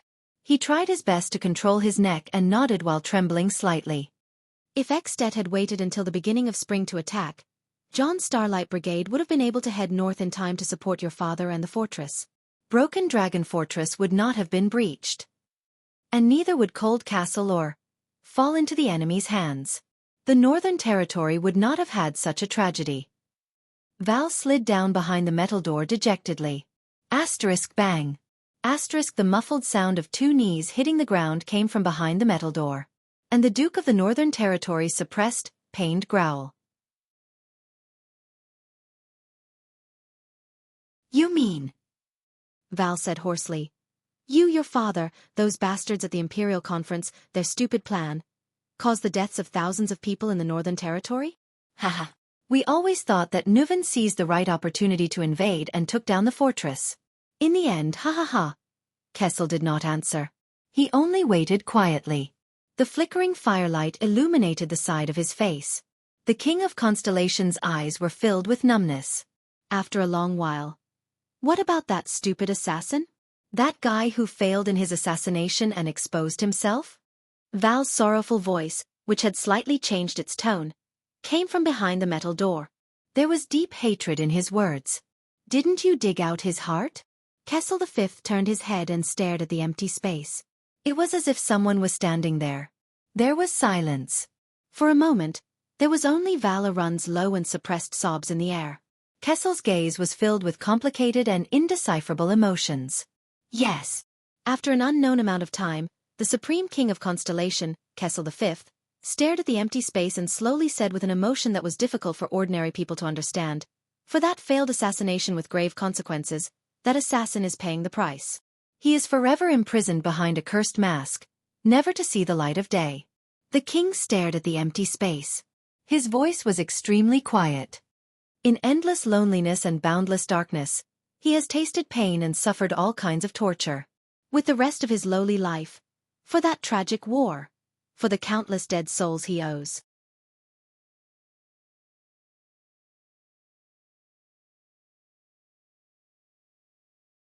Chapter 159. There was silence in the Hall of Heroes. You know, Thales, when Soria died. Thales adjusted his breathing and heartbeat and looked at King Nuven. Anger. Madness. Hatred. It made me want to unleash the wrath of the Walton family and Dragoncloud City at all costs.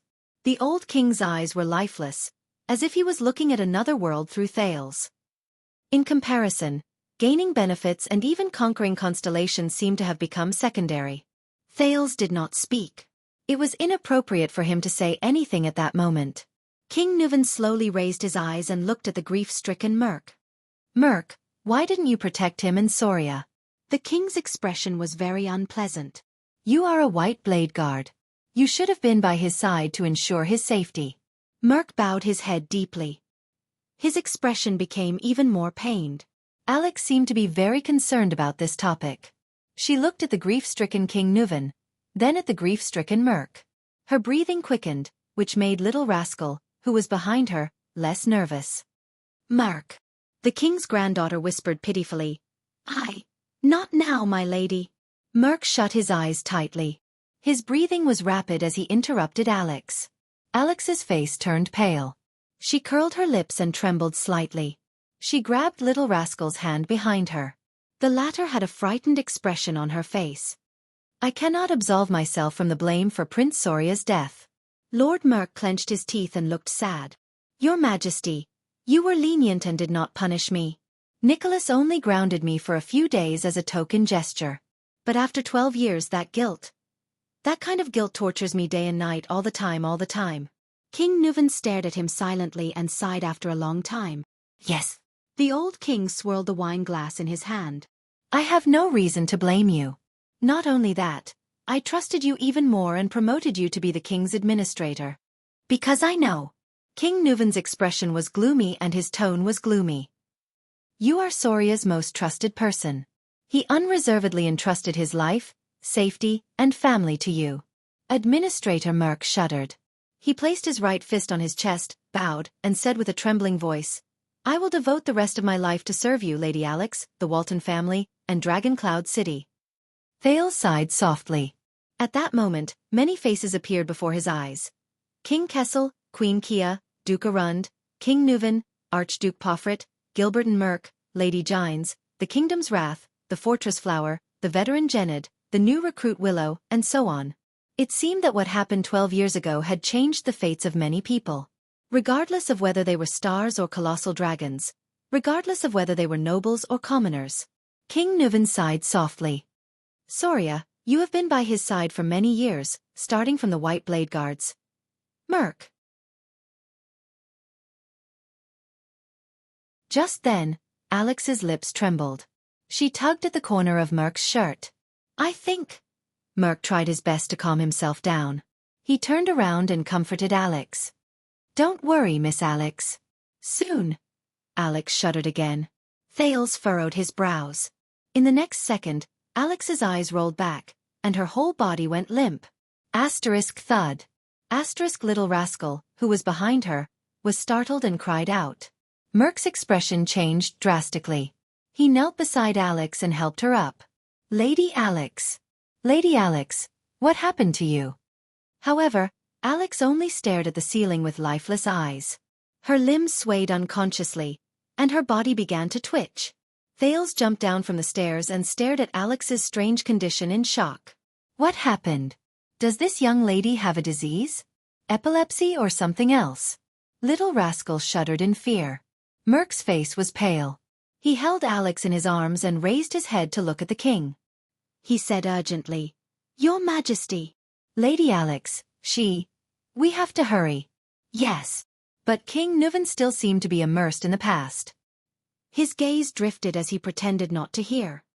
He continued, I remember that you were the closest of friends and brothers, whether it was on the battlefield or at banquets. Seeing Alex's strange condition, Merk was extremely anxious and could not help but shout, Your Majesty. Alex, whose face was pale beyond recognition, opened her eyes and stared at Merk. Her gaze was filled with endless fear. She raised her trembling hands and scratched Merk's clothes in agony, like a drowning person grasping at straws. Thales watched in disbelief. It took him a few seconds to realize what was happening. King Nuvan only stared into the distance with unfocused eyes. Alex's mouth twitched. Her face was drenched in cold sweat, and she looked like she was in extreme pain. Alex opened her mouth wide and inhaled in large mouthfuls of air, but it was as if she was suffocating. The only sound that came out was an unintelligible choking sound. Ah! Little rascal, who was watching from beside her, covered her mouth with both hands and stepped back in horror. No. Merk hugged Alex in a panic. Seeing her look as if she was in extreme pain, his eyes were filled with fear. Lady Alex. The administrator no longer cared about King Nuvan's reaction. He picked Alex up and turned around abruptly. He roared at Little Rascal. Don't just stand there. Go get the doctor. Little Rascal was startled. Still in a state of shock, she turned around instinctively. But Thales reacted faster than her. The Prince of Constellation clenched his teeth and ran out of the hall. As he ran, he yelled, Is anyone there? Help! I need a doctor. However, a voice that was even colder and more terrifying blocked Thales' words of help from his mouth. Don't bother. It's a poison refined from blue vine grass. It takes effect violently and quickly.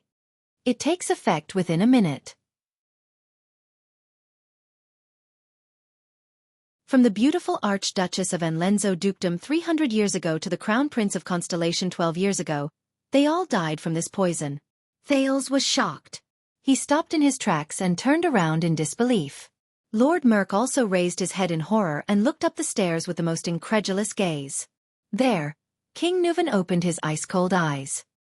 He stared at Merk and his convulsing granddaughter, as if he was uttering the most vicious curse.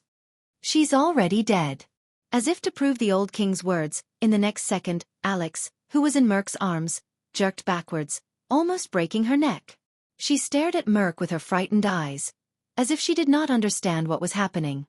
Then, Alex Walton, the last direct descendant of the Walton family, slowly closed her eyes. Her body gradually became limp, and she stopped convulsing. Her hands hung in the air, swinging back and forth. Her head was tilted to one side, right at Little Rascal. Little Rascal looked at Alex's expression and screamed in fear. She fell to the ground on her butt. Thales subconsciously took a step back. His breathing quickened. Why? Impossible. How could this be? Thales could not accept the current situation. He widened his eyes and fixed his gaze on Alex. After a few seconds, he turned to King Nuvan, whose face was ashen and gloomy. Especially the ring on the little finger of King Nuvan's right hand that he was stroking. It belonged to the Emperor of Poison, Kessel Carluz VI, Triumph. And the goblet in King Nuvan's hand. "It's you." Thales gasped for air and stared at King Nuvan in horror. "You poisoned him?" "Humph, of course." King Nuvan snorted gloomily. "And don't forget, you're the one who handed her the goblet." Lord Merk's body trembled uncontrollably. He looked at the little girl in his arms. Thales clenched his fists so hard that they almost cracked. Handed her the goblet? He gritted his teeth and glared at King Nuvan. He felt a strange emotion brewing in his chest. "Bastard!" Thales gritted his teeth and glared at King Nuvan. But the king only curled his lips nonchalantly and looked at Merk again. A few seconds later Merk, whose face was stiff as if his mind was blank, finally extended his trembling right hand and placed it under Alex's nose. Then, as if he had touched the hottest flame, Merk flinched and withdrew his right hand. Thud. Merk, who was holding Alex, fell to his knees. The administrator raised his head and looked at King Nuvan. His eyes were filled with despair and pleading. "No, no, no." Merk shook his head violently. His face was contorted as he stared at the motionless girl in his arms in disbelief. He looked at His Majesty in panic and fear, then at Lady Alex, who seemed to be asleep in his arms. At that moment, Merk's terrified face was filled with helplessness. Thales stared at the motionless Alex in a daze. Little Rascal, who was sitting by Thales' feet, seemed to be scared out of her wits. She just stared at Alex's body blankly and shuddered from time to time. Merk's face began to contort. "I beg you, Your Majesty." He knelt on the ground and spoke in a different tone. Like an asthmatic, his voice was a mixture of gasps and pauses. Tears rolled down Merk's cheeks and dripped onto Alex's face. What followed was his pleading voice. "Why? Why?" Thales clenched his fists, lowered his head and exhaled. Merk sobbed and screamed at the king. "Why? Why?" King Nuvan seemed to have just recovered from his silent contemplation. He stared at Merk, who was trembling and crying, and uttered through gritted teeth. "Burn Merk. Shouldn't you know this?" Merk shuddered violently. "If it wasn't for Mariah's death, I wouldn't have combed through the Walton bloodline." King Nuvan closed his eyes and said in pain, "The High Priestess of Bright Moon Temple wouldn't have realized that she wasn't of the Walton bloodline." Merk stared at King Nuvan with his eyes wide open and trembling in disbelief. Thales' jaw dropped. He stared blankly at Merk and the little girl in his arms. "Bloodline? Not of the Walton bloodline? Doesn't that mean that the Walton family, which has been passed down for 600 years? And this also reminds me of many things," King Nuvan said coldly. "Soria loved to hunt, but he never brought a woman with him, not even his wife." "Speak," the old king said in a low voice. "What happened in the assassination 12 years ago?" Merk listened to the king's words as if he did not hear anything. He subconsciously hugged the little girl in his arms tightly, sobbing, tears falling continuously. King Nuvan seemed to have exhausted all his patience. His face was ferocious, and he roared like a terrifying lion. "Speak!" Frightened by the roar, the nervous little rascal shrank back with a yelp. Thales tried hard to sort out the situation before him. He exhaled forcefully, walked to Little Rascal, and pulled her up. Little Rascal grabbed Thales's arm tightly as if she had found someone to rely on. She looked at the terrifying scene before her from behind her glasses with a terrified expression. Merc's eyes were filled with despair and desolation as he cried. He looked at the girl in his arms and snorted, as if he was crying but not laughing. 12 years ago. Soria brought Madame Adele out of the city. Because... His words were mixed with his panting, like the last words of a dying man. Because what? King Nuven stared at him. Because. Merc stroked Alex's hair painfully. Because Soria found out. Found out what? The king's voice was bone-chilling. Merc's face was filled with pain, as if he was tormented by the biggest nightmare of his life. He found out about us. About me and Adele. Thales stared at the short-haired warrior in shock. Little Rascal pulled Thales' arm and hid behind the Prince of Constellation. She gritted her teeth and watched the scene in disbelief. Yes. Merc wailed in despair. Alex. She is my daughter. Clang. King Nuven could not take it anymore. He threw the wine goblet on the ground with a force filled with hatred. The iron goblet clanked on the ground, accompanied by the administrator's sobs. Thales took a deep breath and tried to understand the situation before him.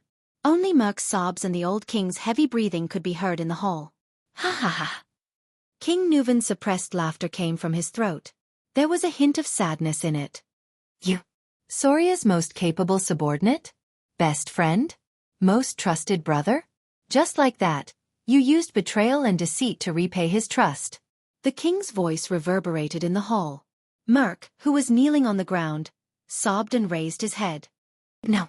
As if his greatest dignity had been violated, he roared with tears and snot in his eyes. I did not betray him. I did not betray Soria. Thales watched the scene in front of him with an unpleasant expression. He only felt bitterness in his heart. Merc looked at the girl in his arms and sobbed softly. Prince Soria Soria was a good brother, and I was willing to give up my life for him. He growled. In the White Blade Guards, we trained under Caslin to become the most valiant warriors. When we were in the 38th century ground, he crawled with a broken arm to block a fatal hammer blow for me. When my mother was seriously ill, and my sister came to Dragoncloud City to look for me, he personally sent a doctor to save my mother's life. When we were surrounded in White Mountain, he and I had our backs against each other. Those sharp-eared arrows pierced through my left shoulder and his right shoulder. We cursed each other's luck and fought back to back as we retreated. We persevered until Caslin came to help us. I still remember the day I went back to my hometown to get married. That bastard, Merc said with a smile through his tears. Soria brought his brothers from the White Blade Guards and came to our village with a tray full of rye wine and roasted meat. He raised the red dragon flag and the cloud dragon spear flag. The local counts and knights all came. The expression on the village chief's face was even more exaggerated than when his son became a tax collector. Mother was very happy. She finally felt that her son had made a name for himself. Soria? I have always treated him as my closest brother comrade, Your Highness. Merc roared angrily with tears streaming down his face. I will never betray him. King Nuven stood up abruptly, his hair and beard bristling with anger. T. Thales felt his hand tighten. Behind him, Little Rascal began to tremble again. He could only try his best to hold Little Rascal's hand and comfort her. You cheated on my son, the man you were supposed to be loyal to. King Nuven's eyes were burning with anger. He said loudly, You cheated on my son, the man you were supposed to be loyal to with his wife, and even gave birth to your child. You tarnished the Walton family's dignity and bloodline. Do you think this is not a betrayal? You have never treated him as a brother in your guards, a man you should be loyal to with your life and honor. Traitor. Kneeling on the ground, Merc listened to the king's words and looked at Alex, his daughter, in his arms. With tears streaming down his face, he roared in grief and indignation. No. He closed his eyes in agony. Thales gritted his teeth and frowned as he watched the confrontation between the king and his vassal. He felt a wave of sorrow in his heart. It's not like this. Adele, she was so good. So gentle, so. Merc lay on the ground. He clenched his right fist and pounded the ground miserably. She shouldn't have married into Dragon Cloud City. Shouldn't have met Soria. Should have met you. King Nuven's words were filled with terrifying emotions. Shameless traitor? Adele. Adele. That was a mistake. Merc's teeth trembled as he caressed his daughter's face. His expression changed several times as if he was looking at another person through her. Whether it was me and her, or Soria and her. It was all a mistake. She shouldn't have left Camus Union, Vine City, the flowers, and the blue sky that she cherished. She only belonged there. As for Soria, he's a good brother and a good warrior, but he never cared about women. Prostitutes, women he captured after the war, maids in the castle, and ladies of the nobles. None of them made a difference to him. Merc put his face against Alex's and cried, Soria, Soria, Soria. In Soria's world, there was only wine and battles, politics and victory. The only people he cared about were warriors, friends, and enemies. On the night of their wedding, Soria was dead drunk. I stood guard outside their bedroom. That sound was like a gun exploding. Adele's resistance and sobs. I guess Soria thought that it was a celebration after another battle. The next morning, Soria went hunting. He left me to watch over Adele. Her expression, that was not the expression a newlywed wife should have. Thales listened to Merc's desolate and painful confession with an unpleasant expression. Finally, one day, I saw Adele trying to cut her wrist with a pair of scissors. I told Soria and tried to persuade him to treat his wife better. But Soria thought that she had insulted the Dragon Spear family. Every time, he would angrily pick up his whip and teach her a lesson. Soria said. At that time, I stood at the door, clenching my fists, listening to Soria's roar and Adele's screams. I was angrier than Soria, more in pain than Adele. Merc hugged Alex tightly. His eyes were closed, and tears gushed down his cheeks like a flood. Since then, Adele wanted to commit suicide more than once, and I stopped her more than once. But I hid it from Soria, because I did not want Adele to be hurt by him again. Adele. She's like a flower that has been trampled on and abandoned. Soria's attitude towards women is even more terrifying than the most inflexible Northlanders. When he's in the mood, he'll force her. When he's not in the mood, he'll ignore her and be indifferent to her. Thales closed his eyes and sighed heavily. Adele. She was too lonely, too pitiful. Merc stroked his daughter's hair. His eyes filled with sadness. She traveled a long way to come here, and Soria did not know how to cherish her. He only treated her as a puppet and a chess piece, a bargaining chip to form a marriage alliance with Camus Union. I tried everything. I just tried to make her happy, tried to stop her from committing suicide again. Agitated, Merc muttered incoherently, from magic tricks to flowers, to finding girls from Camus Union to relieve her boredom, to trying my best to get Soria drunk at night when she did not want to. Adele was very grateful to me and happy that I did these things for her. She stopped trying to commit suicide and started to smile, even though she only smiled at me. My wife passed away in my hometown. When I didn't know how to raise the 5-year-old Croche in front of me, Adele was the one who took care of her. This made Soria's attitude towards her much better. We became more talkative. She teased Croche in the room, and I laughed foolishly outside the room. She asked questions in the room, and I answered her outside the room. King Nuven's expression was cold, but he did not say a word. Finally, that day we won the war against the White Elves and the Alliance of Freedom. Merc sobbed softly. We returned to Dragon Cloud City in triumph, and Soria drank with us all night. But that day, all I could think about was her. Adele. Merc pressed his face tightly against his daughter's. His tears did not stop, and his right fist was almost crushed. They were all drunk. I went to Adele's room, wanting to listen to her voice as usual. But my wound burst open at that time, and Adele asked me to go in and bandage it. Thales' gaze darkened. Thales' eyes dimmed. A memory surged up from an unknown place in his mind. Hey, Brother Brainiac, you're actually reading a romance novel. What the hell is a romance novel?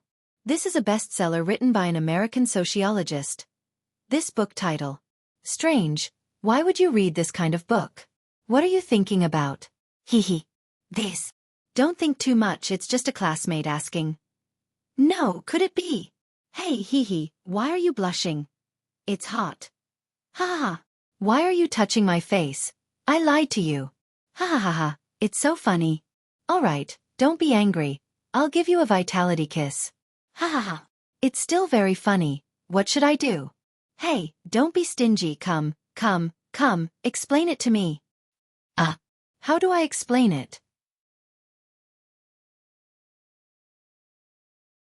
Alright, it mentions something interesting.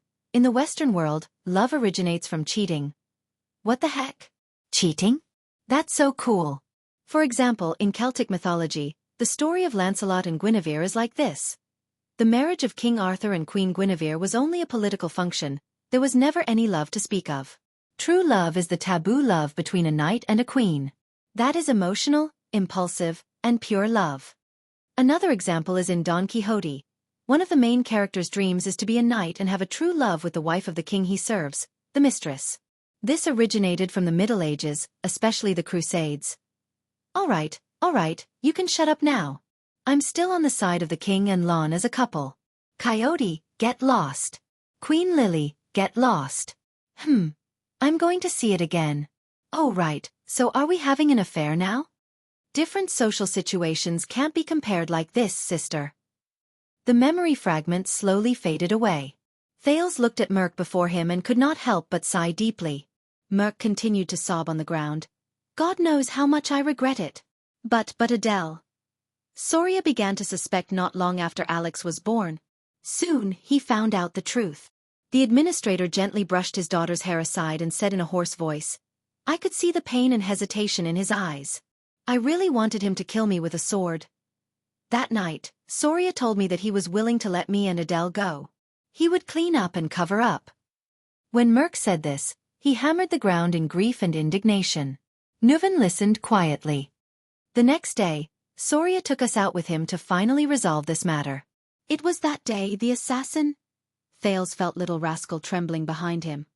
The assassin's first strike wasn't fatal. The assassin saw Alex and didn't strike a second time.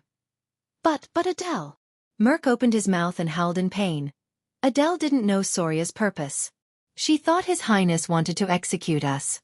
So when she saw Soria fall, she picked up a dagger. Hearing this, King Nuven seemed to have lost all his strength. He sat down on the stairs weakly. In the Hall of Heroes, only Merc was left sobbing in grief.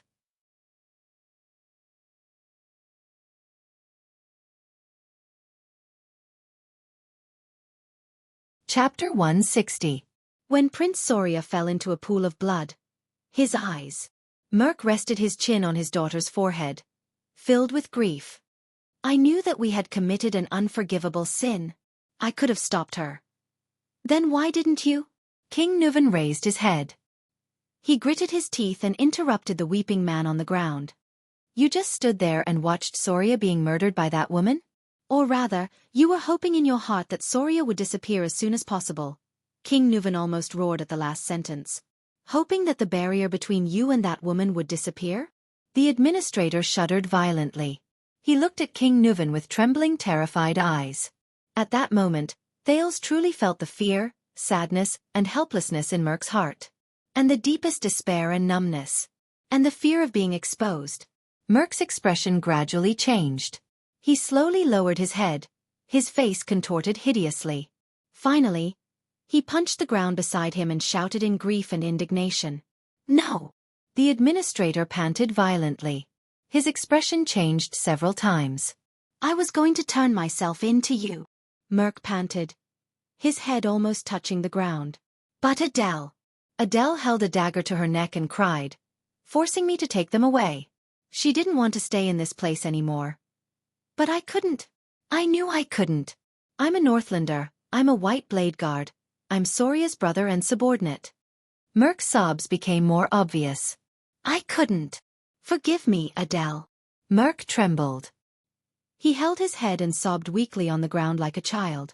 I couldn't. But you didn't say anything. You let Soria rot in lies and deceit. King Nuven's expression was numb. You even brought this child, the sin of you and that woman, back to my court. Merc lowered his hands and looked at his daughter in despair. He stared at her motionless face. But, Alex. His voice trembled, as if his jaw was twitching. Alex, She doesn't know anything. She's innocent. Merc cupped his daughter's face and closed his eyes in agony through his tears. Little Rascal lowered her head in fear, but she felt Thales's hand tremble slightly. She raised her head in fear and alarm. She saw the Prince of Constellation pursing his lips tightly and staring fixedly at King Nuven. His gaze was cold and furious.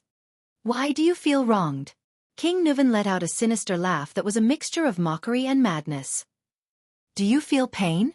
Do you feel like your whole world is collapsing? Because I killed your daughter. Merc inhaled sharply and stared into King Nuven's eyes. Thales took a deep breath and quietly watched Merc's movements.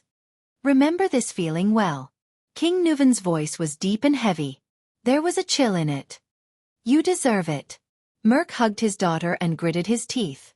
His eyes were red with tears and agitation. He growled in pain. Coward, coward, if you feel indignant, come and avenge her. King Nuven did not care about the enemy who was close at hand. Merc's knuckles cracked as he clenched his fists. He was like an enraged beast. His eyes were filled with hatred, pain, desperation, and madness. All kinds of emotions were intertwined. Thales frowned when he heard this. He looked out of the hall. Where are the White Blade Guards? What about Nicholas? If Merc really went berserk and assassinated the king. Damn it. Merc stared at the king. His breathing became heavier and his fists began to tremble. But the king looked at his administrator without fear. It was as if the person before him was not a powerful former White Blade Guard, but a weakling who was shackled and could not fight back. Come on, kill your king. A complicated look flashed across King Nuven's eyes. He snorted softly and said slowly, just like how you used your incompetence, cowardice, vacillation, and weakness back then. Kill Soria. At that moment, Merc's expression trembled as if he was struck by lightning. He opened his mouth slightly. His lips trembled as if he wanted to say something. But Merc slowly shut his mouth in the end. His face was pale. His body swayed and he collapsed to the ground again. He sobbed silently. Little Rascal cried out in shock. The king did not speak again. Thales tried to regulate his breathing and control his emotions. The Hall of Heroes today had shocked him too much. For a moment, only Merc's irregular sobs could be heard in the hall. After a long time, King Nuven snorted with an indecipherable meaning. Get lost, the old king said tiredly. Don't ever appear before me again. Merc looked up numbly. Burn Merc. Live on like this until you die. King Nuven raised his eyes. His gaze was dim and his eyebrows trembled slightly. Live forever in guilt, regret, loneliness, and torment. Never be forgiven, never be at peace. This is your punishment, for Soria. Merc chuckled like a maniac. He looked down at his daughter and suddenly started sobbing again. Get lost. In the next second, King Nuven roared angrily. Take your sins with you, and get lost. Little Rascal shuddered again. If not for Thale's support, she would have collapsed to the ground. Merc stared at King Nuven with lifeless eyes. After a few seconds, he subconsciously hugged Alex's body and slowly stood up. He turned away insensibly. The child you are hugging is a disgrace to the Walton family. She is the symbol of a traitor. The king stared at his back. His gaze was terrifying. She cannot be buried. She cannot taint my land. If I find out that you have buried her anywhere in At, even if only ashes remain, I will send people to dig her up and feed her to the wild dogs. King Nuven coldly finished his sentence. Hearing this cruel decision, Thales sighed and looked at King Nuven with a frown. Merc shuddered as he hugged his daughter. But he gritted his teeth and walked forward step by step. He walked forward with difficulty. Lady Alex. Little Rascal sniffled and instinctively wanted to follow, but Thales pulled her back. No, don't. Thales shook his head and whispered. It's all over. Your lady. Little Rascal shuddered and looked at Thales helplessly and aggrievedly. Thales just stared at Merc's back quietly and did not move an inch.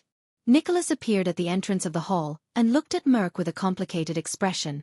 But Merc only lowered his head and stared at his daughter. His face was ashen, and he turned a blind eye to everything around him. Then, Nicholas' voice came slowly. My blood is my oath, my body is my proof, my blade is my witness, My soul is my sacrifice. Merc looked up abruptly and came back to his senses. He stopped and stared at Nicholas in a daze as he listened to the Star Killer recite the rest of his words. Resist the powerful enemy. Fight 100 battles, until blood is shed. Defend life, fearlessly sacrifice, until the extinction of mankind. Protect the future, honor the faith, until the sun and moon dim. Pass on hope, shine with glory, until all things rest forever. Merc closed his eyes in pain. Tears flowed out again. Rest in peace, my sworn brother. Nicholas finished reciting the oath. His gaze was subtle and he looked at Merc with a pained expression. Your story ends here in the legend of the Book of Legends. Merc took a deep breath and smiled with tears in his eyes. He walked forward numbly. He brushed shoulders with his old superior. Don't forget His Majesty's words. Without turning his head, Nicholas said calmly to Merc, who was behind him, If we find out that you dared to bury her in the country. Merc chuckled in a daze. In the next second, Merc walked out of the Hall of Heroes with the girl's body in his arms as if he was unconscious. His face was dazed and his eyes were unfocused. He walked out of the place he swore to guard. Thales watched Merc's figure disappear at the entrance. Then, the Prince of Constellation panted softly and turned around to ask the question he had been suppressing for a long time. Why? King Nuven raised his gloomy gaze. Alex is just a little girl who knows nothing.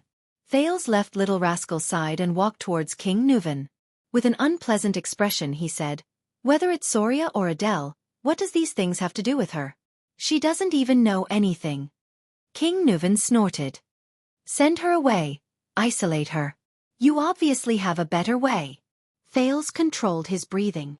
Ah, I've discovered another characteristic of you. King Nuven chuckled coldly. His tone was mournful and silent, overflowing with an unnecessary sense of justice. Who taught you these things? This has nothing to do with justice. Thales clenched his fists. In his mind, the children in the abandoned house, their ragged clothes, sallow faces, and emaciated faces appeared. She is just an innocent child. They did not deserve such a fate.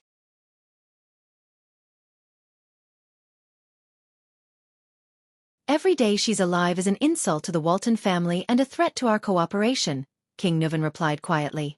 This is a necessary and the best choice. Thales snorted coldly. You can find 1,000 reasons to justify your actions. Thales snorted coldly. Political needs, benefits, secrecy, revenge, punishment, impulsiveness. You can even say that you were forced by your position, that you had no choice and that it was the best choice. But none of these can justify your actions. Thales stared at King Nuven and gritted his teeth. You poisoned an innocent 12-year-old girl and ended her future, Nuven Walton. Just to punish her father for his mistakes. Thales showed disgust. Do you feel happy? Do you feel avenged? Ha, sometimes you are more mature than the most cunning nobleman. King Nuven snickered. There was a mocking expression on his face. Sometimes you are more naive than the stupidest fool. Thales ignored his snicker. The Prince of Constellation lowered his head and clenched his fists. I used to see a person who vented his anger on a child. He could not face his own failure and shame, so he vented his anger and hatred on a child who had nothing to do with him. You are no better than that kind of coward. Thales panted, recalling the feeling of his right hand piercing through flesh. Do you want to know what happened to him? King Nuven's gaze turned cold. Don't forget. The old king straightened his back and snorted coldly. If it were not for the girl's birth and the sins hidden behind her, we would not have gone south to Constellation, and you would not be standing here. Go to hell, Nuven, Thales said bluntly. We understand each other. Put away your pointless lies. Under those circumstances, whether there was an assassination or not, whether Prince Soria was dead or not, At would have invaded. It was just a matter of time. So you are pitying her? King Nuven laughed coldly in a low voice. As I said, you better get used to this kind of life as soon as possible, little prince. Just like how your enemies will not show mercy to you just because you are an innocent 7-year-old child. Thales looked at him, suddenly burst into laughter and shook his head. Caslin may be wrong. It is not that you have changed, nor is it that you are old, Thales said mockingly. It is just that you have always been like this. Soria, Mariah, Pofret, Merc. Do you know why they had that kind of tragedy? King Nuven furrowed his brows. Thales said coldly. If the Walton family has been using such methods to govern your country and treat your vassals and subordinates for the past few decades or even 100 years, then don't expect them to repay you with loyalty and integrity. Your sons. The reason why they died like that was all because of a father like you. Thales finished what he wanted to say and stared at the king before him. He actually felt at ease.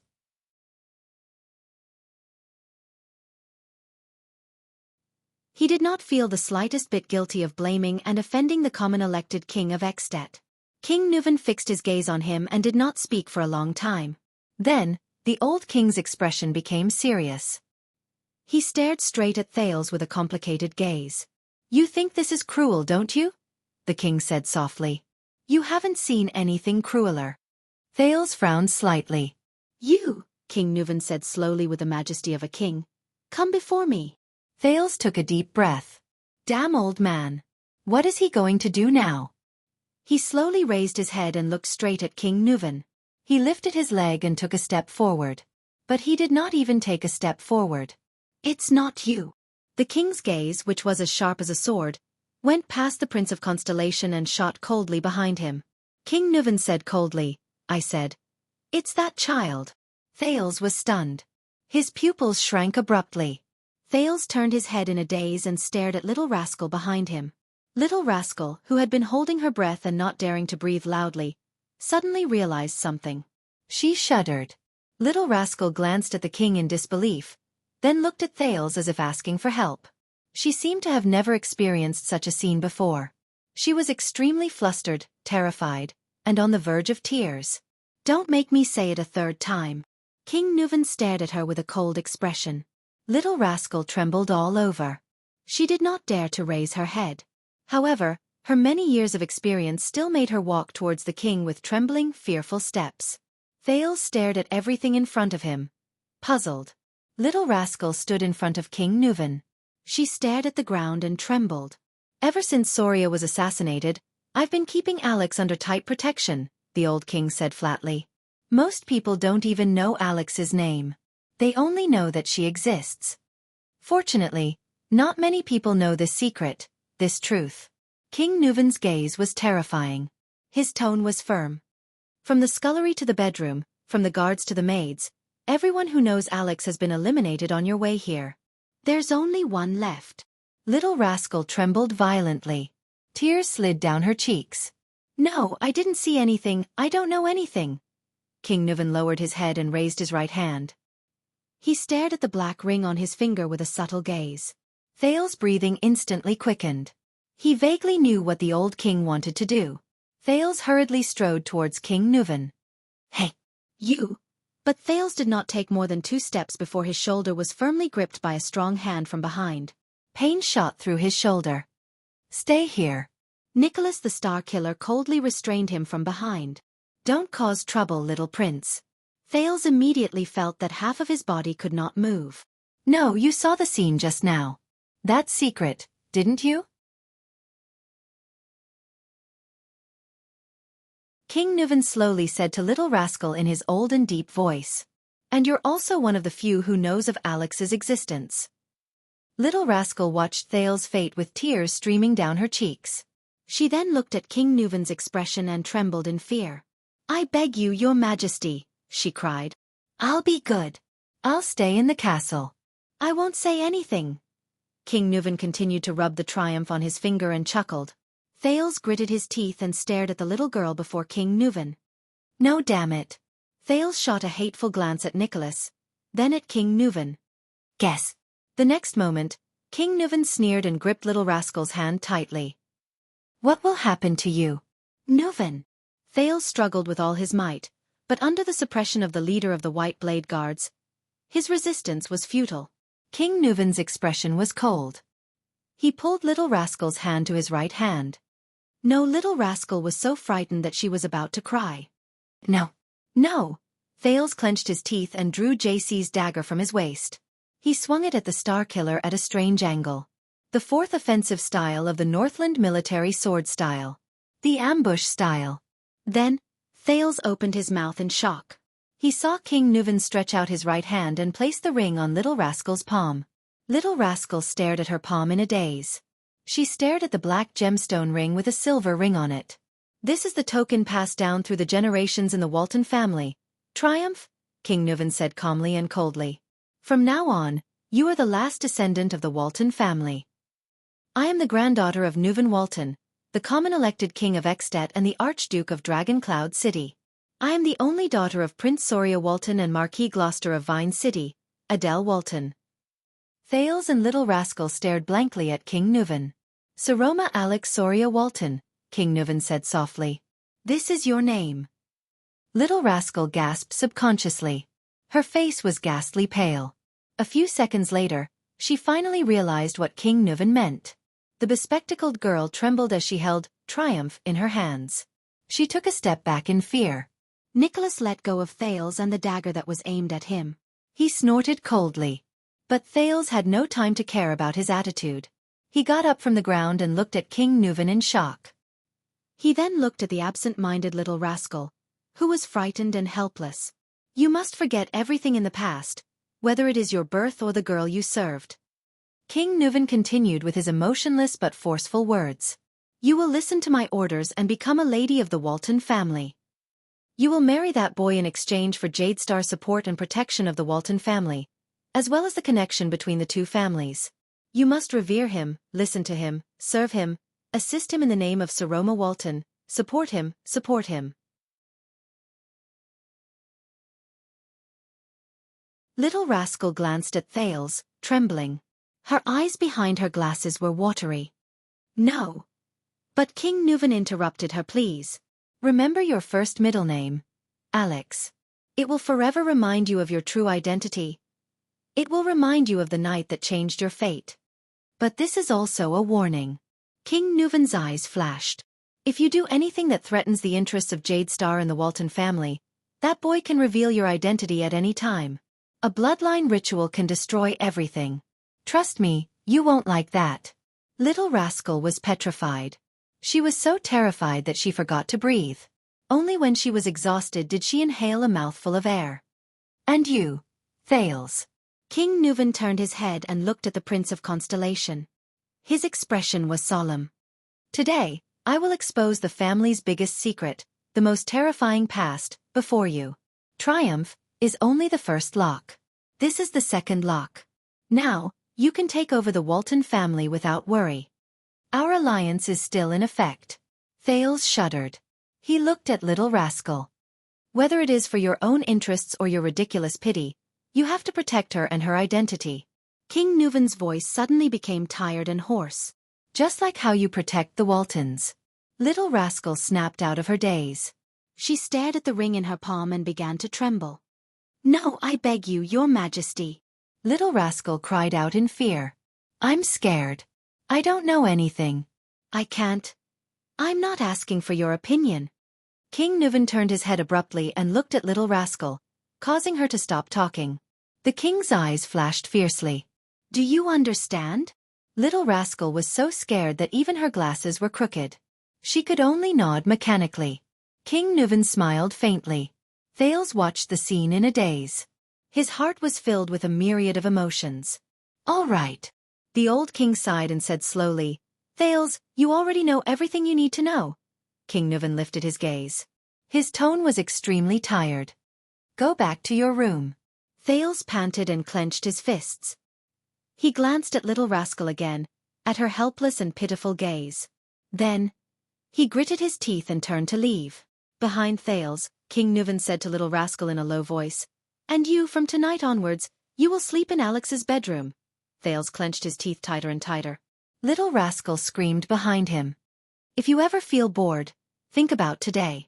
Think about the previous owner of your bed. Thales' breathing gradually quickened. He could imagine Little Rascal's expression at that moment.